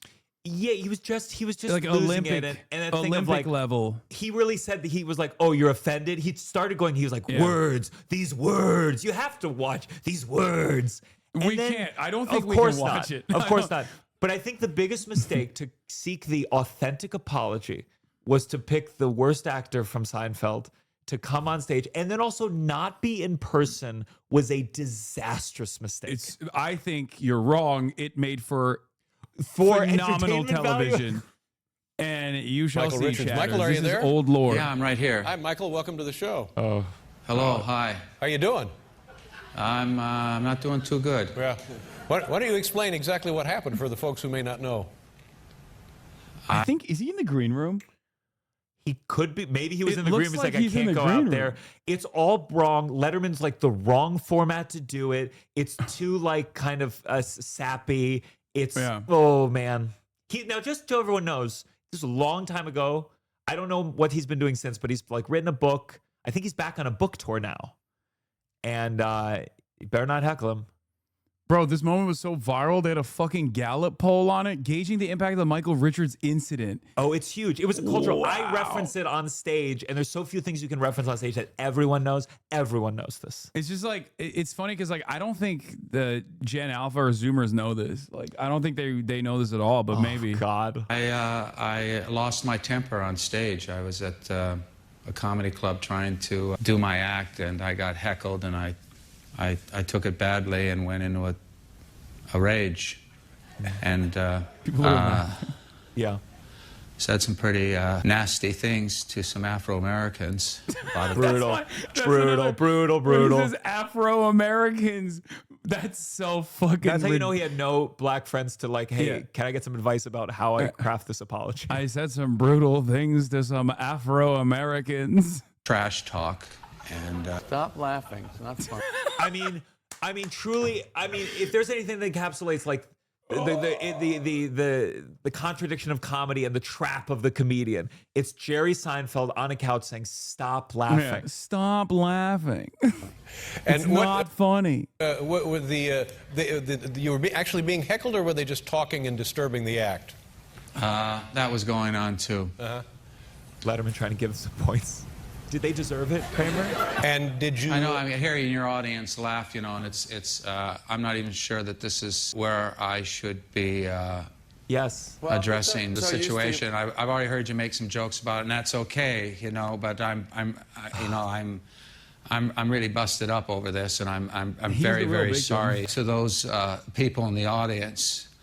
The blacks, the Hispanics, the whites, everyone that was there that took the brunt of that anger and hate and rage and how it came through, and I'm concerned about more hate and more rage and more anger coming through, not just towards me, but towards a black-white conflict.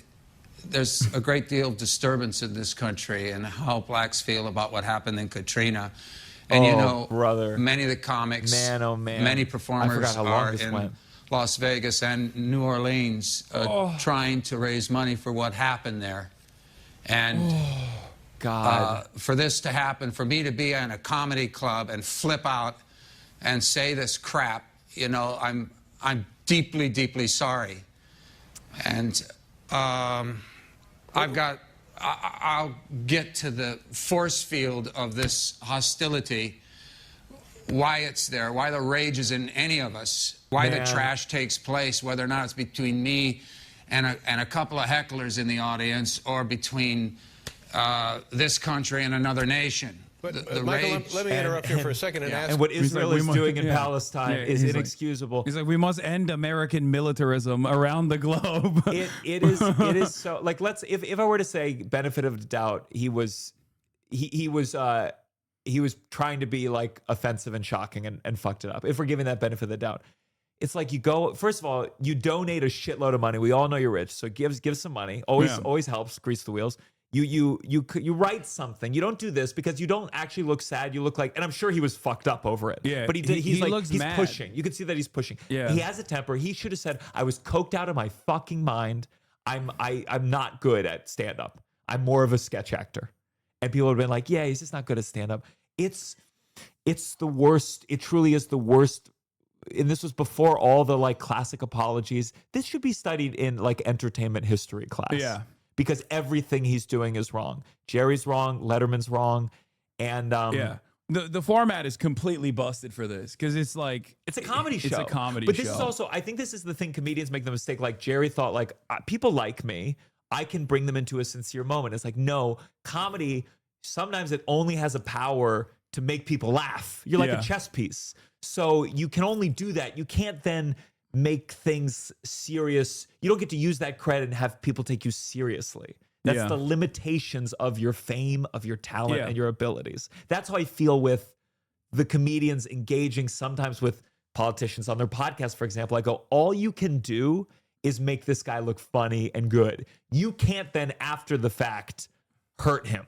Yeah, I guess like the George Carlin of it all is like the inverse of that to some degree. You can use it, but also like he had to gain everyone's goodwill with comedy, And eventually he overspent his hand. If you watch Lake Carlin, he's so fucking mad. Wait, yeah. There was one tour he didn't release it because it was like right after 9/11 or before 9/11, but he was just so mad that the audience was like, Jesus Christ, what is this? I'd rather have that kind of rage than being mad at fucking cancel culture, which I think is which I think has delivered the like a definite era of dead comedy. Like there's this period, sure, but you deal with it in your own respect. We're kind of still in it to a certain degree as well, where I think it's just like it's hack material. Yeah. And it's like everything becomes that. Everything becomes like, oh, people don't like my jokes. Like, okay, make better jokes then. Even fucking Seinfeld himself at a certain point came to that recognition where he was like, you know what? I want to go back on a thing that I had said previously about cancel culture. There's some new things I'd like him to go back on. But I think also what happens with the internet, what's so unique is like my fan base is now extremely left-leaning. And the inverse of that is true for these other guys. And there's a way where we are formed by the people laughing at us. And we might have perspective, but it's molded. And gradually you just get more and more extreme. So now our audiences, which are cultivated because of algorithms, are influencing our own output. And that's I think how some people who get like, it's a little edgy and maybe it's funny. And then before they know it, they go into a regular room and suddenly you're Tony Hinchcliffe and you think that Puerto Rico joke is going to like kill. Yeah. And you're like, you're confused. Yeah. You're shocked. Not only that it's not funny, but that people are like, what the fuck was that? And it's because you didn't perform for regular people in a long time. But also I think it's a telltale sign that you're not a very good comedian. Sure. If you can't make something like that work. Because like an example I use is always like, I guess I call it like the Nick Mullen equation, where if you're going to do an accent of a like historically occupied country's people, it has to be really good. Because if it's really I love good, there's like comedy equals tragedy plus time. Also, if you're going to do the accent of historically marginalized people, I am autistically describing this concept. It's true. But like, obviously, this is not like a exact equation. Yeah. But the way I see it is like it comes from understanding that culture, understanding like if you're good at the accent, it means like you've obviously been around people who have this accent, and if you do it poorly, then it's racist. If you do it really well, for sure. But I will only counter with that, like comedy takes in context of the culture you're in. So like, you know, it's let's say you do a really good Chinese accent, but there was a time where it was like every comedian everywhere all the time, that's the joke that they go to. Yeah. And then it's like you have to look at it and go, oh, is this hack because right now everyone's doing it? Yeah. And I think like that also happens where some comedians go like, why can't I say this? And it's like, well, because you're saying it, their dad is saying it at home, their shitty conservative cousin is saying it, and so it's hack because too many people are doing it. Yeah, the example I used was with Dave Chappelle, who I had great respect for in his in his entire career until like he took this right wing turn on trans issues, and like. I bring up from one of his specials where he talks about beyond pussy, like when talking about like transgender pussy, basically. Yeah. Beyond meat. And that's funny, but it's sandwiched in between. Like that in and of itself is a funny joke. That's a funny joke about trans people. Yeah. That doesn't punch down at trans people. Sure. But it's sandwiched between him being like, I'm a TERF. And trans women are just men wearing dresses and they're weird and gross. Like that's not a joke. You're just like angry. You're too angry to make a joke. I also think what happened though with some of those, I mean, we're talking super famous, super rich, is that they are in like very progressive Hollywood circles. And so what is punching up, and I don't think in those terms, but what is like being transgressive in those circles in the greater country is just supporting hatred towards persecuted groups. Yeah, among Hollywood libs, that might come across as like, ooh, transgressive, but like. So even though they kind of like they resent this community, that's who it is that's informed their view of like what is speaking truth to power. And then their guy becomes fucking president, and I'm like, that's how they wake up and they go, oh shit. I guess this is the turns out there's impact to the haha jokes. That's what's so. oh man, I can't stand motherfuckers who are like, I voted for Trump because cancel culture was getting out of hand. I wanted to say the R word, and it's like, bro. I think that when those guys say those, I want to say R word. I'm like, yeah, that's what the group chat is for. Yeah, that's what your friends are for. Yeah. I think what happened, I think is like COVID, where I think people didn't have friends. They got lonely. We all have friends. We all have group chats where we say fucked up things. If you don't have that group chat, if you are lonely, the internet becomes your group chat. It's like if you're in a house with no bathroom, you're gonna shit at the dinner table. You need like a place to be edgy, to be dark. And when people get lonely, then they go, you don't let me speak. You don't let me speak. For the young Republicans in New York, it was their Telegram group. Yeah, it was. It was. Turns out. And they should have done it outside the political circles. That's their job. Yeah. Well, that's a mixture of business and pleasure, I feel like. Yeah. Their business is for them, pleasure. Their pleasure is their business. Yeah, for them, that's like, I thought we could say these things because we're doing those things, the Hitler stuff. Yeah. You can't, again, if you choose to engage in making powerful decisions, you're going to be more scrutinized. With that fucking Spider-Man quote always comes to my brain. I'm like, God. With great power comes great responsibility. It's a banger. True. What are you going to say? It's a banger. It's the best. Do not kill thy neighbor. I mean, these all, some of these, they hold up. By the way, in 6 minutes, we are going to be watching our boy Zoran Kwame Mamdani go on stage. And we're going to take a shot every time Israel's brought up. Will die very soon, very quickly. But I do think, I know for a fact almost, that I will be brought up in tonight's debate. You think so? As a line of attack. Have you seen the Andrew Cuomo press conference that he did on 9/11? Oh, yeah. That quote. That's gonna be on your tombstone, brother. He's going to bring it up, I think, to be like. You really think so? Oh, 100%. He's so desperate. He has nothing. I was hoping after I hosted the rally, they'd replace that with my 6 million people joke. Yeah, but you're Jewish. I know. Don't I know it? So don't I know it? I got that call. I said, okay, so I'll be there. For that, you get protective cover. That's true. A Muslim. Sure. Yeah. Like we don't. And has he responded to that particular? Someone ambushed him before on like one of those like right wing guys was like, Zoran, why are you associating with famous content creator who said America deserved 9/11? I think he just needs to flip the script. Be like, I've never heard of that. I'm a fan of Hassan's dog abuse. That's what I'm in it for. Yeah, I learned new things in this last saga. I didn't know that like there was a stereotype about Muslims that like they don't like dogs, like in general. Yeah. I didn't realize that like so many people. Before they were like, of course he's abusing his dog. He's Muslim. This is how Mohammedan are. And I was like, damn, I didn't like. I know like my grandparents don't understand why I sleep in the bed with my dog because they're like, dog is supposed to be, herding the sheep outside, not inside. Yeah. You are gonna get diseases from your dog by letting your dog lick you in the face. But like.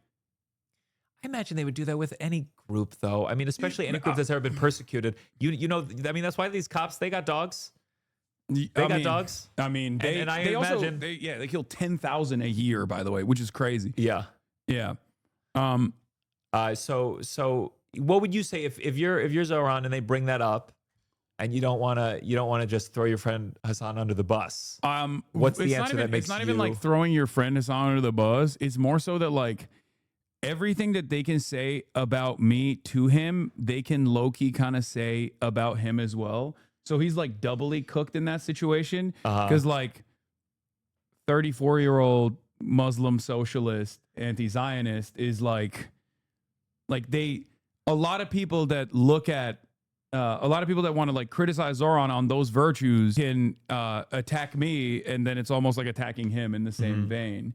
So it's a tricky situation for him to just like cast me aside and be like, I don't know this guy. Yeah. I think they're going to bring up that Hamas Fox question. That's the thing that I think they're going to lean on the most because that seems to be going viral right now on Twitter. That's definitely something that they're gonna push as well on him. But I think like the best possible thing to do is what he did in the past, which was when he was asked that question, he was like, very cynical that my opposition here is desperately trying to associate like his Muslim opponent with 9/11. Like, it's pretty obvious what he's doing here, which is true. Like, that's what he's trying to do. Of course, it's all racist. I mean, he's really good at navigating those questions. Yeah. I mean, truly, in a way that, my God, that video of Gavin Newsom the other day, interesting. That's interesting. You go, you didn't even prepare of how you're going to answer this shit? Just bad politicians. Yeah, but it's also, he's just so good at just being issue specific and immediately, whenever people bring up any sort of like random shit, he's so good at judoing his way out of it. And then bringing it back to like fast and free buses, rent freeze, like the big five, you know what I mean? Increasing taxes for the super wealthy. Like, and the opposition looks silly and juvenile when you're like, I want fast and free buses for every New Yorker. We can make this happen. And then they're like, but what about trans people? And you're like, but that's the thing with Israel. Ridiculous. It's great. It's insane that the mayor of New York is answering all these questions about Israel and Hamas. Honestly, I think one of the reasons I was like, the thing about Zoran that I do think I enjoy is the fact that he can't be president, at least. And I go, okay, good. Then he's never gonna have to decide some of this shit. And the fact that we're asking him about what Hamas should do. Insanity. I don't think it's necessarily like a bad thing for him to. I mean, obviously, it was good that he took a strong stance, especially in the primaries on this stuff, because like, plus he has like a decade of open anti-Zionist activism. Of course. So it's like, it's very difficult for him to turn around and be like, actually, now that I got a crumb of clout, I love Israel. Israel's pretty good, actually. Why don't they ask Cuomo, say like, how long do you think, Cuomo, you've been accused of sexual assault. Do you think Woody Allen should be allowed to make movies anymore? It's just insane. These things have nothing to do with the matter at hand. They would obviously never do that anyway. But I'd love that though. But yeah, Cuomo, here's what do you think of, what was that, Mario Vitali? What do you think of Mario Vitali? There's another Italian that made some women uncomfortable. What do you think we should do with him? So this is what I said. An important lesson for Dems and, from this hostile interview on Fox is that if you focus on affordability and expanding existing government programs like public transit, left populism, your opposition will look unserious when they try to drive the conversation back to culture war narratives. Like, it's not even wrong for him to have a statement on, this link is bricked, it's not working. It's not wrong for him to have a statement on like Israel, Palestine or whatever. It's just that the constant hammering of like, why won't you go to Tel Aviv? Like, that literally worked in his favor. That worked in his favor so perfectly because it made people go, why are they fucking asking this dude constantly about Israel? Like, he's running for mayor of New York. Anyway, the new poll shows Zoran up 52% with a +5 and Andrew Cuomo at 28%. Lost 1 percentage point, and Curtis Sliwa coming in hot at 14%. There's no universe where you could see Curtis dropping out, do you? No. Do people ever drop out this close? Well, it doesn't even matter because even for example, obviously, Eric Adams dropped out, but Eric Adams is still on the ballot. Yeah. So, like, the names have been printed already. So even if they drop at this point, like, sure, you'll pick up some of their followers, but there's going to be plenty of people who will vote for Eric Just Adams. randomly, just looking at this going to AB, eeny, miny, mo. Oh, for sure. Is this the live? Okay, here's the live. Telemundo 47 anchor Rosarena Breton. This is a 2-hour debate live on all NBC New York and Telemundo 47 streaming and digital platforms. Politico.com. Chad, do we have a YouTube link? And YouTube. Oh, Curtis not wearing the hat. No, he took the beret off. Curtis. He doesn't even look like him. Question and answer. He looks naked. 1 minute to respond, and we'll offer 30-second rebuttals at the moderator's discretion. Ooh, sure. We'll also be asking questions where we will be looking for shorter answers. We also reserve the right to cut off your microphone if you ignore the rules, but candidates, you know we don't want to do that. The goal is for you to hear each other and for New Yorkers to hear everything the NYPD you has have been to really say. Good luck. Smart. We'll begin with Melissa. By the way, we're speaking. Thank you, David, I guess what I'm and good speaking evening, here, gentlemen. Thank you for being here. Winning. We begin tonight by asking you to do what every mayor dreams of, and that is to write your own headlines. Imagine it's January 2027, and you have been in office for exactly Sharia 1 law year. implemented in New York. Give us one headline about what you think your biggest accomplishment will have been in year number one. We'll begin with you, Mr. A global jihad. First, thank you very much for sponsoring the debate and having all of us. The one headline, how many characters in the headline? Oh, my God. You're familiar with headline length. Rent down, comma, crime down, comma, education score, comma, more jobs in New York City. I'm getting maybe a little over the average headline length. Lost it. I mean, he never had it, but he's lost Thank whatever you. he had. Mr. Yeah, Sliwa. of course. Curtis Sliwa is without his iconic red He's got a beret beret tan line. because I'm talking to the people of New York City about the really serious issues of affordability, the cost of living, and obviously what I've spent most of my life doing, Let them introduce which is themselves. I public hate this safety in Well, the streets and the subways. We would love a headline from you. What will your headline be, your big headline in year number one as mayor? Someone's going to nail it. Curtis Sliwa exceeds all expectations and looks very mayoral tonight. Mr. Mamdani, you've had some time to think about it now. What's your headline? It's a pleasure to be here, first of all, and I really want to thank the moderators and the opportunity to speak directly to New Yorkers about this moment in time and our opportunity to transform the most expensive city in the United States of America. The headline would read in about a year, Mamdani continues to take on Trump, delivers on affordability agenda for New Yorkers. Thank you, Mr. Mamdani. Sally? Thank you, Melissa. We're going to talk about leadership. Voters have reservations about all three of you as chief executive of New York City, a city with roughly 300,000 employees and a budget bigger than many countries. We have questions for each of you, and Mr. Cuomo, we will begin with you. As a former governor of New York, you obviously have the management experience, but you resigned from office amid sexual harassment and COVID-related scandals. Why should voters now trust that you have the character to be mayor? You have 1 minute. Good. Well, thank you very much, and thank you for the question. Thank you for the question. You were called me a right. rapist. I left office. There was a report that was done that had allegations of harassment. I said at the time it was a political report and that there was no basis to it. It was then sent to 5 district attorneys. They all reviewed it. They found nothing. It was then litigated for 5 years. I was dropped from the cases. So none of that came to anything. When it comes to executive experience, I've run the Department of Housing and Urban Development, built housing all across the nation. I was governor for 11 years. The budget is double what it is in New York City, and I got government to work. I passed groundbreaking laws, minimum wage, paid family leave, built projects that had never been built before. This is no job for on-the-job training. And if you look at the failed mayors, they're ones that had no management experience. Don't do it again.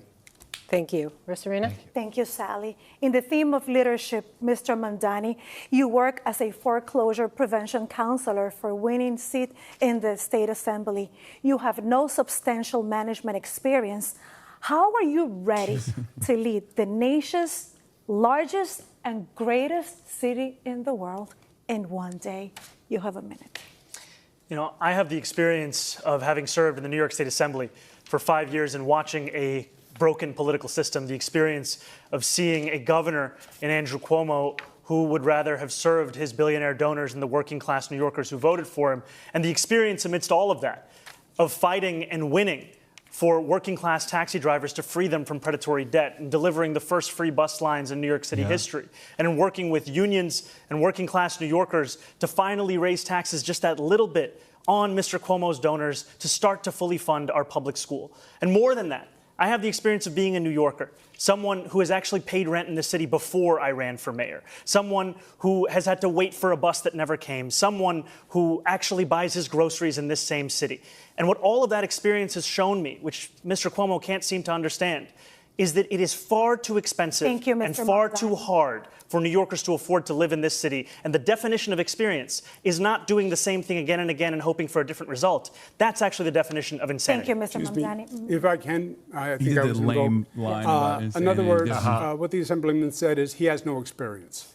And this is not a job for someone who has no management experience to run 300,000 people, no financial experience to run $115 billion budget. He literally has never had a job.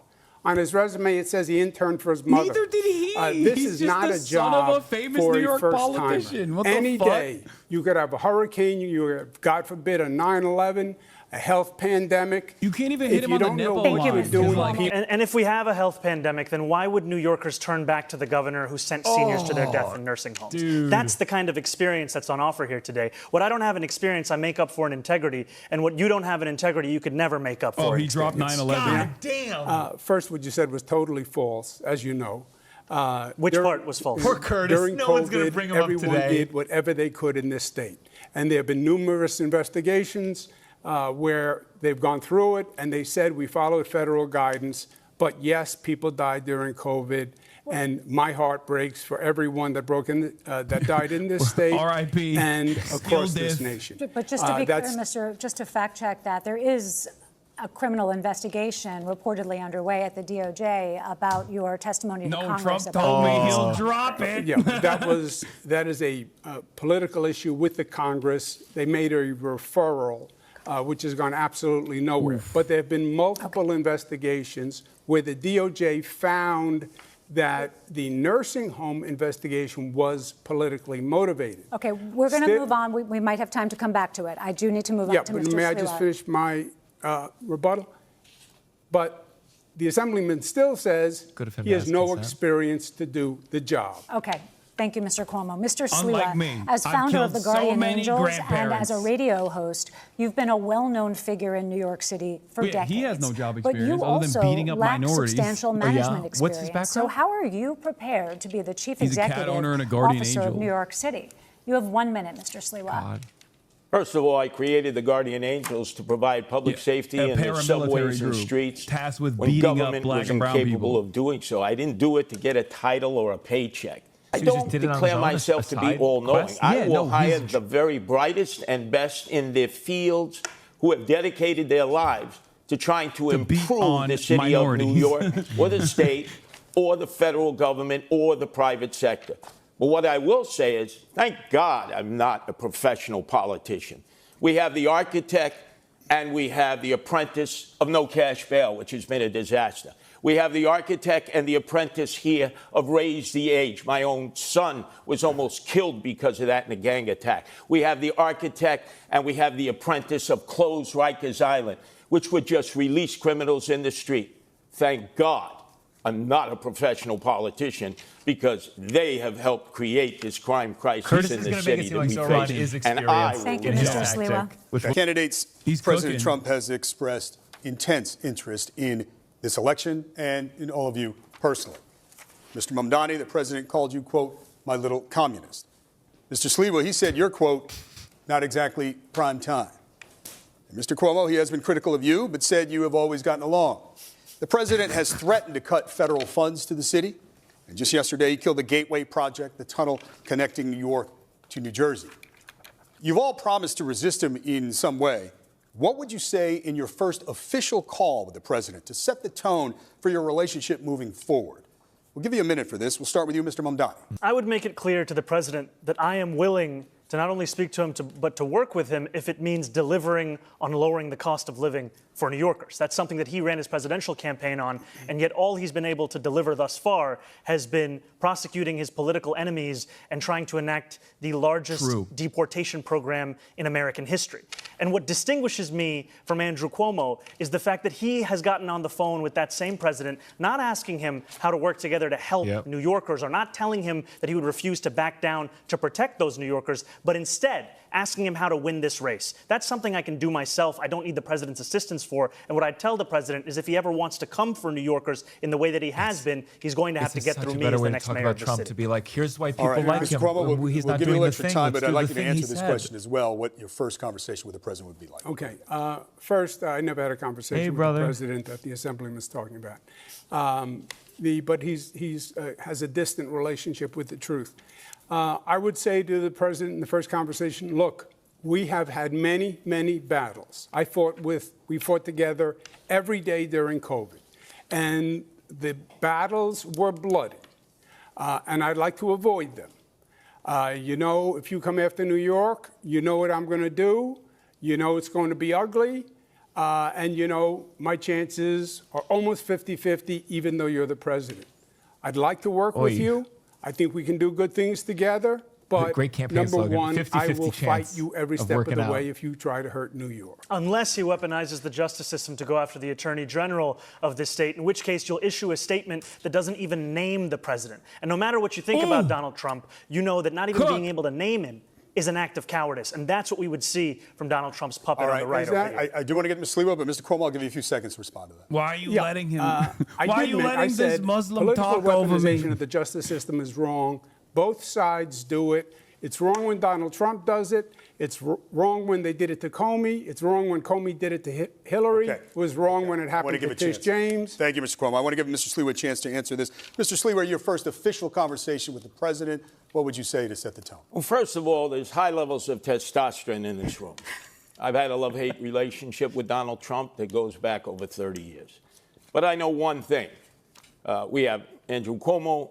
We have Zoran Mandami. They want to take on Donald Trump. Look, you can be tough, but you can't be tough if it's going to cost people desperately needed federal funds. Zoran Mandami, the president, has already said it's going to take $7 billion out of the budget right from the start if you're elected mayor. People are going to suffer in this city. People who need those federal funds. What I would do is sit and negotiate. I would say, look, Mr. President, we need that Gateway Tunnel. It moves millions of people from Washington, D.C. to Boston. But take away the Q train project. We don't need those 3 stations going from 96th Street to 125th. It's not a necessity. Sit with the president and whoever he delegates and try to negotiate. But if you try to get tough with Trump, the only people who are going to suffer from that are the people of New York City. Okay, Mr. Sliwa, thank you. Brief response, Mr. Mamdani. You know, Mr. Trump is already suspending infrastructure grants to this city, and he's doing it in a blatant act of political retribution. And what it requires is leadership that will stand up to him. And I disagree with Mr. Sliwa. We do need to extend the 2nd Avenue subway to 125th Street. It was a promise made to Harlemites decades ago. Okay. It's time to actually fulfill it. Thank you, A quick question quick question for each of you. Mr. Cuomo, you've been asked this before. He mentioned my name. Don't I get a chance to respond? Well, we've got a lot of ground to cover, Mr. Sliwa. When was the last time you spoke with President Trump, Mr. Cuomo? You've been asked this before, and the last time you said you couldn't remember? I believe it was during his assassination attempt. So last year in 2024. Mr. Sliwa, when was the last time you spoke with President Trump? Oh, many years ago, we were receiving awards. I was praising him for saving the annual Veterans Day Parade. Those were the conversations that I had with him. Can I please respond? I was asked about the Q train. Okay, real quick. Hey, I am the mayor of mass transit. We do not need a Q train. I'm in the subways every day. We have more than a capable system of transporting people. Thank you, Mr. Sliwa. The infrastructure needs to be fixed in the system that we have. Mr. Mamdani, have you ever spoken with No with more President mass Trump? transit. No more trains. Okay. No more There trains. you We go. got too much Sally, mass transit. thank you. Too many Mr. Cuomo, minorities follow-up to walking that. around. President Trump has spoken positively about you and your candidacy, His crew can't even as monitor his that Justice link. Department, as we've noted, is reportedly investigating you for allegations you lied to Congress over your COVID record. Given that dynamic, how would you be able to stand up to this White House? How are you not compromised? And just take into account that New Yorkers are troubled by what they view as a compromised relationship the current outgoing mayor has with the president. Yeah. First, you're wrong when you say there's any investigation wrong. of me. That's not true. And I'm not saying that because you're a woman and I hate absolutely him. nothing. Congress did a press release. They said they sent a letter to the Department of Justice, which they do routinely to generate press, and that's what that is. I fought Donald Trump. He investigated me repeatedly with the Department of Justice. The Department of Justice Inspector General said that it was actually politically motivated. That does not back me up.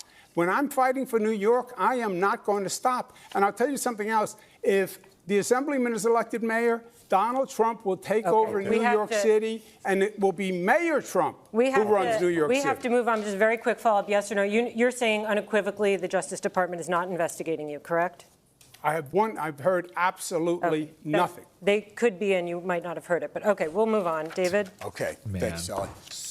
That is virtually impossible, by the way. Okay. But Mr. Cuomo, you did put out an ad the day after the news first broke in the New York Times that you were under investigation, calling it a political investigation, saying they were coming after you as they had to, after other Democratic it's politicians. cool that you he's just haven't denied debating this the previously. moderators now. Republican Congress was. Yes, I believe they play politics with the justice system. Okay. I believe the Republican Congress does it. I believe Donald Trump does it. I believe the Democrats do it. And that's why I think people are sick and tired of the justice system and the politics. If you think that there's no difference between the Democratic Party and the Republican Party, then that's the candidate for you. If you think it's time to have a Democratic Party that actually stands up to Donald Trump and his billionaire-backed assault on working people, well, first of all, you're a Democratic. On the ground to cover. No, we have other ground to cover. That's an incendiary charge. I want to be very. You may have a chance to address it, but we do. I'll be very quick. A lot of issues to get to with New Yorkers, Mr. Mamdani. I'll be very quick. You didn't say leave it blank in the Kamala I'll be very campaign? quick. I said leave it blank in the presidential primary because primaries are a place to air dissent. And like many Americans, I was horrified by the Israeli genocide of Palestinians. And if you want to look for me on the ballot, you'll find me as the Democrat. Mr. Mamdani, thank you. Gentlemen, we have to move on. This week, the world is reacting to President Trump's Israel-Hamas peace deal and the release of the hostages. Would you glaze Trump? Many are cautiously Would optimistic you give Trump credit? about a lasting peace. I hate this shit. Of course, the mayor has no direct role in foreign affairs. Great and bar we from certainly have a lot Zoran. of questions for you about city matters. Talk about credit. This war has been a major topic in the campaign. And there are criticisms about your positions in the past and how you envision leading on these issues as mayor. That's how I feel when there's credit. So we have questions for all of you, but first for Mr. Mamdani, because something you said that's been generating headlines in the news today as we come into the debate. Yesterday on Fox News, you were asked if Hamas should lay down its weapons, key to the peace plan and ceasefire. And some say they found your answer confusing. You said, quote, I don't really have opinions about the future of Hamas. It's not. In It's Israel. less confusing. Beyond the question It's more of confusing justice, to ask the safety, fucking New York mayor and the fact this that question. anything has to abide by international law. And that applies to Hamas. We're going to do that question. That When was the applies last time you talked to the Hamas? Israeli military? So for the voters tuning in tonight, Mr. Mamdani, what do you believe about Hamas and how lasting peace will be achieved? We know it's a complicated matter, but we'd like you to keep your answer to a minute if you could. Of course, I believe that they should lay down their arms. I'm proud to be one of the first elected officials in the state who called for a ceasefire. And calling for a ceasefire means seizing fire. That means all parties have to cease fire and put down their weapons. And the reason that we call for that is not only for the end of the genocide, but also an unimpeded access of humanitarian aid. I, like many New Yorkers, am hopeful that this ceasefire will hold. I'm hopeful that it is durable. I'm hopeful that it is just. And for it to be just, we also have to ensure that it addresses the conditions that preceded this, conditions like occupation, like the siege, and apartheid. And that is what I'm hopeful for.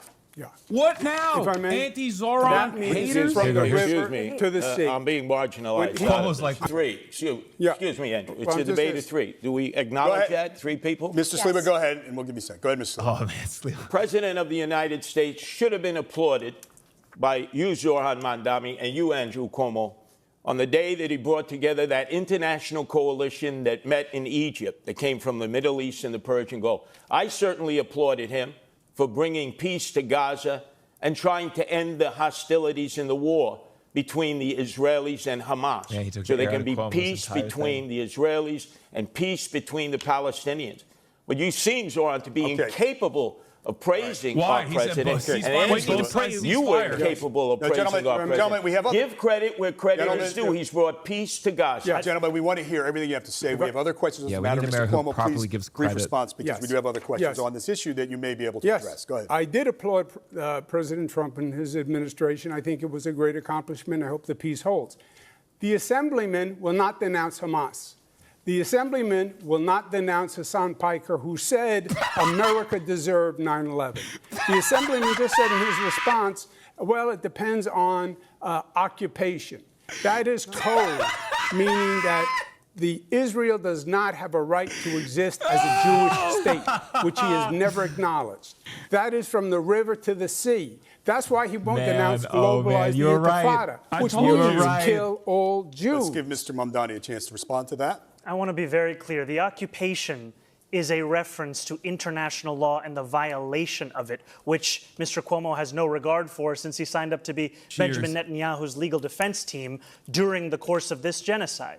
And I find the comments that Hassan made on 9/11 to be objectionable and reprehensible. And I also think that part of the reason why Democrats are in the situation that we are in, of being a permanent minority in this country, is we are looking only to speak to journalists and streamers and Americans with whom we agree of every single thing that they say. We need to take the case to every person, and I'm happy to do that, which is why I was on Fox News yesterday talking about how I wish it was more like NASCAR, so we could see all the billionaires who are sponsoring you right on your suit jacket. Melissa has We're going to turn it to Sally, actually. Yeah, actually, this kind of flows, and then we'll go back to Melissa. Mr. Mamdani, you told NBC's Meet the Press that you don't believe it's the role of the mayor to police speech.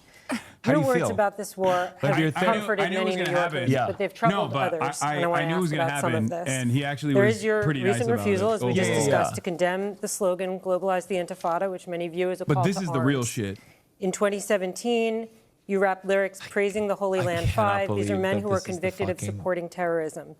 Focus. How would you assure New Yorkers, especially Jewish residents who might be concerned about this, that you would be a mayor for all? You have 1 minute to answer this. Thank you for this opportunity. When I am speaking about the responsibility of leading this city, I mean leading not just those who voted for me, leading not just those who vote, but leading every single person who calls the city home. And that includes Jewish New Yorkers. And I have been so thankful for the opportunity I've had to sit with so many Jewish New Yorkers over the course of the primary and through the general. And it's in those conversations that I learned that this phrase evokes many painful memories. Memories of bus attacks in Haifa, of restaurant attacks in Jerusalem. And I heard from a rabbi about their roommate who was killed on one of those buses. And in hearing that and the distance between that impact and the rationale that some use of saying it, of speaking about the Israeli occupation of Palestinian land, is why I said that I would discourage this language that I do not use. And what I'm looking to do as the first Muslim mayor of this city is to ensure that we bring every New Yorker together. Jewish New Yorkers, Muslim New Yorkers, every single person that calls this city home, that they understand they won't just be protected, but they will belong. Mr. Sliwa, we will get to you. First, I'm going to ask a question of Mr. Cuomo. While you are a strong supporter of Israel, you have also been slow to develop a relationship with the city's Muslim community. Thank you, Universal Power user, for this one to get the subs. A terrorist sympathizer.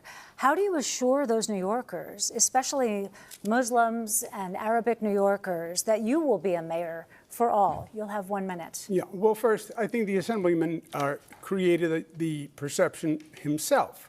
Why wouldn't he condemn Hamas? Why wouldn't he condemn Hassan Piker? Why did it take us here tonight for the first time for him to say it? He still won't denounce globalize the Intifada, which means kill all Jews. Just say, I denounce it. He won't do it. Older Jewish New Yorkers are looking up right now. Can you address, can you please answer about your own relationship with the Muslim community? You did not visit mosques for many years. More recently, you have been. Yeah, I don't think in any way the Assemblyman is representative of the Muslim community, which is a vital community in New York City, and I am very fond of, and I've been working with. I think he's playing his own politics. Many of his positions don't even follow the Muslim faith, so I see them as two totally separate. He thinks it's a banger. Yeah. You know, it took Andrew Cuomo being beaten by a Muslim candidate in the Democratic primary for him to set foot in a mosque. He had more than 10 years, and he couldn't name a single mosque at the last debate we had that he visited. And what Muslims want in this city is what every community wants and deserves. They want equality, and they want respect. And it took me to get you to even see those Muslims as part of this city. And that, frankly, is something that is shameful and is why so many New Yorkers have lost faith in this politics. Yeah, except Can you name a single mosque you went to in 10 years? Before you were ever here. They were Before I was here. Before you were even in state government. I worked with the Muslim community. Imams presided over State of the States. We worked in religious working groups, tolerance groups, anti-Semitic groups, etc. All right, gentlemen. Mr. Sliwa, Rosarita has a specific question for you, but I'll give you a second this is what disturbs me about you.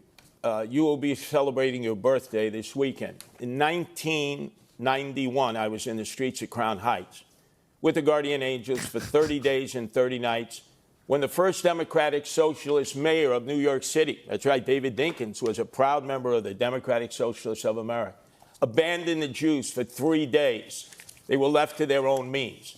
And we protected them for 30 days and 30 nights. Then your favorite mayor, Bill de Blasio, in 2019, abandoned the Jews again when they were being attacked in Williamsburg, in Borough Park, and Crown Heights. And I had to bring the guardian angels in for 30 days, 30 nights. Jews don't trust that you are going to be there for them when they are victims of anti-Semitic attacks. Okay. Brief response, Mr. Mamdani. We have a specific question for you from Rosarina, but Mr. Mamdani, please. I agree, Thank by you. the way. One of the most meaningful experiences I've had over the course of this campaign has been the conversations I've had with Jewish New Yorkers. Jewish New Yorkers who've told me about the door that they've had to lock that they had kept open for 40 years. Jewish New Yorkers who've told me on the M57 about an apartment the speech therapist was trying to sell when a realtor told her, put the Jewish books off the table. Jewish New Yorkers who've told me about their fear in living in this city, and I will be a mayor who finally addresses that, not through the theatrics of the politics on the stage, but through action. I'll do that by ensuring that we have police officers out. Jewish New Yorkers' mayor is going to make them unsafe. They're not being. You got it. Suggested that Mr. Mamdani uses languages that is anti-Semitic. How do you assure New Yorkers that you'll be the mayor for all? Oh my God, bro. Jesus Christ. I've been there for all people in all times for 46 years as leader of the Guardian Angels here and around the world. Whether it is a religious violation of people's rights to worship as they choose in a mosque, in a church, in a synagogue, or a shul, whether it's because of racial identity. Remember, in the summer of 2020, Asians were under constant attack because of the lockdown and pandemic.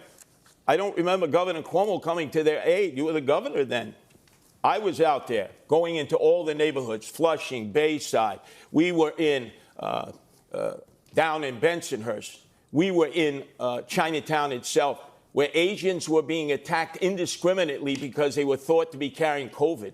We protected them then. Governor, you were not there for them. De Blasio was not there for them. We understand hate. And in order to counteract hate, you have to get the community involved along with the police to protect people when they're under siege. Jews are under attack now more than ever before. And I don't believe either of you have the capabilities of protecting them with increased anti-Semitism. That is pure fiction. I passed the no hate in our state, the strongest hate crime law in the United States of America. We tolerate no hatred, no discrimination. We are from every place on this globe, and unless we are it's proud you of that's it. perpetrating and, excuse me, and we're tolerant and we accept. If you notice, the assemblyman still won't say he believes that Israel has the right to exist as a Jewish state. He is a divisive personality all across the board. NYPD are racist. Barack Obama is evil, liar, and he gave the finger to the Christopher Columbus statue. By the way, no cash bail, turn the haters right back in the street to violate and attack again and again and again. Thank you. You're the reason for that. No cash bail. You don't know what you're talking about. Thank you. Go ahead. There have been a number of absolutely unfounded lies that have been said by Andrew Cuomo. I would just like a moment to address them directly.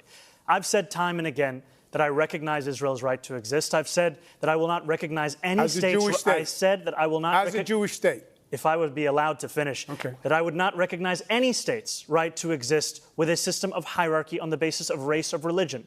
I have made that very clear. And part of that is because I'm an American who believes in the importance of equal rights being enshrined in every single country, whether we're speaking about Israel or whether we're speaking about Saudi Arabia. You can stand here and you can lie all you want, but New Yorkers know. We have the question. We want to address some issues. And we have another polarizing issue that we would love to discuss with you candidates.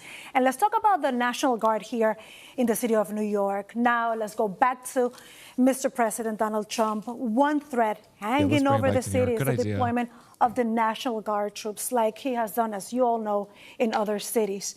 The NYPD commissioner has rejected the idea as unnecessary, but the president ordered troops to hit the streets of New York. Now, how would you respond? Mr. Sliwa, you have a minute. There's no need for the National Guard in New York. Kathy Hochul, the governor, when we had a crime crisis, well familiar with, being down there all the time, unlike my two adversaries. She sent 750 National Guardsmen down into the subways in 2024. Remember the horrible case of Debrina Kawan. Does anybody even say her name anymore? That woman who was set on fire by that migrant as a result of that, the worst crime I've ever seen committed in the subway system, the governor did the right thing. She sent an additional 250 National Guardsmen, giving us a total of 1,000 National Guardsmen in the subway system, while our mayor, Eric Adams, was telling us it was all a perception. Laura Loomer. So Governor Hochul has responded. Oh, wow. I would She's been tell trying to get me deported the nonstop. President of the United States, since I'm familiar with cities all across America having guardian angels there, if you were going to send the National Guard, you don't need to send them to New York City. I wasn't wrong. There He are did other say cities the guardian that angels could got it. desperately use their help in dealing with their crime crisis. Thank you, Mr. We Sliwa. got it. Mr. Mamdani, how No would you need. respond? You know, I Make agree it with the Police National Commissioner Tish Guardian in that we do not Angels. need the National Guard here in New York City. We do not need them for the purpose of safety, because if it was safety that President Trump was so concerned about, he would send them to the 8 out of 10 states that have the highest levels of crime in this country, but he won't, because they're all run by Republicans. What New Yorkers need is a mayor who can stand up to Donald Trump and actually deliver on that safety. When Donald Trump sent ICE agents on people in Los Angeles, Andrew Cuomo said that New Yorkers need not overreact. That is the furthest answer that New Yorkers are looking for. They are looking for someone who will lead, someone who will say that they will have their back, someone who will actually fight for the people of this city. And that's who I am, because I'm not funded by the same donors that gave us Donald Trump's second term, which isn't something that Andrew Cuomo can say. Thank you, Mr. Mamdani. Yeah, first, the answer in the subways is not more National Guard. I put National Guard in the subways also. It's more NYPD is the answer. But the National Guard is not, he's not sending in the National Guard to do any real function. It's control, it's power. Sure. He's trying to say these Democrats don't know how to run these cities, and it's a political gesture by sending in the National Guard. He has said if the Assemblyman is elected, he will take over New York. Forget the National Guard. But this is he not has the said, question. I'm going The to take question the is, funds. if they order the troops to come here, what would you do? Well, I went through this with him. He sent the National Guard to 20 cities when I was governor. You know what city he didn't send them to? New York. Why? Because I said to him, don't you dare, we don't need it, and he backed down, and he will again. So that proves a good relationship Wait a with the second. president. The president is going to back down to you, Andrew Cuomo. I know you think you're the toughest guy alive. Curtis, get his ass, Curtis. Let me tell you something. Get his you ass, lost Curtis. your own Curtis primary, low-key right? kind of likes Zoran, by the way. Have you noticed that? Yeah. Why And did you they know patrol the streets you're campaign? not going to stand up to Donald Trump. And I agree with Cuomo more than You're he not hates going to Zoran. stand Absolutely. up to Donald Trump. Like, he's like, and he can't stand at up his to heart, Donald he's Trump. a New Yorker. You negotiate with him. You don't fight with him, because only the people of New York City will lose. We do have stand up to negotiate. I'd like to see a show of hands. Are there any circumstances where any of you would allow the NYPD to cooperate with the National Guard if Trump sent them to New York? 9/11. Show of hands. Yes? No takers. Okay.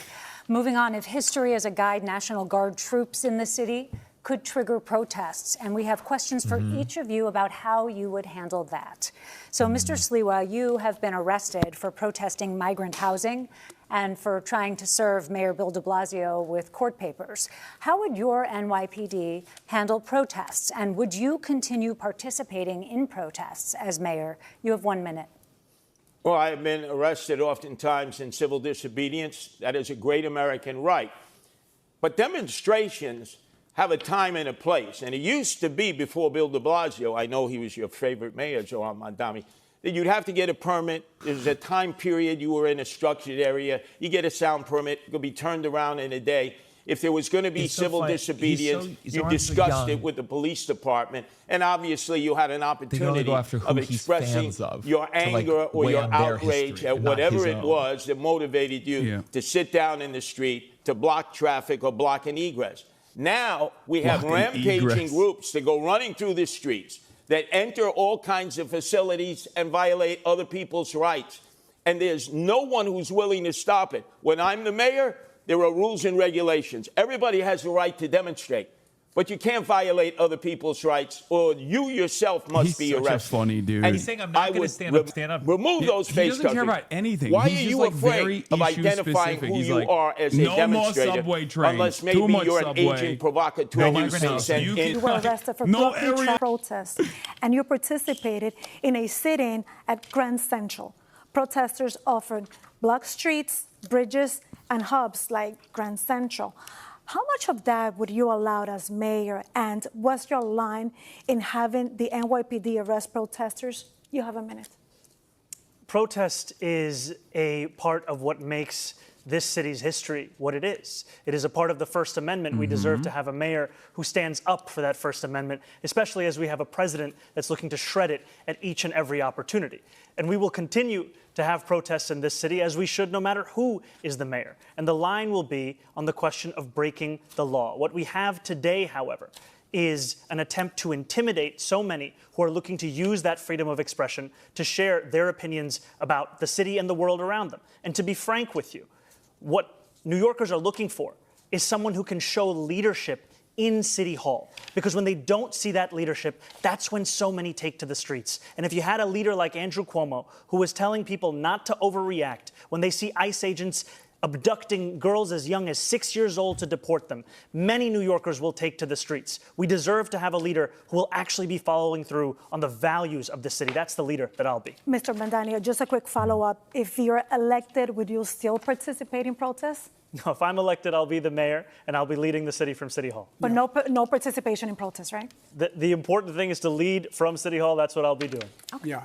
If I may respond, because I believe my name was invoked. Yeah. A very brief response, and then I have a question for you. I dealt with ICE. I stood up with ICE. I had a war with ICE here in New York when I was governor. And I stood them down, and they moved out. What the assemblyman is saying is he doesn't believe in law and order. He believes in defunding the police, disarming the police, disbanding the police. That's who he is. Abolish jails. Sorry, I have a question for you. Okay, 15 seconds. Very rebuttal, quickly. Mr. Mandani, and then we do just 15 seconds because we have a question for Mr. Cuomo. Mr. Cuomo lies again and again and again. I am not running to defund the police. I am running to actually work with the police to deliver public safety. Andrew Cuomo says that he has stood up to ICE. He has not said a word about the abductions that are happening right now. He's referring to a previous comment you made, and we will get back to this. But Mr. Cuomo, a question for you. It's a comment he made. Is the operative language. Yes, I understand. I said that. As governor, you put the National Guard on standby during the George Floyd protests. You didn't deploy them. As mayor, talk about how you would balance the right to protest with maintaining order in the streets. The right to protest is a sacred right. There is no doubt about that. But the law is the law also. And you have New Yorkers now who are afraid in this city. They're afraid of Donald Trump coming. They're afraid of that anarchy. And they're afraid of the anarchy in this city itself. We have to provide public safety that makes New Yorkers feel safe. Demonstration is one thing. Violating the law is something else. Blocking public transit is something else. Stopping students from going to class is something else. Harassment, intimidation, that's a hate crime. That's illegal. Enforce the law. Respect the police. They're not racists, as the assemblyman calls them. They're not a threat to public safety, as he says. At this in general. They're not anti-queer. It's already too contentious for him, but like he's also lost New Yorkers, work with them, fortify them. Whatever that's ironic that you say that now. I'm sorry, Andrew Cuomo, because when you were governor for 8 years, your parole board released 43 cop killers back into the street. Your father, when he was governor, released none. I knew Mario Cuomo. You know Mario Cuomo, Andrew Cuomo. Briefly, to the comments about things you've said about police, you can do a brief response to that. I have been clear time and time again that as much as Andrew Cuomo wants to bring up tweets from 2020, which is around the same time that he was sending seniors to their death in nursing homes, I am looking to work with police officers, not to defund the NYPD, looking to ensure that officers can actually do one job. Despite record low crime numbers, polls show that crime remains a top concern for New York City voters. The three of you have very different approaches to crime fighting and how to manage the NYPD. We want to get into your plans. So we'll start with this question. It's a two-part question, but it's short. How will you make the city safer? Funny. And how will you change the NYPD? You'll have 1 minute. We begin with Mr. Cuomo.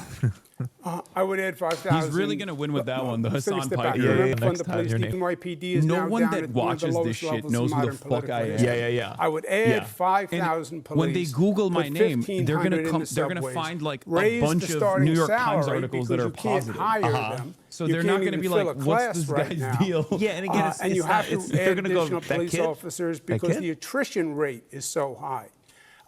Part of that is going to be saying to the NYPD, I respect you. I don't think you're wicked, as the assemblyman said. I don't think you're corrupt. I don't think you're racist. I value you. I will have your back. I'll be a mayor to work with you. That's how you're going to get the police to apply for the jobs.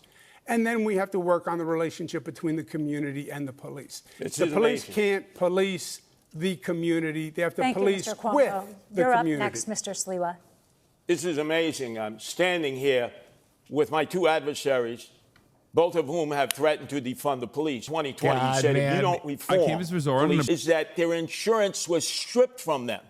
The state, you did nothing when you were governor, and here in the city, 2021, the city council and Eric Adams did nothing.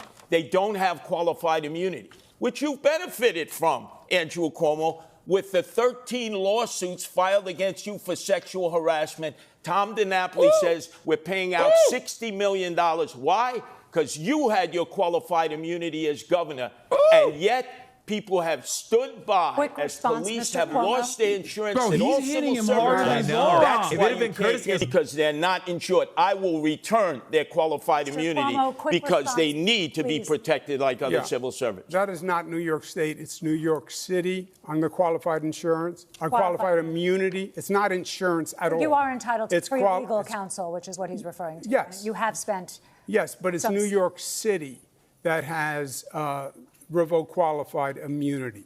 It's not insurance. It's qualified immunity. It has nothing to do with insurance. Okay. So that protected you in all these lawsuits. And yes, the lawsuits, because there was a report filed.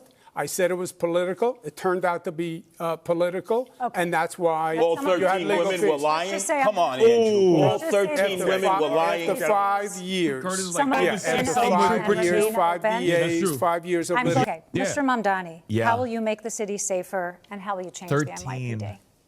Thank you.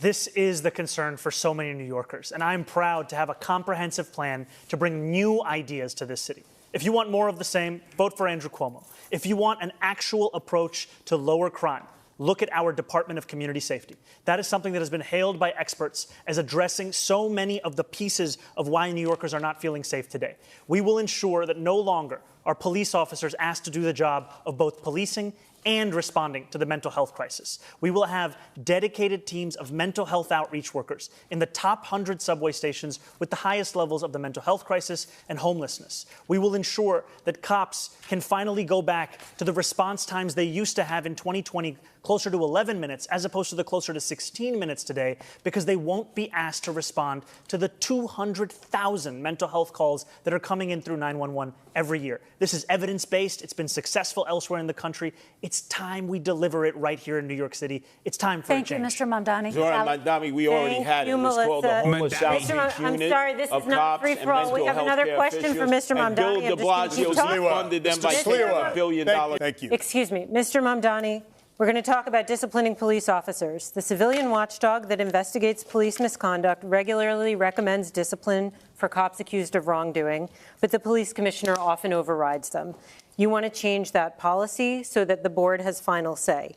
Please explain to viewers in 30 seconds why you believe the police commissioner should no longer have that final say. What I've said is that I think it's time to remove much of the politics out of the question of accountability. We have the Civilian Complaint Review Board, which, as you said, studies, assesses, and investigates into complaints of abuse and the violation of the law. And oftentimes, those recommendations are then subject to political pressures and not followed through on. I think New Yorkers deserve a system where they know it won't then be assessed once again, that there's actually more to the recommendation in the investigation that's being done by the CCRB. Okay, we're wrapping up. Thank you. Thank you, Mr. Mamdani. Mr. Cuomo, do you believe changes are needed for how officers are disciplined? And are there any powers that you would give up as mayor? You have 30 seconds. Yeah, I would not remove the police commissioner from the CCRB. I'd leave it with the police commissioner. I think Commissioner Tisch is doing a very good job. I would trust her. The difference between me and the assemblyman is he doesn't like the police. That's why he won't hire more police when everyone else says we need more police. He wants to use social workers on domestic violence calls, which are very dangerous. And he's told you what he thinks. He thinks the police are racist, wicked, corrupt, and a threat to public safety. Thank you. Those are his words. Very quick. Mr. Mamdani, very quick. Look, Andrew Cuomo is a politician of the past, and all he can speak about are the tweets of the past in 2020. Those are tweets which I have apologized for to New Yorkers and police officers directly, and they are not what I am actually running on. No, but you're incapable of actually speaking about the platform that we have here, which is one that will keep New Yorkers safe. Can I just quickly ask you, because I think what some people feel they haven't heard from you, we hear you saying that you don't believe that anymore, and you've apologized. People have not heard you sort of describe the evolution of your thought, how you got from there to here. You know, growing up in this city, I would think often about safety and justice and the ways in which that relationship has been irrevocably harmed. When I learned about the exonerated five, when I learned about Sean Bell, when I learned about Eric Garner, when I learned about Michael Brown.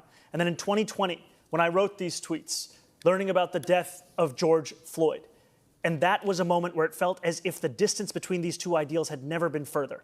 And in becoming an assembly member and serving and representing more than 100,000 people in Queens, learning that to deliver justice means to also deliver safety. And that means leading a city where you recognize the bravery of the men and women who joined the NYPD and put their lives on the line. It means representing the Muslims who were illegally surveilled in my district and the black and brown New Yorkers who've been victims. So Mr. Sliwa, you've been out there, you've been on the trains, and I would like to know if you believe changes are needed of how officers are disciplined. Let me just suggest, Zoran, what you've suggested. Zoran Curtis. Zoran. Thank you. Excuse me. Appreciate Let me just suggest what you have proposed with this new police outreach unit will endanger women and children in domestic violence situations. I know I've been involved in so many of them with the Guardian Angels. They will be killed. I've been involved in many domestic Number two, violence. in dealing with emotionally disturbed he did a hate crime on camera that on I have Fox dealt News with like a for couple all my years years ago. as a On the Guardian Sean Angel. Hannity show. You need training. Response? To be very clear, the Department of Community Safety is not about responding to calls of domestic violence. We are speaking about mental health crisis and the homelessness crisis. These are the focuses of the work that they will do. All right. We have other questions for that a little later in the debate, but we want to just change the pace a little bit, candidates, switching gears to the high cost of living defended you in New York City. To kick us off, we have a few comment that was an L, not on a personal level. So we want to know how much you spend a week on talking to people like we'll Hassan begin with Piker. you, Mr. Cuomo. He did do that. Depends how many times my daughters come over. He's running for mayor of New York. He's not going to be like, listen, as a New Yorker. What do you want him to say? Be like, that comment was awesome. I would like to do that as well. Is that what you think? I retract my retweet of that comment. Mr. Sliwa, thank you. It's a brief answer. Thank you. Mr. Mamdani. I actually agree with Curtis on that. It is too costly. Now that eggs are down to less than $4, though, my average spend every week is about $125, $150. All right. Do you carry credit card debt or do you pay it off every month? Mr. Mamdani? Also, I know he was a bullet that he took. Mr. Sliwa. I don't have a credit card. I have allowed a debit him card. not to condemn Hamas. And for the record, Which is so funny. what is your monthly rent or mortgage, my Mr. 9/11 Sliwa? comment is reprehensible. About $3,900. Which is the most honest form of resistance. Mr. Mamdani, what is your monthly rent or mortgage? $2,300. Oh, I should Cuomo. stop giving them talking Hassan points. should put down his phone. Mine is about $7,800. We are actually getting to We're going to cover that subject. Sally? Thank you. We're going to talk a little bit more about the runaway rent in this city. Mr. Mamdani, you're pledging to freeze rent for nearly 1 million rent-stabilized apartments. That really affects less than half of all rentals in the city. What is your plan for those who aren't in stabilized apartments but are struggling to pay the rent? What are you going to do for them?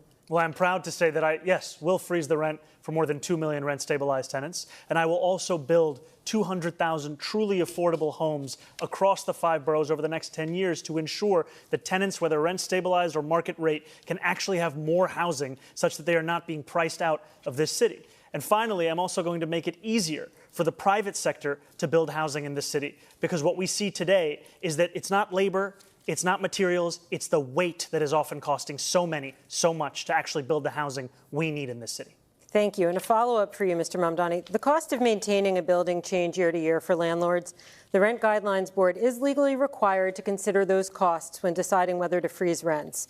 So how can you promise a rent freeze today before ever seeing that data next year? You know, we've seen the data time and again. It's next year's data. It's been data that's been overruled by mayors again and again. The last Rent Guidelines Board study showed that profits were up 12% for landlords of those units. And what did they do?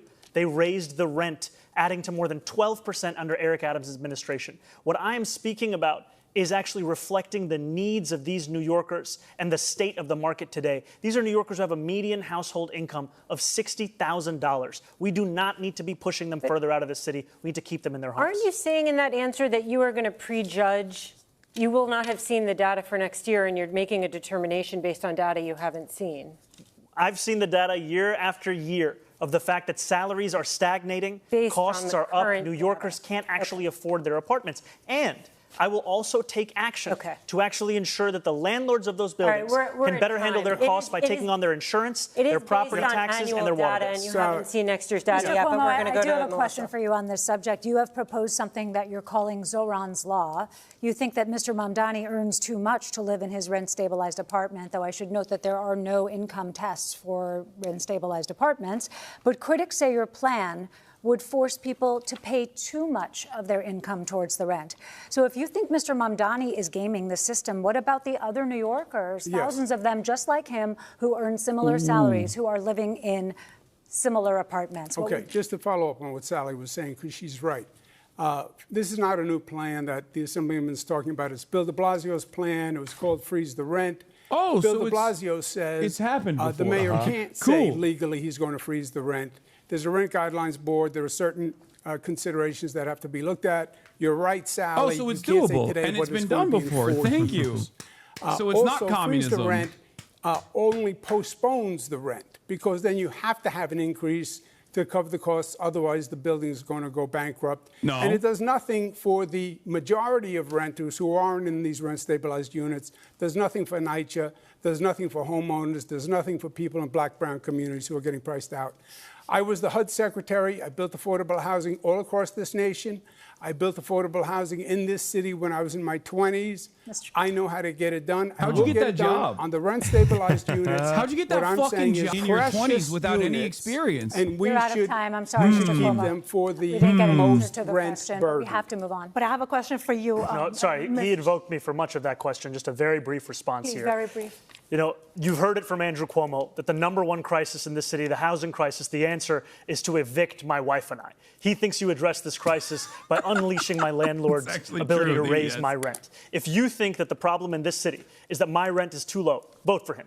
If you know the problem in this city is that your rent is too high, vote for me. If I understand it Sons of millionaires need subsidized Zoran's Law housing. would not evict Mr. Mamdani. It would not evict it. It would apply to people applying for. Oh my God! But the tenant advocates. It would affect. It would evict no one. This does Okay, not Mr. Sliwa, affect income limitation We have to move on. I have a Mr. question Sliwa. for Mrs. This is Sliwa. like Rosarina- a spat in the schoolyard. Let me No, suggest. Mrs. Can I Lee, please Rosarina ask has the a question? specific question for you on this. Yeah, well, I wanted to hear it. talk about affordability Well, you can and use it. obviously address that Go issue. ahead. So you've proposed, Mr. Sliwa, plans that would make a point of talking about the struggle of renters and property owners. Describe your plan to help renters and landlords. Well, first off, we have 6,000 available apartments that the mayor controls in NYCHA, and they've been empty for years. That you address, number one. Then we talk about senior citizens who are living here.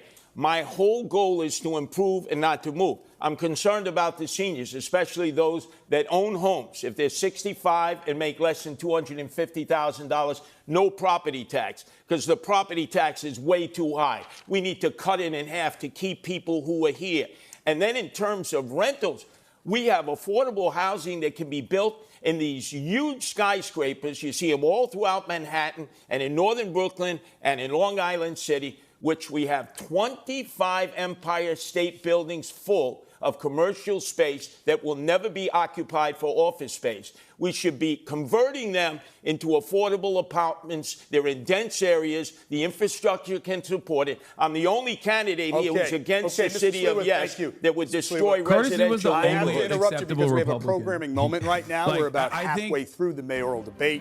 Okay. Channel 4 and Telemundo 47 So will much to return talk regular about here. programming. Holy fuck. Okay, so this is the first half. This is the first half of the debate. God damn. Zoran fucking cooked. I mean, he cooked. He did a great job overall. I think there's like some wishy-washy stuff there. It's just like, I get why people get so fucking annoyed when they talked way too much about Jewish people. Like, that's crazy. Yeah, but I think, I mean, it gets it out where people go, okay, enough. Yeah, and also to talk about Jewish people, then go back to affordable housing. And you're like, yeah, that's probably more important for New York City. Did they not take a break? What's going on? I thought they were supposed to, right? MetroCard or Never mind. OmniPay. Uses OmniPay? Yeah, OmniPay, yeah. MetroCard, I mean, I have one, but, I know I'm hanging on to the last moment. You're on the subways, Mr. Sliwa. What do you use? I'm just curious. If you don't OmniCard. In fact, I got a whole batch. Okay. I'm in the subways. I'm in the buses. I'm the only candidate. When you need to get somewhere fast and you can't take the train, do you hail a taxi? Do you use rideshare? Mr. Sliwa, what do you do? I try to avoid yellow cabs. As you know, I was shot in the back of a yellow cab in 1992 by the Gottis You and got hit by a Gambinos. yellow cab, too. But I find my way around. If I have to, I Uber if I can't get there by mass transit. What do you do, Mr. Ramdani, if you can't take the train? I would either take a cab or ride a bike. Mr. Cuomo? I would take a cab, Uber. Okay. All right. Thanks, gentlemen. Sally? Thank you, David. Let's talk never- about free buses. Mr. Mamdani, this is a centerpiece of your campaign. Can you explain how you will make buses free? You have 30 seconds to answer. Absolutely. We will make buses free by replacing the revenue that the MTA currently gets from buses. This is revenue that's around $700 million or so. That's less money than Andrew Cuomo gave to Elon Musk and $959 million in tax credits when he was the governor. And the reason that we will do so is that making buses free doesn't just provide economic relief, but also public safety. Because what we've seen is that it decreases assaults on bus drivers by 38.9%. New Yorkers deserve more than the slowest buses in the country. I know that because I was on the M57 not too long ago, and its average speed is 4.9 miles We're at an time, hour. though, but the question is how you'll make them free. We will fund the revenue that would have otherwise been brought in from fares. And that's something that we would do in partnership with Albany. And I've put How? forward two proposals. The first is to raise taxes on the top 1% of New Yorkers by 2%. That would raise $4 billion. The second is to raise the state's top corporate tax rate to match that of New Jersey, which would raise $5 billion. We're going to move along, but I just want to point out to viewers that Governor Hochul has opposed raising the income tax. But Melissa, we'll move on to your question. Could I address that on the buses? Because half the people don't pay their bus fare to begin with, Zorhan. And so it's, it's a complete disaster. If you have free bus fare, and the Citizens Budget Commission said just last year, 2024, $1 billion of fare evasion in all different forms. This MTA system will collapse. There's not enough money out there to make up for fare evasion. Pay your fare. If you don't pay your fare, they have fare programs for the poor and the indigent. But everybody should be forced to pay their fare. Mr. Cuomo, you had both praise and some criticism from Mr. Mamdani's free bus pilots. You're sort of in the middle on this issue. What's your plan to make subways and buses more affordable? I think free buses is a mistake. It costs about $700 million. Just Thank you for sponsoring the Piker Broadcasting Service chatters. 500 from 3 mega legs. Thank congestion you for the 50 pricing. big It's ones. been done before in other cities. It was a disaster. They stopped.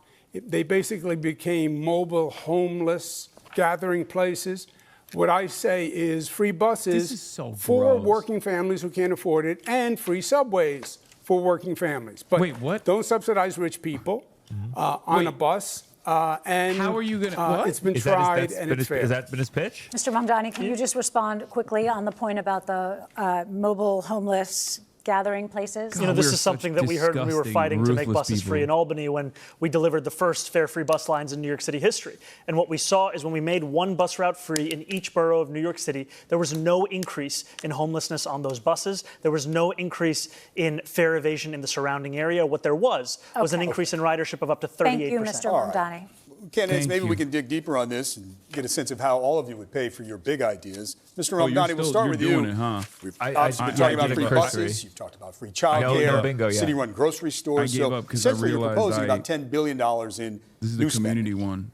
And as you've indicated, you want to pay for it with tax increases. But as Sally pointed out, Governor Hochul said no to raising income tax on millionaires. So tell New Yorkers tonight how you're going to pay for all of this in 1 minute. Kathy Hochul Look, seems a lot of to be people on have board. called even my campaign a non-starter when we first began. And now I stand before you proud to be the Democratic nominee who got the most votes in city primary history.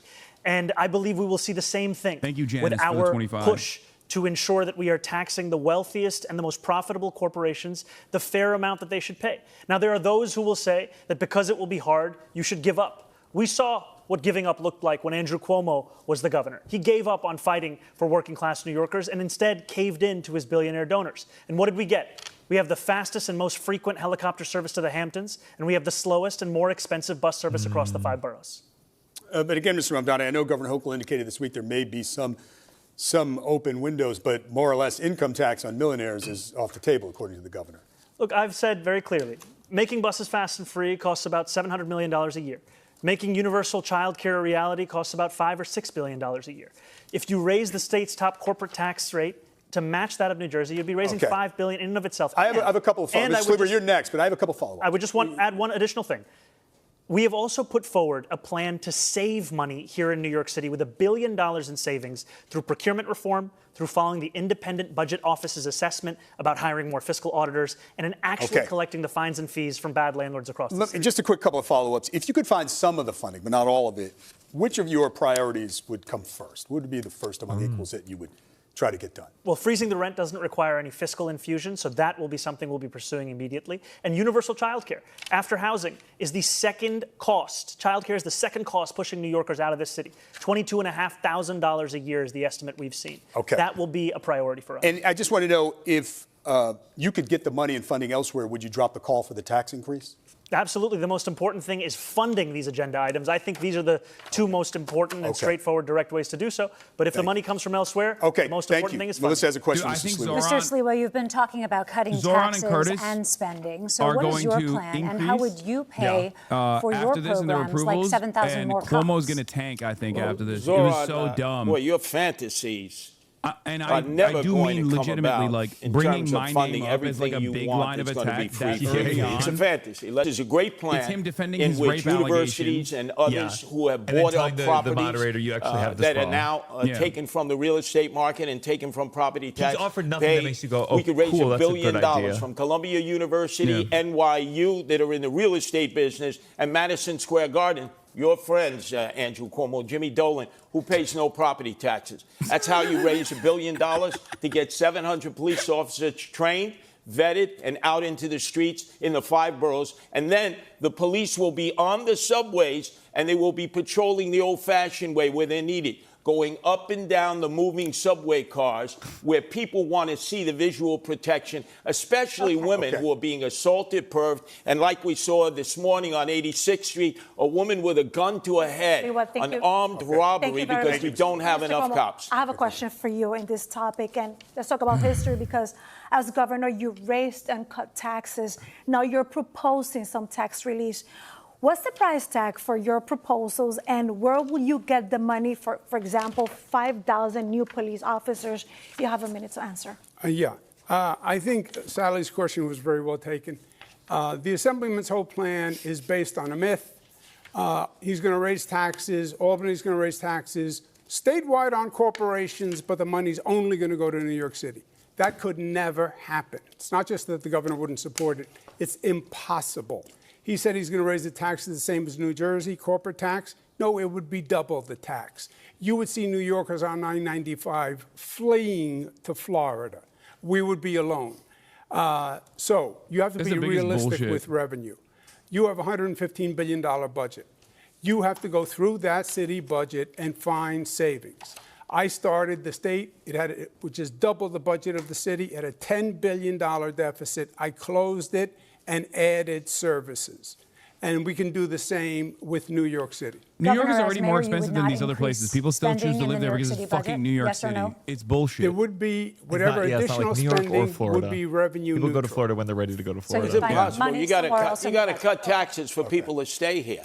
Thank you. Corporations are not going to stay here. They're being lured. People try to do that with Austin, and they fucking run back to California. You got to cut the property tax, income tax for those who are 19 to 28 who have skill levels if they go to school here. Thank you, Mr. Sliwa. Andrew Cuomo thinks it's all right to spend $60 million to fund his legal defense from accusations of more than a dozen women of sexual harassment. But if I say we should spend the same amount of money on delivering cheaper groceries in this city through a pilot program, that is unfathomable. Quick, David, I have a right to respond to that. Yes, quickly. First, I did not bring those lawsuits. That was brought by the Attorney General, which I said was political. Well, those that's what generated the legal fees. Women, and some of them have still been making their way through the courts this year. And Yes, those and have been harlots dropped are from the lying. cases. Come on. Not all of them. Yeah. This is a great debate performance. What the Assemblyman doesn't say is all this money that he Curtis wants to was pass. smart to bring up just the one thing he did do say is 13 he voted to for a remind pay raise people. for himself. Yeah.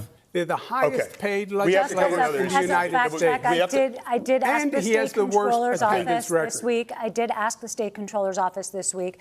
The total was above 60 million. But just those sexual harassment cases to defend Governor Cuomo and his staff was about $21 Sorry, it was the million. sexual harassment and I just want to nursing home clarify cases. because you said 60, but All right. on those cases it was 21. Okay. Thank you. We have to talk about quality of life in the city. Coach, you see, Let's it turn wasn't to everyday that life much. in the city and some issues a mayor can directly impact. 3 We start million with a a couple woman. of questions about 311. The number New Yorkers call or text for non-emergency help.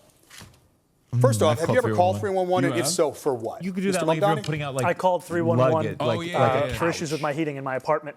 And I've spoken to New Yorkers time and time This is again bread and butter. who are frustrated by the He's fact that they can Mr. track 311. their Uber He's the Eats type of block motherfucker by who will be block, on the but when other they call side. 311 for them to come to their apartment, it's just a question of hoping and praying that they do. There's no actual appointment. That's something that we would change. All right, Mr. Sliwa, have you ever called 311? You know, there used to be that song 911 is a joke by Public Enemy. 311 is a joke. You can call it over and over and over again, and Have you you- never get have you a ever? response. Have you? The analytics are when the operators talk to you, Mr. as I Sliwa, talk to them. have you called? Yes, I've called them many times and gotten no I answer response. things they Never do get not good cover. responses Sliwa, from looking for a short 311. answer. Mr. Cuomo? I've heard a lot of complaints about 311, so I actually made a call to 311 myself to see if the complaints were That's the bona only fide. time he's ever made it. And I was dropped twice. Then they were going to send someone to help a homeless woman in distress, and no one showed up. You're all expressing frustration. Last year, 311 received 38 million contacts from New Yorkers, from God calls damn. to the website. Wanted to know if you had a sense across the 5 boroughs what the top 2 categories of complaints were. What do you think they were, Mr. Sliwa? Potholes, constantly potholes. People's undercarriages ripped out, ball Another one? bearings. Second one, top 2?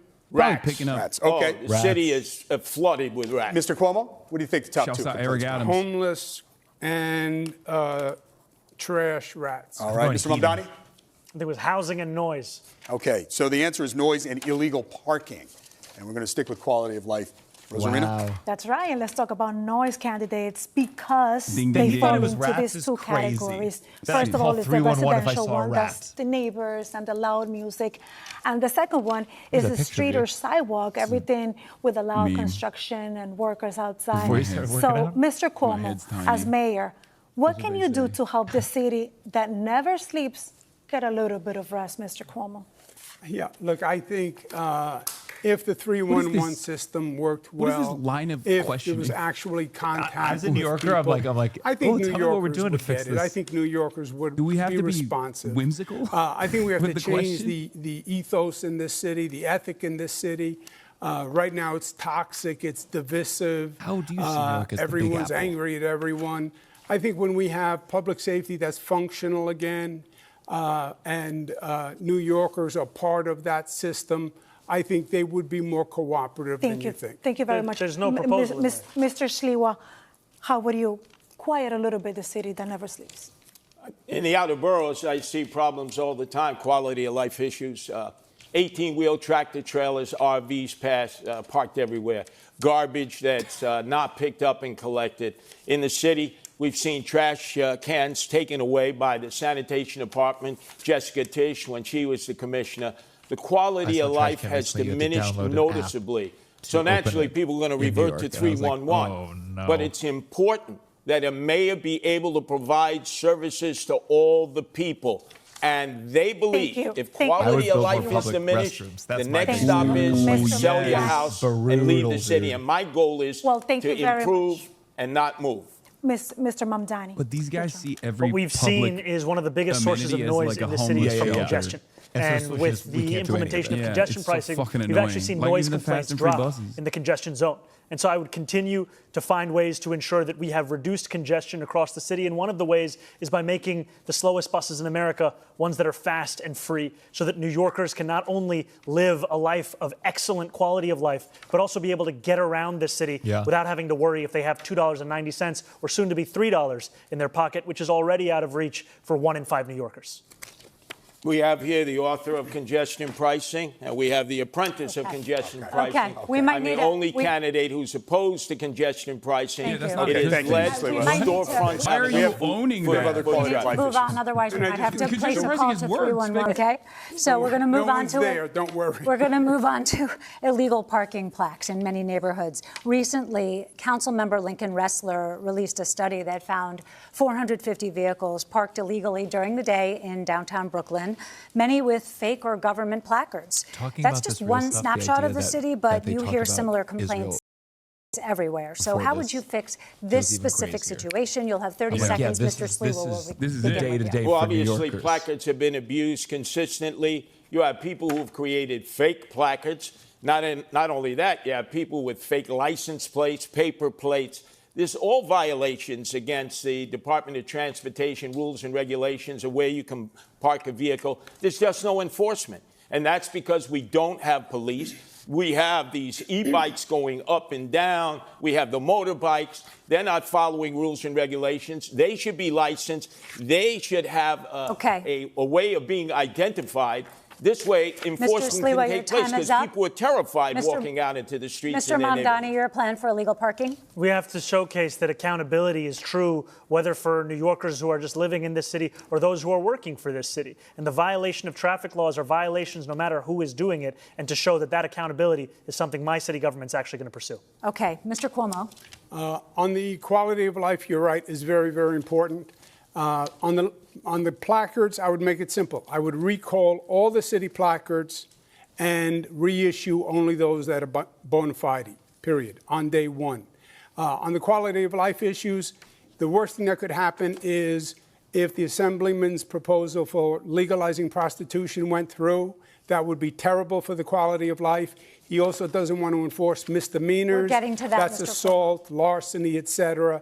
That would be terrible. We're going to have time to address that. I want to be very clear. Not only have I never called for the legalization of prostitution, I'm not calling for that today either. And I also have never said anything about not enforcing misdemeanors. This is just yet another figment of Andrew Cuomo's imagination. The DSA, which you give your part of your salary to, that's their position, abolish jails, no new carceral facilities, don't enforce misdemeanors. And you're on the bill in Albany as a sponsor to decriminalize prostitution. The difference between myself and Andrew Cuomo, of which there are many, is that there is no one that is actually telling me what to do other than the 8.5 million people who call this city home. If you want my policies, you'll find them on my website. Who told you to legalize prostitution? We actually have a question. Andrew, you can't escape this. You signed the law doing away with loitering for prostitution. That was the law put forward by Jessica Ramos. Gentlemen, you started the prostitution in East Elmhurst, and Jackson Heights and Flushing. Mr. Sliwa, and you want to add to it, which diminishes the quality of life. Mr. Sliwa, when I talk over you, nobody's hearing you, and we actually have a question on that. So we'll let Rosarina ask. And for this question, candidates, we want to come to Queens, where we know that prostitution has been an ongoing complaint. Mayor Adams formed a task force and ordered sweeps by the NYPD. But the situation continues, especially around the very popular Roosevelt Avenue. As mayor, Mr. Mamdani, how would you handle this situation? You have 30 seconds. I want to first be clear that I am not, and nor have I ever called for the legalization of prostitution. And if you are happy with what's happening on Roosevelt Avenue, then you should vote for Andrew Cuomo, because his policy is to continue the exact same ones we've seen under Eric Adams. My policy is to actually take on sex trafficking, to have a zero tolerance for violence against women, and to follow the advice of district attorneys that we have here in New York City, and you know, the current Andrew Manhattan Cuomo DA, the former Manhattan DA, the current Brooklyn DA, the former Manhattan DA having said that prosecuting women for prostitution is something that actually leads to less safety. And what we need to do is provide an economy Mr. Mamdani, of opportunity. Just a quick clarification. So no legalization, how about decriminalization? I do not think that we should be prosecuting women who are struggling, who are currently being thrown in jail, and then being offered job opportunities. I think we should be actually providing those kinds of opportunities at the first point of interaction. Smart way to bring up decriminalization. Yeah. Look, Bill he has de a very Blasio, good way of the Assemblyman liberalizing is a these mini-me positions. BDB, okay? He's Bill de Blasio like. He really presents like the opposite does He proposed legalizing prostitution. He didn't get it, and he just told the cops, don't arrest any more prostitutes. There is a bill in Albany that he signed that says the prostitution, that a woman who is a prostitute, that would be decriminalized. That is what the bill says. And that's what he said, if you listen very carefully.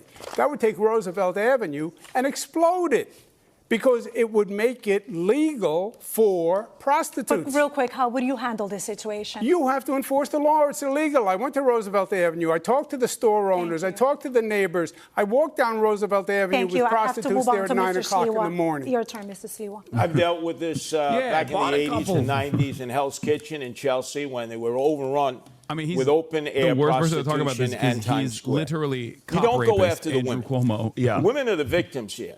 You lock up the Johns, you shame the Johns. You let everybody know about the Johns. The madams and the pimps need to be prosecuted to the full extent of the law.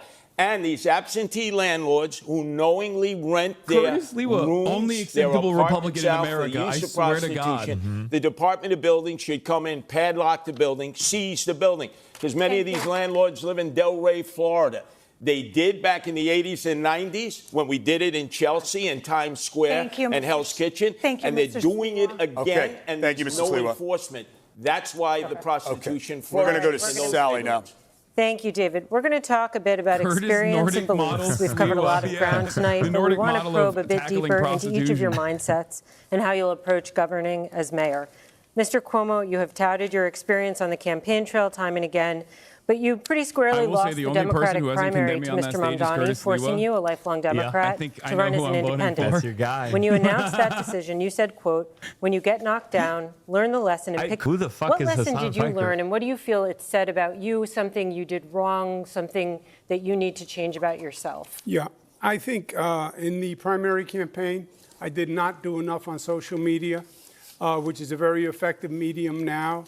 This is always the mistake. They always think it's social media. This is so fucking stupid. During the campaign. I mean, let him fail. And that is changed. Yeah, people need to see more of you on social media. That's I've also, why. Increased what'll do my it. activity. Yeah, let's pull up some of those significantly. banger tweets you got going but on. My agenda is exactly the same. I am the Democrat, although I'm not on the Democratic line. He is a Democratic socialist, called Barack Obama evil and a liar. Didn't vote for Kamala Harris. He is on the line. Fight and deliver is, I will fight for people, I will fight the bureaucracy, and I will deliver results. New Yorkers need the mayor to get something done. This is all words and theories. I am a manager who can actually This is a question about self-reflection. Is the thing you're reflecting on the most that you need to be on social media more? Is there any other deeper lesson? Between the two campaigns, social media, more accessibility. Okay. I just have to say, it's been an hour and 20 minutes of this debate, and we haven't heard Governor Cuomo say the word affordability. That's why he lost the primary. That's why he'll lose the general election. And you can lie all you want, but the truth is, I voted for Kamala Harris. I'm the only candidate on this stage to have the endorsement of Kamala Harris, and I'm not the one who's funded by Bill Ackman, who called Kamala Harris unqualified to be the vice president of this country. Okay, may I respond? Yes, brief response, please. There are a lot of New Yorkers who support also, me. I don't think New Yorkers I don't think so. No. Yeah, I think New Yorkers are done with Kamala Harris. Because they think you're anti-Semitic. So it's not about Trump or Republican. Wasn't that one? Yeah. It's about you. Do you think he's anti-Semitic, Mr. Cuomo? I don't make those judgments about people. Are you a racist? Are you an anti-Semite? I know there are many Jewish people who believe he's anti-Semitic. Okay, but I believe not condemning the globalized Intifada, what he has said about Hamas. But Mr. I can Cuomo, see where they I covered are your, inflamed. I'm sorry, I didn't mean to interrupt. I covered your speech in an Upper West Side synagogue where you said anti-Zionism is anti-Semitism. There is no difference. And you were talking about Mr. Mamdani. Is that not an allegation? No, I make that statement all the time. I wasn't referring to Mamdani. Okay. All right. Mr. Mamdani, a brief response, and then we have to move on. I have denounced Hamas again and again, and it will never be enough for Andrew Cuomo, because what he is willing to say, even though not on this stage, is to call me, the first Muslim on the precipice of leading this city, a terrorist sympathizer, is to send mailers that artificially lengthen my beard, is to say to New Yorkers that they should be fearful. Okay, Mr. What I will do Melissa is deliver Melissa has a specific question for you. You are the Democratic nominee, and you're also a member, as we've been discussing, of a political organization that may be less familiar to New Yorkers, the Democratic Socialists of America, which believes in dismantling capitalism. New York City is the global headquarters of the finance industry. So how would you be the mayor of Wall Street and the DSA? You have 1 minute. I would be the mayor of this entire city. And that means ensuring that the wealth that we generate in this city is also wealth that every single New Yorker can actually feel in their pockets. Because what we have today is a system that has generated the most wealth in the wealthiest country in the history of the world, where 1 in 4 of our neighbors are living in poverty. That's unacceptable. We can't look at 500,000 kids hungry every single night as just the cost of doing business in this city. That's something we have to actually change. And I'm going to do that by fighting for my neighbors in Queens that I've come to know, who are not only the ones who own teapots and toy stores, who own diners and dry cleaners, but also the ones who work there. Because right now, all of them are being pushed out of this city by corporate greed, by private equity, and by a politics that refuses to fight for them. I will finally deliver that. Just a quick follow-up, Mr. Mamdani. A lot of Hispanic that flee socialism and are a little bit scared to hear your policies. God. What would you tell them? Well, I would first say that I wouldn't be here without the support of Latino New Yorkers, because it was the majority of their support that helped to make me the Democratic nominee. And what democratic socialism means is a belief in the dignity of each and every New Yorker and the responsibility city government has to deliver that dignity. That's why I'm speaking about child care, because it's pricing out New Yorkers from the city. That's why I'm speaking about freezing the rent, because housing isn't a human right in the way that we practice our politics in this city. And that's why I'm talking about making buses fast and free, because 1 in 5 New Yorkers are being priced out of public transit today.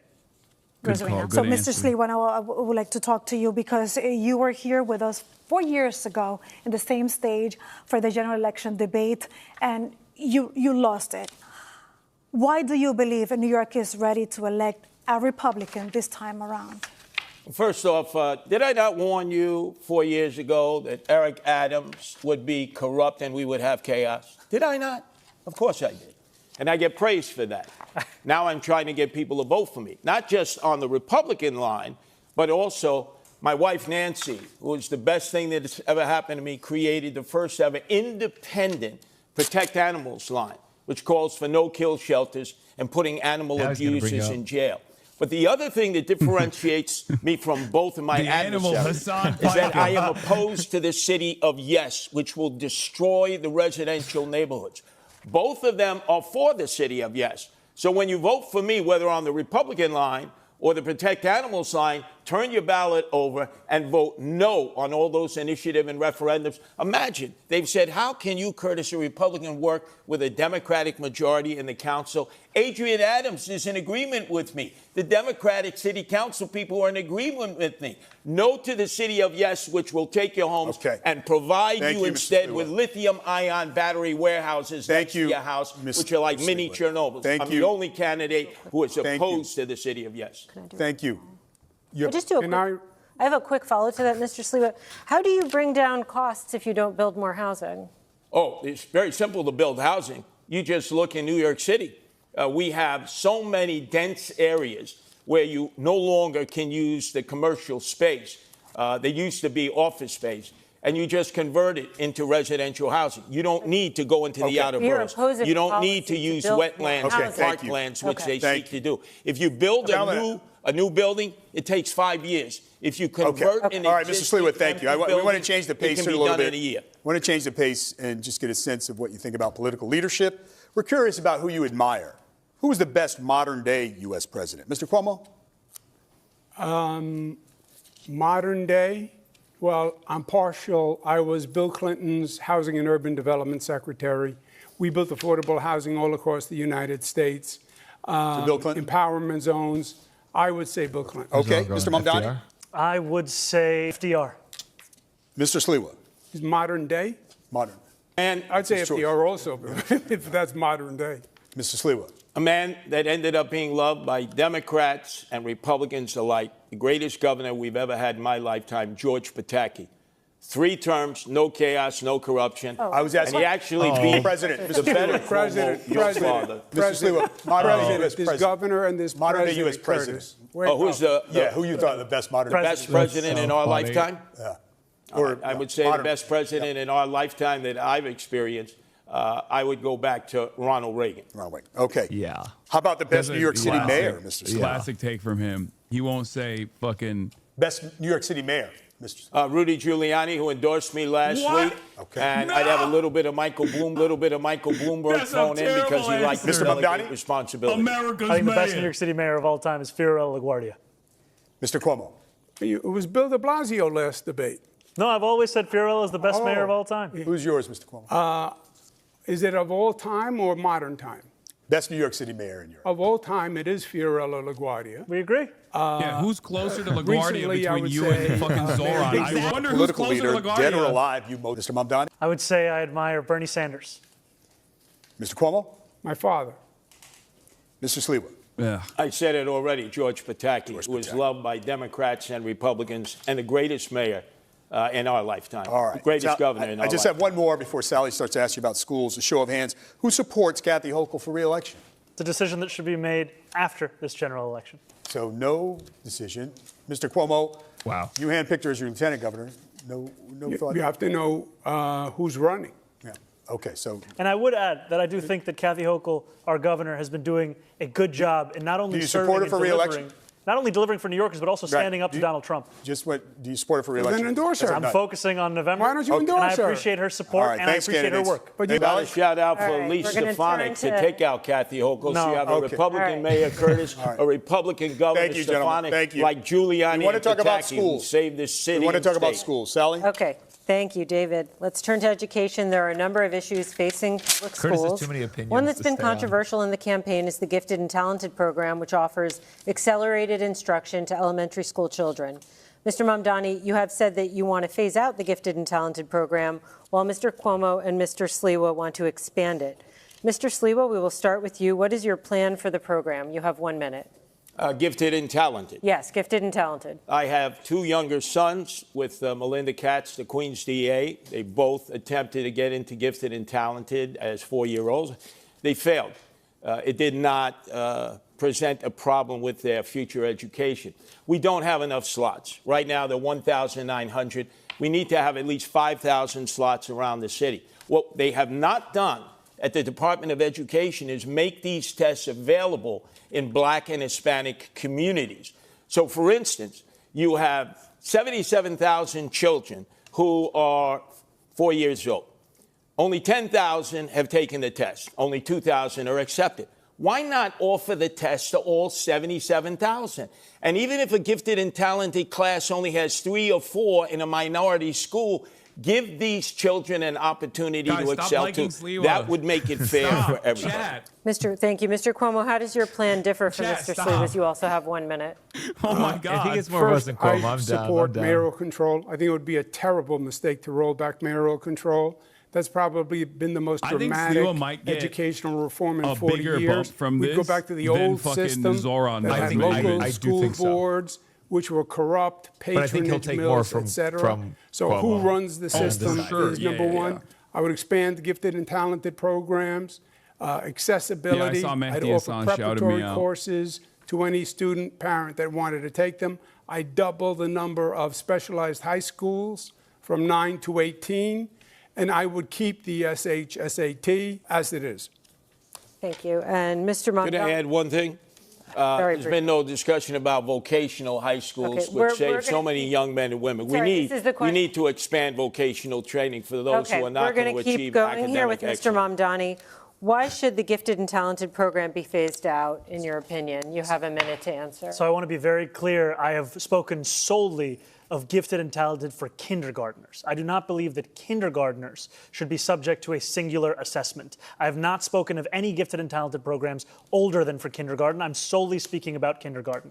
And I believe that we should be delivering the best education across the country here in this city. We will do that by following through on the proposals I've put forward to hire 1,000 more teachers every single year through our Community to Classroom program, one that will ensure that we're providing each student, whether they be in high school or someone who is an adult looking to become a teacher, with $12,000 in tuition subsidies so that they can start to fulfill the 7,000 to 9,000 additional teachers we need so that we can actually deliver on the Class Size Reduction Act, which I was proud to pass in Albany, that will ensure that children and teachers actually have a manageable ratio in that classroom so that they can learn. Because today, that learning is being rendered impossible by the number of kids in that same classroom. It's time to make sure that that number is lower. Yeah. But you don't believe the mayor should run this system? I've been critical of mayoral control because of the ways in which it's been used to take away the voice of parents, of educators, of students. And I think it's important that those same voices be a part of how we lead the system. So are you for or against mayoral control? I've been critical of it. I'm against mayoral control. And I think that there's an importance of developing something that actually enshrines all of those voices together. Mr. Cuomo, you also tried to curtail it when Mayor de Blasio was mayor. But I'm sorry?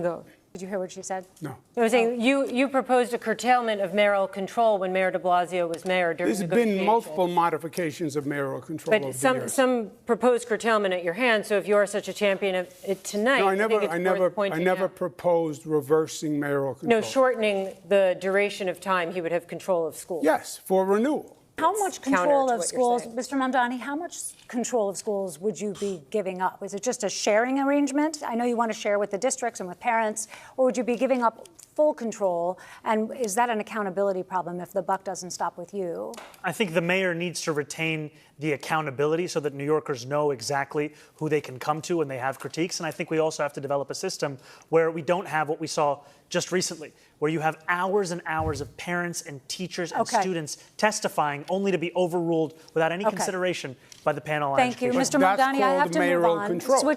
Switching now, it's a question for all three of you, switching to students with learning challenges.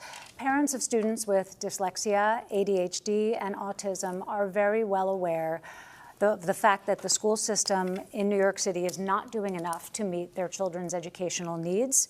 How will you help these parents and students? We know that Mayor Adams has expanded evaluations specifically for children with dyslexia. Demanding it was an issue close to his heart, but what would you do more broadly, Mr. Mamdani? You know, I think some of the initiatives that Mayor Adams has launched, especially with this chancellor, have been showing positive Everyone signs, in here took especially for literacy and for Tylenol preparedness, by the handful especially as when we're they were in growing up. a national crisis on reading and mathematical comprehension. And I think those are programs that should be furthered, should be invested in, all while also ensuring that we're giving teachers greater flexibility in the curriculum that they're actually teaching. Because what I've heard from many of those teachers is that too often the curriculum that's being procured in the $10 billion a year in DOE contracts is one that has little relation to the classroom. Thank you, Mr. Mamdani. Mr. Sliwa, you have 30 seconds. Yes. We have $41,000 that we're spending on each student now. By fourth grade, 2/3 of these children cannot read, write, or do math at grade level. We should be ashamed of ourselves for that. 100,000 less students than we had last year. 1/3 are truants. We have 200 schools with 200 students or less, and Michael Mulgrew determines which schools stay open. Eric Adams is not exhibiting mayoral control. They should the bring mayor Eric Adams should up run for one question. the Board of Education, the old Board of Education that is now He's the gonna Department also of demand that he Education. condemn The me. bureaucracy. Time, Mr. You have 13 Sliwa. deputy chancellors. You have 50 department I had heads asked that about- suck up all the money. I was and asking teachers about are still students reaching with into their learning pockets differences. to pay We're for gonna move on badly to needed Mr. supplies Cuomo. for the children in the class. The money should be going to the Mr. Sliwa, teachers thank you. and the Okay. children and young adults, and it's not. Mr. Cuomo, what is your specific plan to deal with the challenges of students who have learning differences? We are losing young families. When the child becomes of school age, they leave the city, they go to the suburbs, they go to New Jersey. They're not going to sacrifice their child on what they think is a secondary education system. The core competency, reading and math, below 50% is a disgrace. The gifted and talented programs gives people hope. I do believe Mayor Adams has made progress on the evaluations and services for children who require special needs and assistance, but obviously we have to do more. So we have another question about improving schools. And in the last year, the schools enrolled more than 36,000 migrant students, many learning English for the first time. From class size to bilingual teachers, that puts a big strain in the system. Mr. Cuomo, what can you do to help migrant students, but also the staff? You have 30 seconds. Well, first, I think it was wrong of the state to put so many migrants in New York City. New York City had the overwhelming majority of migrants. But they're already here. Close to about 80%. The state should have put them all across the state, Nassau, Suffolk, upstate, so other governments could have also. Well, they were bused here from Texas, right? And we have a Yes, situation but if right they're now. bused from Texas, you could have brought some to Nassau, 20 miles, Yeah, but they're here right now, Westchester. and we're asking about the current problem. Yes, well, that's how the problem was created. Okay, we understand. The state put them here. The He's state also gave bad the at city just like the bill. answering regular questions. It has now Like, increased it the doesn't challenge help in our that- education this is a system. normal question The that state isn't is even going to have antagonistic. to help Yeah. financially. So you didn't answer the question, Mr. Mamdani. It's even the It's your modern chance. president. You know, when I spoke about our community to modern? classroom program, the importance of it is not just bringing in 1,000 more teachers every year. It's also that we would bring in a number of more bilingual educators.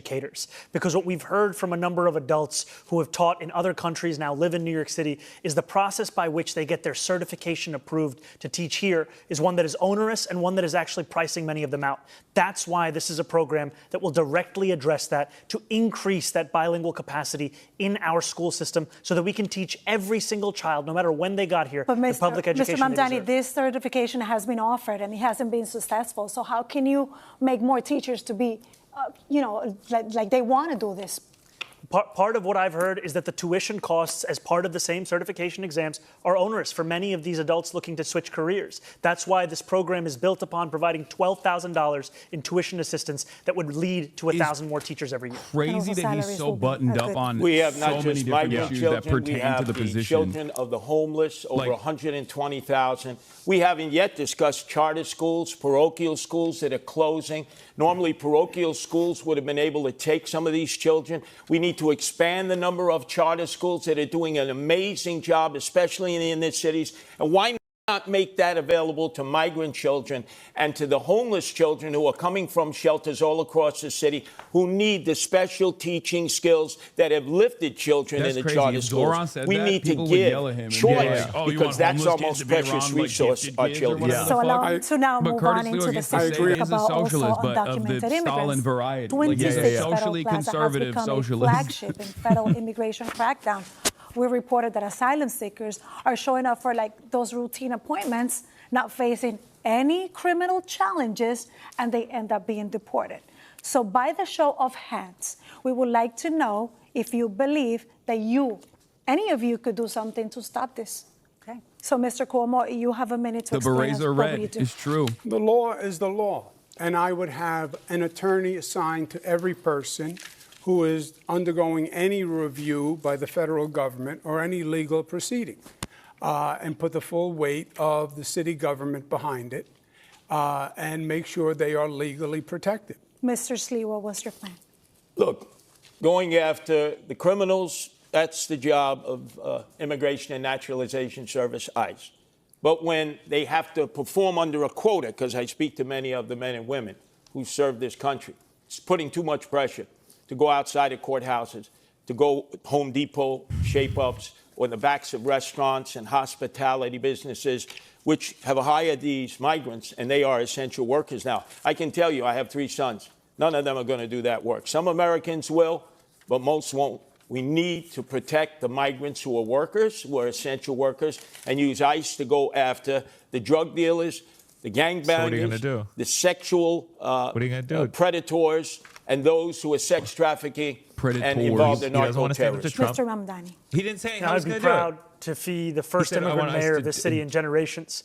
And it's at 26 Federal Plaza that I've seen what used to be moments when New Yorkers would be getting their citizenship turn into moments of tragedy, where judges are asking New Yorkers who are there for a routine immigration check-in whether they're prepared to leave in the very same clothes that they arrived to that courthouse. I agree that we need more legal representation. I also think we need to actually be able to stand up to Donald Trump, because I heard from Pastor in East Flatbush, Pastor Galbraith, who told me how he accompanied a member of his congregation to 26 Federal Plaza. He sat there as a judge was determining her fate. They managed to convince the judge to replace the deportation order with a TPS order, but they knew that ICE would not care about that change, and they had to sprint her out of the building, smuggling her into the elevator in order to get her back to Brooklyn.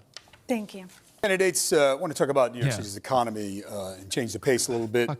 Everyone supports growing New York City's economy. The mayor is our chief salesman to the business world.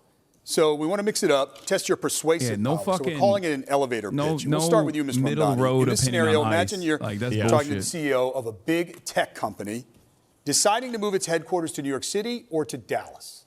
The CEO is concerned New York just raised its corporate taxes and employees will pay more for everything. Look into the camera and make your pitch to that CEO to come here and not there. Do it in 30 seconds. New York City has something that Dallas or no other city across this country could actually offer. And that is the quality of life. That is the arts and the culture. That is the people that make the city so special. And I, as the mayor of this city, will deliver that quality of life, will deliver the safety that is the cornerstone of an affordability agenda, and will ensure that companies choose to come to this city and also choose to stay in this city. Because so much of what drives the tech sector is a hunger for innovation, a unrepenting desire to actually innovate, and those are the very things that are going to characterize my city government in this. But what do you say to the CEO about the corporate taxes and also the staggering costs for the workers? We are going to make this city more affordable so that workers who want to work at those companies can actually be able to do so. And we're going to ensure that this city continues to be one where we see businesses opening. Workers are going to be much more. Workers are going to be more productive when they have affordable housing. For you. The CEO of a similar company with 1,000 good jobs tells you she's very close to moving her headquarters out of New York City. Literally don't she work cites because everything you from can't actually taxes bring to the in crushing good cost talent of to living places like for her that. employees in New York City. How do you convince that CEO to stay? Please look into the camera and make your elevator pitch. You have 30 seconds. We know not that, rape you. The I other promise. companies in New York City. I'm sorry. Oh my God, Curtis. The question is to me in this camera. Yes, the question is how you would convince the CEO of a company with 1,000 good jobs who's looking to move out of New York City because of the high cost of living for her employees and taxes, how you would convince her to stay in New York City. In 15 seconds? 30. Okay. 30 seconds. Oh my God. He's so fucking old! I get it. I understand your frustration. I understand that the far left has been raising taxes and making businesses feel like the enemy. We get it. That's gone. The DSA, the socialist orientation, we're not socialists. It didn't work in Venezuela, didn't work in Cuba, didn't work here. Take a fucking prompt, we know that we have to work with business. Take a we want to be your partner. No. We want to have taxes that help us grow our city, but are competitive for you. We're at time. And we want to partner to grow your business and our city together. Mr. Sliwa, let's talk about business because let's assume the big tech company that we pitched to Mr. Mamdani earlier has decided to move to New York, and it's 1,000 good paying jobs, and the CEO wants to be based in Astoria, Queens. But there's a loud pushback of residents who don't want the noise and the traffic. How can you convince the residents to accept the new neighbor? You're speaking to a very powerful community. How can you convince them? But we saw that with Amazon. Amazon wanted to come in, and AOC led the charge and local elected officials to say no to Amazon. That was a big mistake. I would say this. Our companies are being recruited away by the day. We have young people who are going to school here who could fill their needs in these high-tech industries who also are being lured away. We need to cut their income taxes for 5 years. Tell them if you go to school here, graduate here, no income taxes for 5 years. It's an income tax holiday. And the most important thing, we have to be able to assure the executive that this will be a city where we don't lock up toothpaste any longer, but lock up the criminals who make it intolerable to have a good quality of life. Amazon's worried about locking up the toothpaste. America that stopped Amazon and cost us 25,000 jobs. So Thank you, Mr. life. Cuomo. We need to move on to a crisis that is very important to a lot of voters, and that is people struggling with mental health problems. Roughly 500 times a day, someone calls 911 about an emotionally disturbed person. And in a limited number of those cases, when the person is not believed to be violent, social workers are dispatched instead of police. Mr. Mamdani, you want to do that on a much larger scale. So we want to know, how will this work? When will you send police versus social workers? You have 1 minute. You know, we have a program here in New York City called Be Heard that is attempting to do this kind of work. but we've had a mayor who has ensured that it's been unsuccessful, to the extent that even when there was an assessment of about 60% of calls that could have been addressed by Be Heard instead of the NYPD, Be Heard was not actually responsive to it. And that's because we haven't had the political will to deliver on what is a crisis that affects so many New Yorkers, which is the mental health crisis. What my plan will do, an innovative plan of the Department of Community Safety, will take what has worked elsewhere in the country, a program in Eugene, Oregon, where they took 24,000 911 mental health calls out of the police department.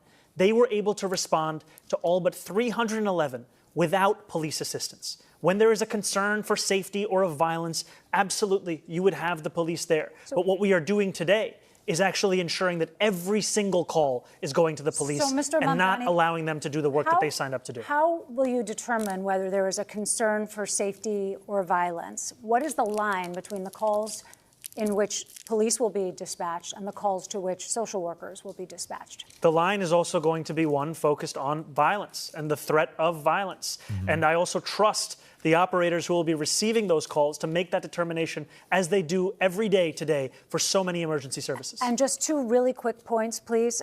There has been a lot of discussion that you would send social workers to domestic violence calls, which police are concerned about. So you're saying no, okay.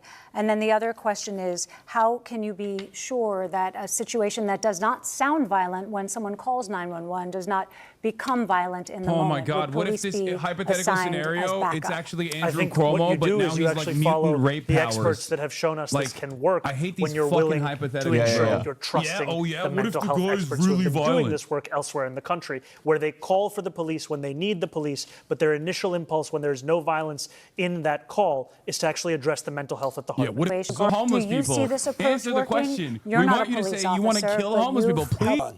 Boy, another fantasy that's not reality. Eugene, Oregon. Have you ever been to Eugene? I've been to Eugene. Come on, this is New York City. We have so many emotionally disturbed persons that are in need of help. Up here, man. I will tell you this, New York Andrew, is you literally closed the mental safer health than beds most that were other taking care fucking of them. cities in the goddamn country. I hate these I narratives. know this it's is the guy, down to he's patrolling the 4,000 streets because of looking your for cuts, it. which force these people to live in the streets, hate in the this parks, fucking and the argument. subways. Of course. These people need to You be ever removed. been to Eugene? They They're need much mental kinder health care. there. We need to make Our our nutties are shelters extra safe. crazy. I've been in 1/3 of the 300 shelters run by the Department of Homeless Services. It's Darwinian there, survival of the fittest. If we can make our shelter system safe, we can get men and women who are homeless in there, especially veterans who we're not giving any attention to, who we put out in Ward's Island at 10 o'clock at night, released during the day, don't give any training, have them roam about, and obviously when you have nothing to do, you end up getting into trouble. This is a disastrous, homeless, and emotionally disturbed plan that we have in New York City. And I'm the mayor that can change it because I deal with them every day in the streets, in the parks, and the subways. From New York, and he Mr. still Cuomo, acts do you like think it's that the Gotham NYPD City. handles these calls for emotionally disturbed people in distress well? Is there room for something in the middle? Yeah, Let me I at think, him. I'll touch all the of them. Assemblyman, there's an advantage when you actually have experience. I've run homeless programs. I ran the homeless programs for the federal I'm gonna government. run it just worked in like cities all across the nation. Just like the elderly. When you get a call Push on him a into telephone camps. about a mentally ill Let God person sort it out. who may be violent, That was one it of is the a very bingo dangerous sound of Cuomo situation. voice. And I been think doing you it should have a nonstop. mental health worker Cuomo's racist. accompanied with Bingo. a police officer, because these can be explosive situations. I have been in situations that seemed apparently calm and fine, and then erupted into violence very quickly, and it got very dangerous very quickly. So I would have a social worker with a police officer and get the people off the streets. That's the humane thing, when and the get them cop the is there, care it's a they guarantee need. it's going to escalate. Not the we're going to get all the crazy people off the streets, and then it'll be no longer be a problem. We have supportive housing now, which is what we use, and forensic beds for people who need them. Now, let me get this straight. A police officer is there first. He has to wait for the arrival of a mental health care worker. No, I would send them as a team. As a team. But that's not realistic. You're dealing with fantasy also. All right. The police officers are going to be the first one on the scene, and they're always going to have to deal with it first and foremost. Mr. Cuomo says that he has experience running homeless programs. What he has experience doing is cutting funding for the very programs that prevented homelessness here in New York City. As the governor, he cut funding for the Advantage program, which was putting New Yorkers who had otherwise been in shelters, otherwise been homeless, into apartments. I met one of those New Yorkers, Mr. Cuomo, and she told me how that pushed her out on the street. Thank you, Mr. Mamdani. Brief response, Mr. He's Cuomo. talking about a program 14 years ago that was a pilot program that had a work requirement. It was very controversial. It was $65 million. You're talking about Advantage, just so we know what you're talking program. about? Okay. It was 14 years ago, $65 million. I added billions to the homeless budget. Funded the homeless budget larger than any governor in history. Okay. He okay, cut thank that you. We want to talk program. about. He all right. cut that Mr. program. Mamdani, Homelessness skyrocketed Mr. after Mamdani, It we did have aired not. this. It was 14 years ago. All right. It was during the Bloomberg administration. And yes, okay. Okay. I want to ask you about climate change. As New York City confronts the impact of climate change, one issue already on the desk of the next mayor is Local Law 97. Passed in 2019, the law requires large buildings to gradually reduce greenhouse gas emissions by 2030. A democratic socialist, that may require very expensive and upgrades then a to buildings, reactionary rapist fascist which some landlords on and stage. co-op owners say they just simply can't afford. We're wondering how each of you would enforce That's the why law. it's 2v1. You have 30 seconds. Mr. Cuomo. Local Law 97, I support. Implementing the law is going to be the key because it has to be done in a way that isn't so disruptive to businesses and residences that they just give up and pay the fine and don't even try to comply, which is what is going to happen now. It will be cheaper for them to pay the fine than comply. And that obviously will accomplish nothing. So, yes, I support the law. Yes, we have to implement it, but we have to implement it in a way that is feasible. Right. Thank you, Mr. Cuomo. Mr. Sliwa? Local 97 will destroy those people who have invested in co-ops and condos. There's 100,000. It's forcing them to electrify. Now, you, Andrew Cuomo, took Indian Point offline, 25% of our electrical capacity with no replacement, which has caused skyrocketing electricity bills. And now we're going to force condo and co-op owners to electrify. Maintenance fees will go up 30%. These people will be leaving their condos and co-ops. They need relief. When I'm mayor, I slow that process down. We need our co-op owners and condo owners to stay here in New York City and not flee. Indian Point? Yeah. Indian Point was started before me. It was a very dangerous situation. We have nuclear facilities upstate, and my proposal on what I did is run cables from the nuclear facilities upstate to bring the power to downstate. Indian Point had 20 million people in the kill zone. Thank you, Mr. Cuomo. Mr. Mamdani, Local Law 97, how would you enforce the law as mayor? I support the law, and I would also make it easier for condo and co-op owners to comply with the law, because what I've heard from so many is that it's cheaper to pay the fine than to actually get into compliance. And I think the city has a role here in procurement at a large scale of so much of what is necessary in these infrastructure investments. We've seen it be done in the Clean Energy Challenge within NYCHA. It's time to do it right here in New York City to assist those condo and co-op owners in meeting the standards we desperately need to hit. Okay, gentlemen, New York City loves its parades, and the mayor is often front and center. You have all said that you want to be mayor for all New Yorkers. So will you march in all the parades that mayors have traditionally marched in? Will you march on the Israel parade? Or are there any that you would boycott? Mr. Sliwa?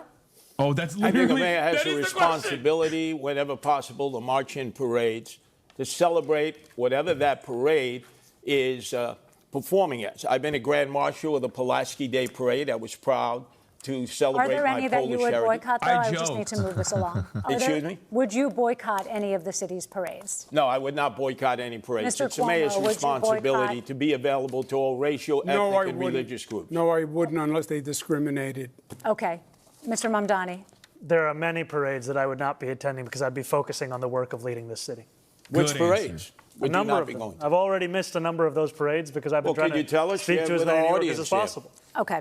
I don't have the list of all the parades I've missed. Wow, that's a lot. Are there, the mayor should be going to all parades. Let me ask you this. Are there any parades that don't exist that you think as should? Mayor, I will be at the Mr. Mamdani? I haven't thought much about parades, to be honest with you. Mr. Cuomo? I have not thought. I don't even know what parade doesn't exist, frankly. Could be for anything. Mr. Sliwa? Every parade has the right to exist in New York City. I would ask you, would you protect the Christopher Columbus statues that exist here in the city? Israel, they want that issu's come up. That's what we earlier call in it, the debate. All right, disgraziado. Listen, we're in the last couple of minutes, and we thought know what we'd that have means? some questions.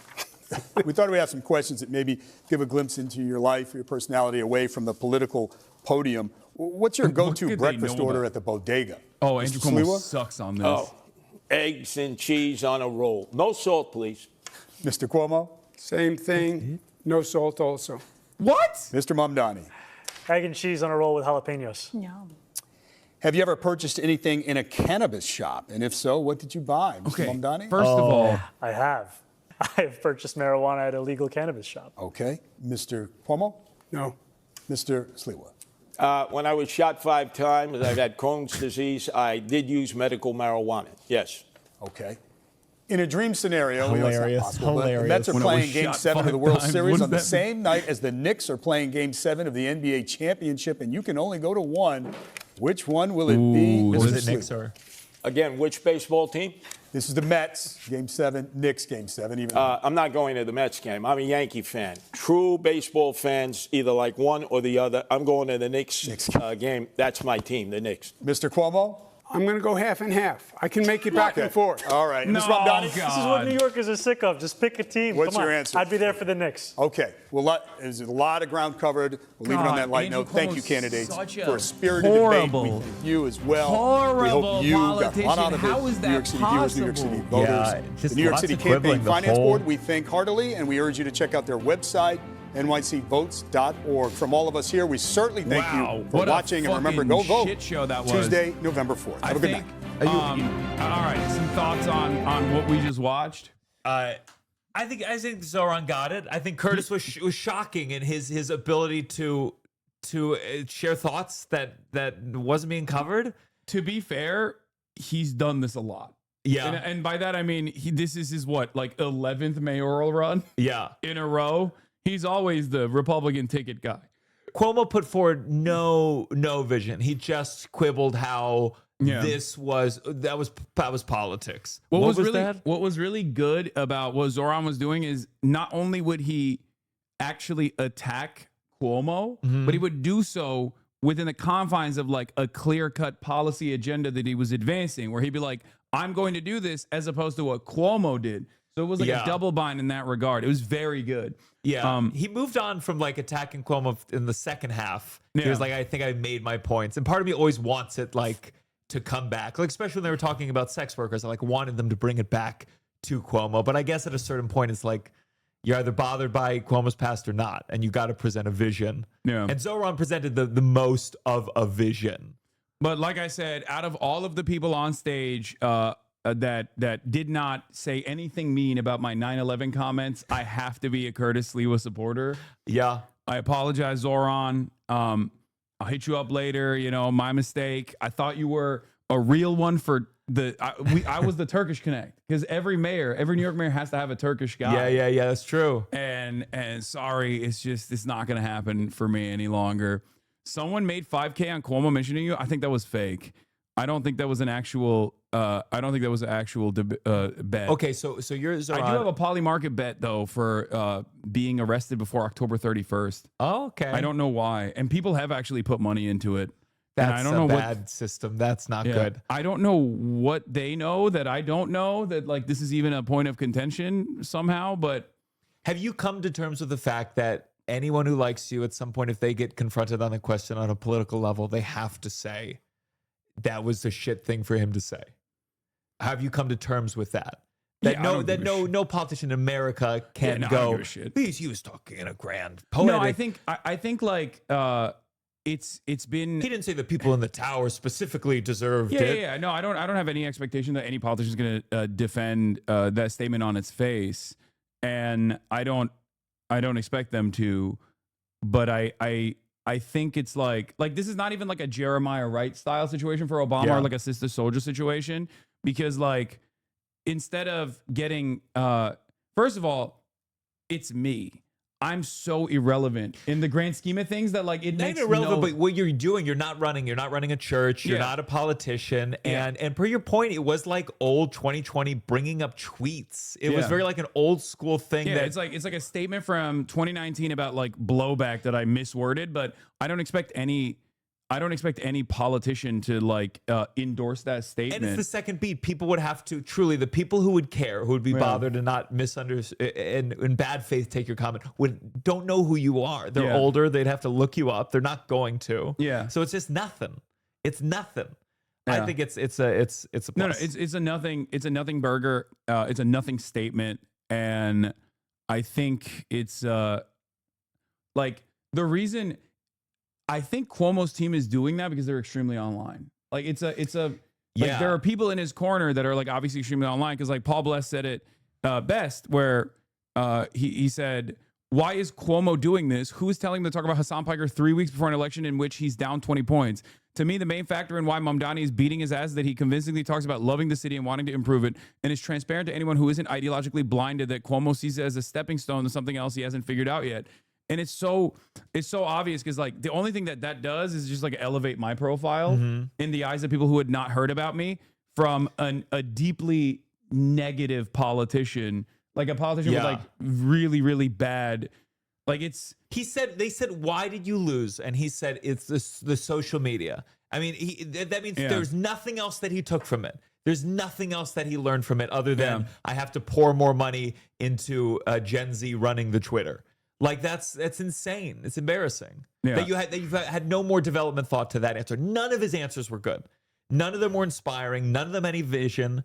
And he had so much to answer for. Yeah. And I do think that if you've been in politics a long time, it should be hard to keep running. It should be hard because I don't think it's good to have these politics for 40, 50 fucking years. You should have a record that you answer to, and he couldn't answer to it.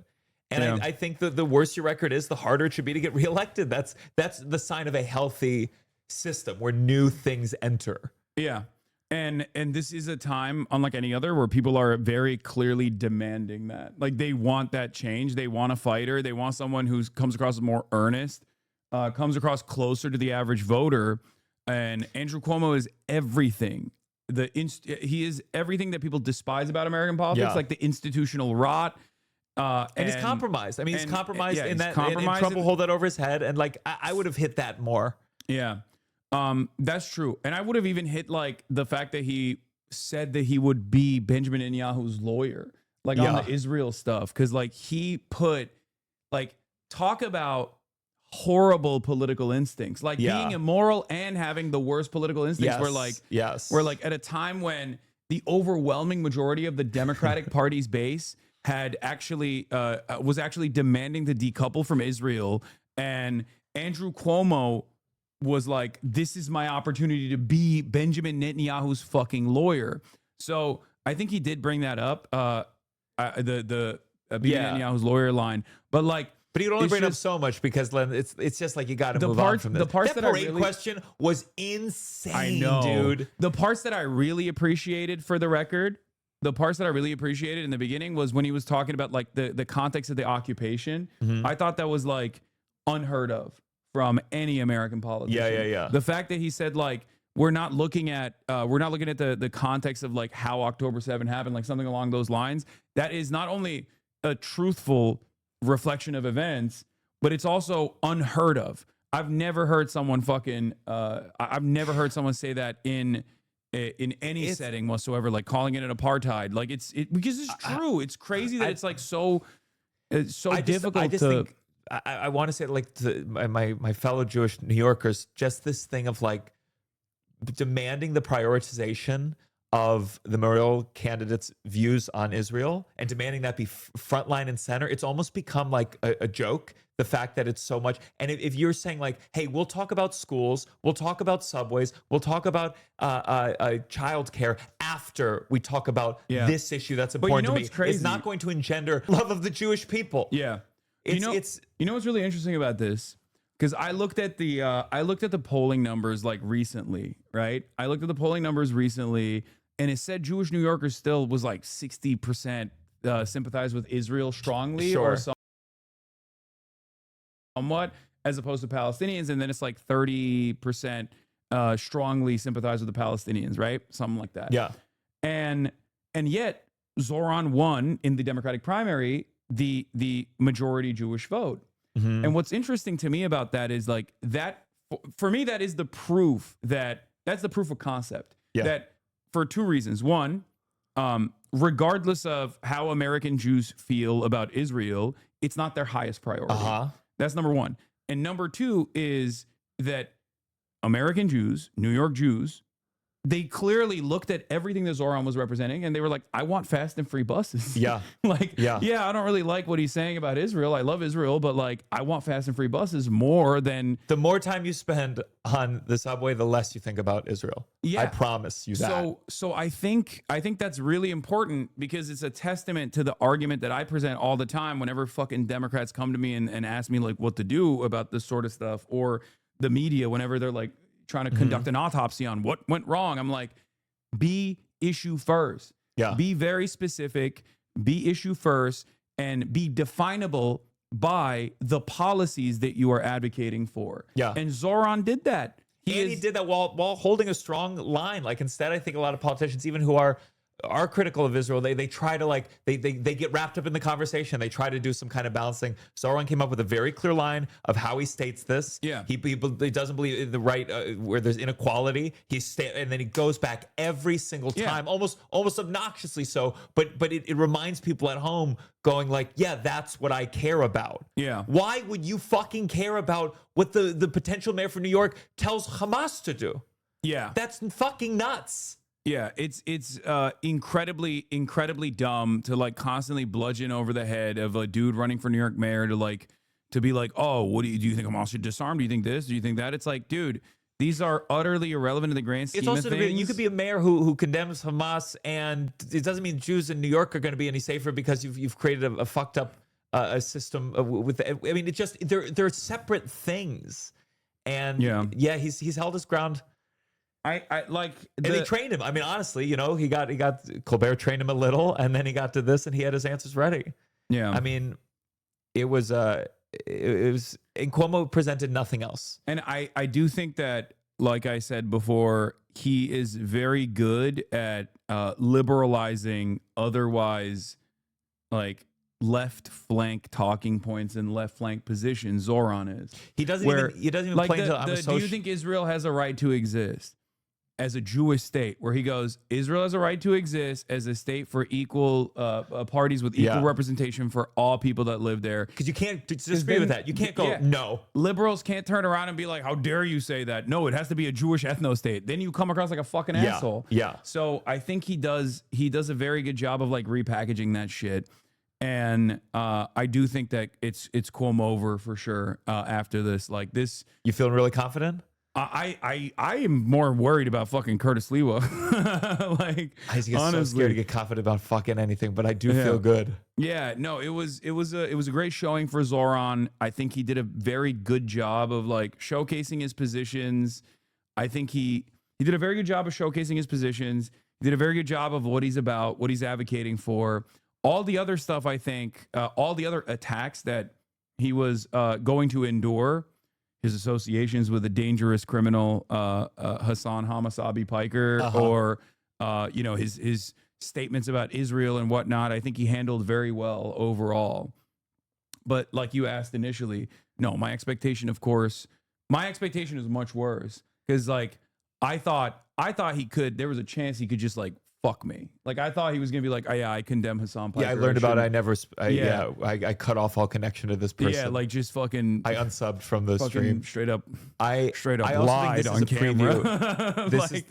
This is a preview of more and more millennial candidates. It's gonna be a debate about tweets. It's gonna be a debate about tweets from a certain era. It's also stupid because like when Andrew Cuomo brings that up, like I think even if other candidates bring that up in a similar vein, because like I work with a lot of candidates, and I promote a lot of candidates. Like I have a community full of people ready to go for door knocking and stuff like that, and they were all over the Zoran campaign as well. Yeah, and that negative association stuff is never going to work for someone like myself, because I'm a polarizing figure for sure. Sure. But like people know what my political positions are, no matter how hard like someone tries to bastardize them. And you either, if you know who I am, you either fucking despise me, which, you know, there's a smaller group of people who despise me than love me, but they're very loud. Or you're gonna be like, yeah, he's a progressive guy. I like what he's about. I like that he's a fighter, and that's all this is. So the broad majority of the public has no fucking clue who I am. Yeah, you know.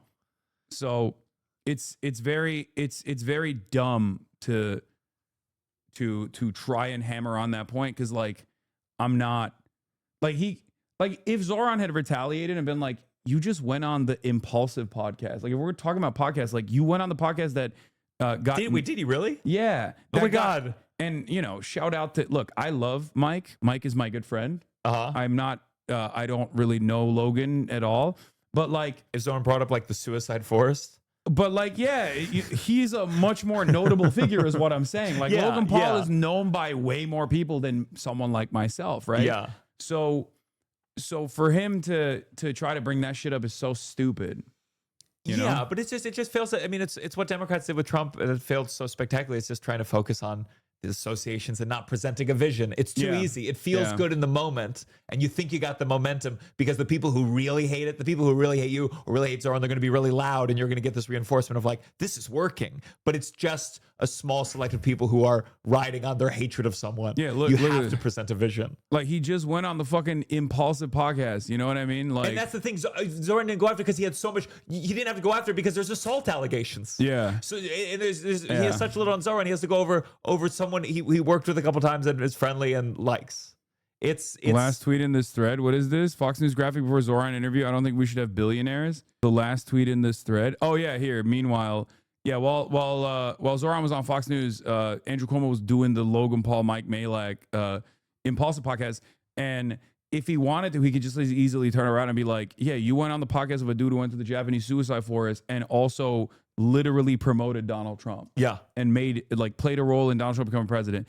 Again, like I said, I love Mike. Mike is the homie. He's the man. I don't know Mike, so I don't give a fuck. He's a great dude. I love him.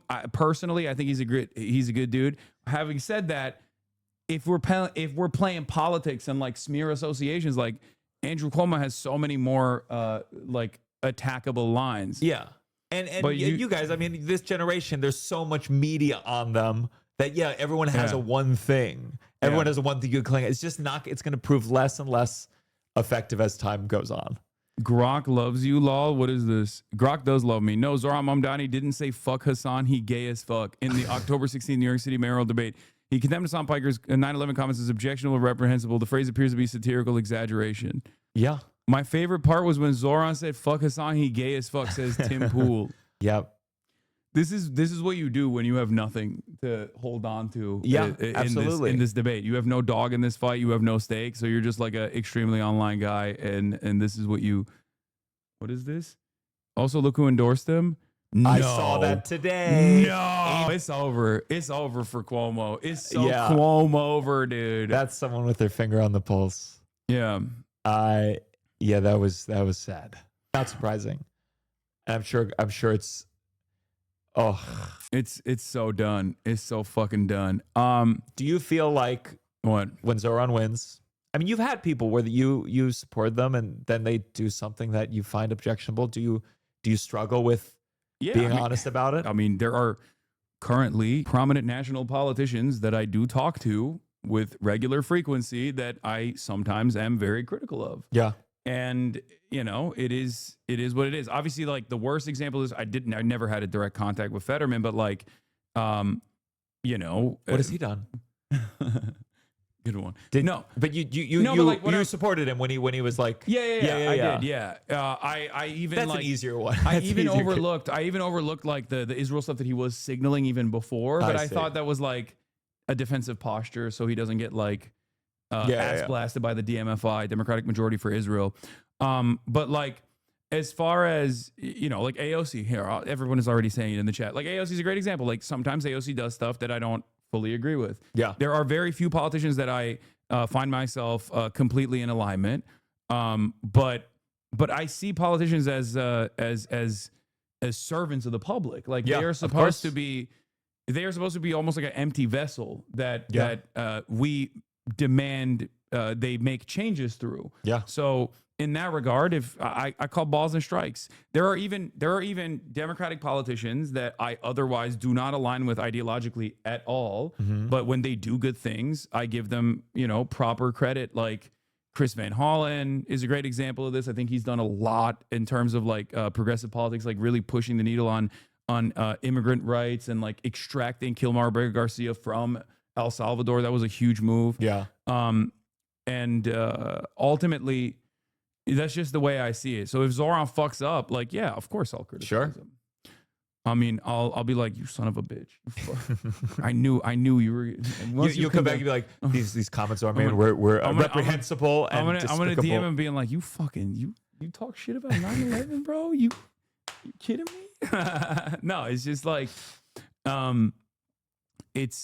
it makes sense that there's gonna be stuff that they do because they have to work within the confines of like being the mayor of New York, or work within the confines and the like all the external pressure that exists on that role, all the other forces of capital that are going to be coming after him.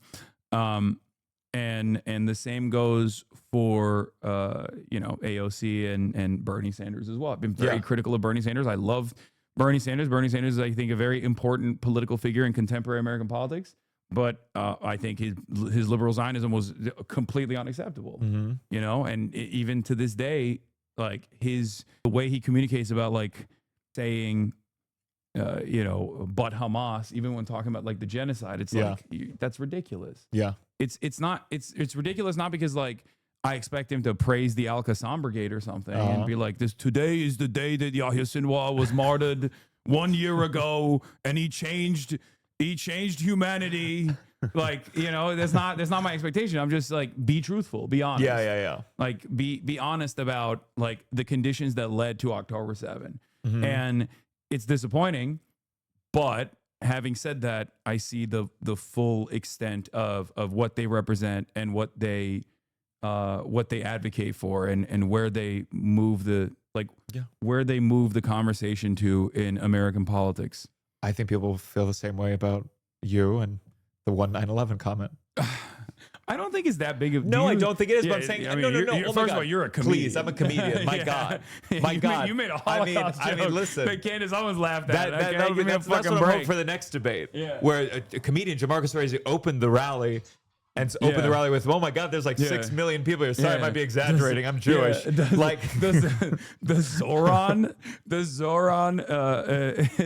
not believe that 6 million Jews were killed during the Holocaust. But people understand it, and I think the older people get, and the people who engage with people in the way that they know they put out hours and hours and hours will go, I don't give a fuck that they knew the person who said that one thing on the one stream 10 years ago. I don't get, because we lived through the heat of the tweet. The tweet meltdown, screenshot your life's over, and we were like, that was silly. Yeah. And so it's not going to work. For the newbies, offer clarification on the 9/11 comment. I mean, I've done it so many times, but it's blowback. That's it. There's already academic consensus on the matter. It's America's foreign policy in the region that directly was responsible for 9/11. And there's not even any sort of like, I don't think there's any sort of debate on this matter at this point.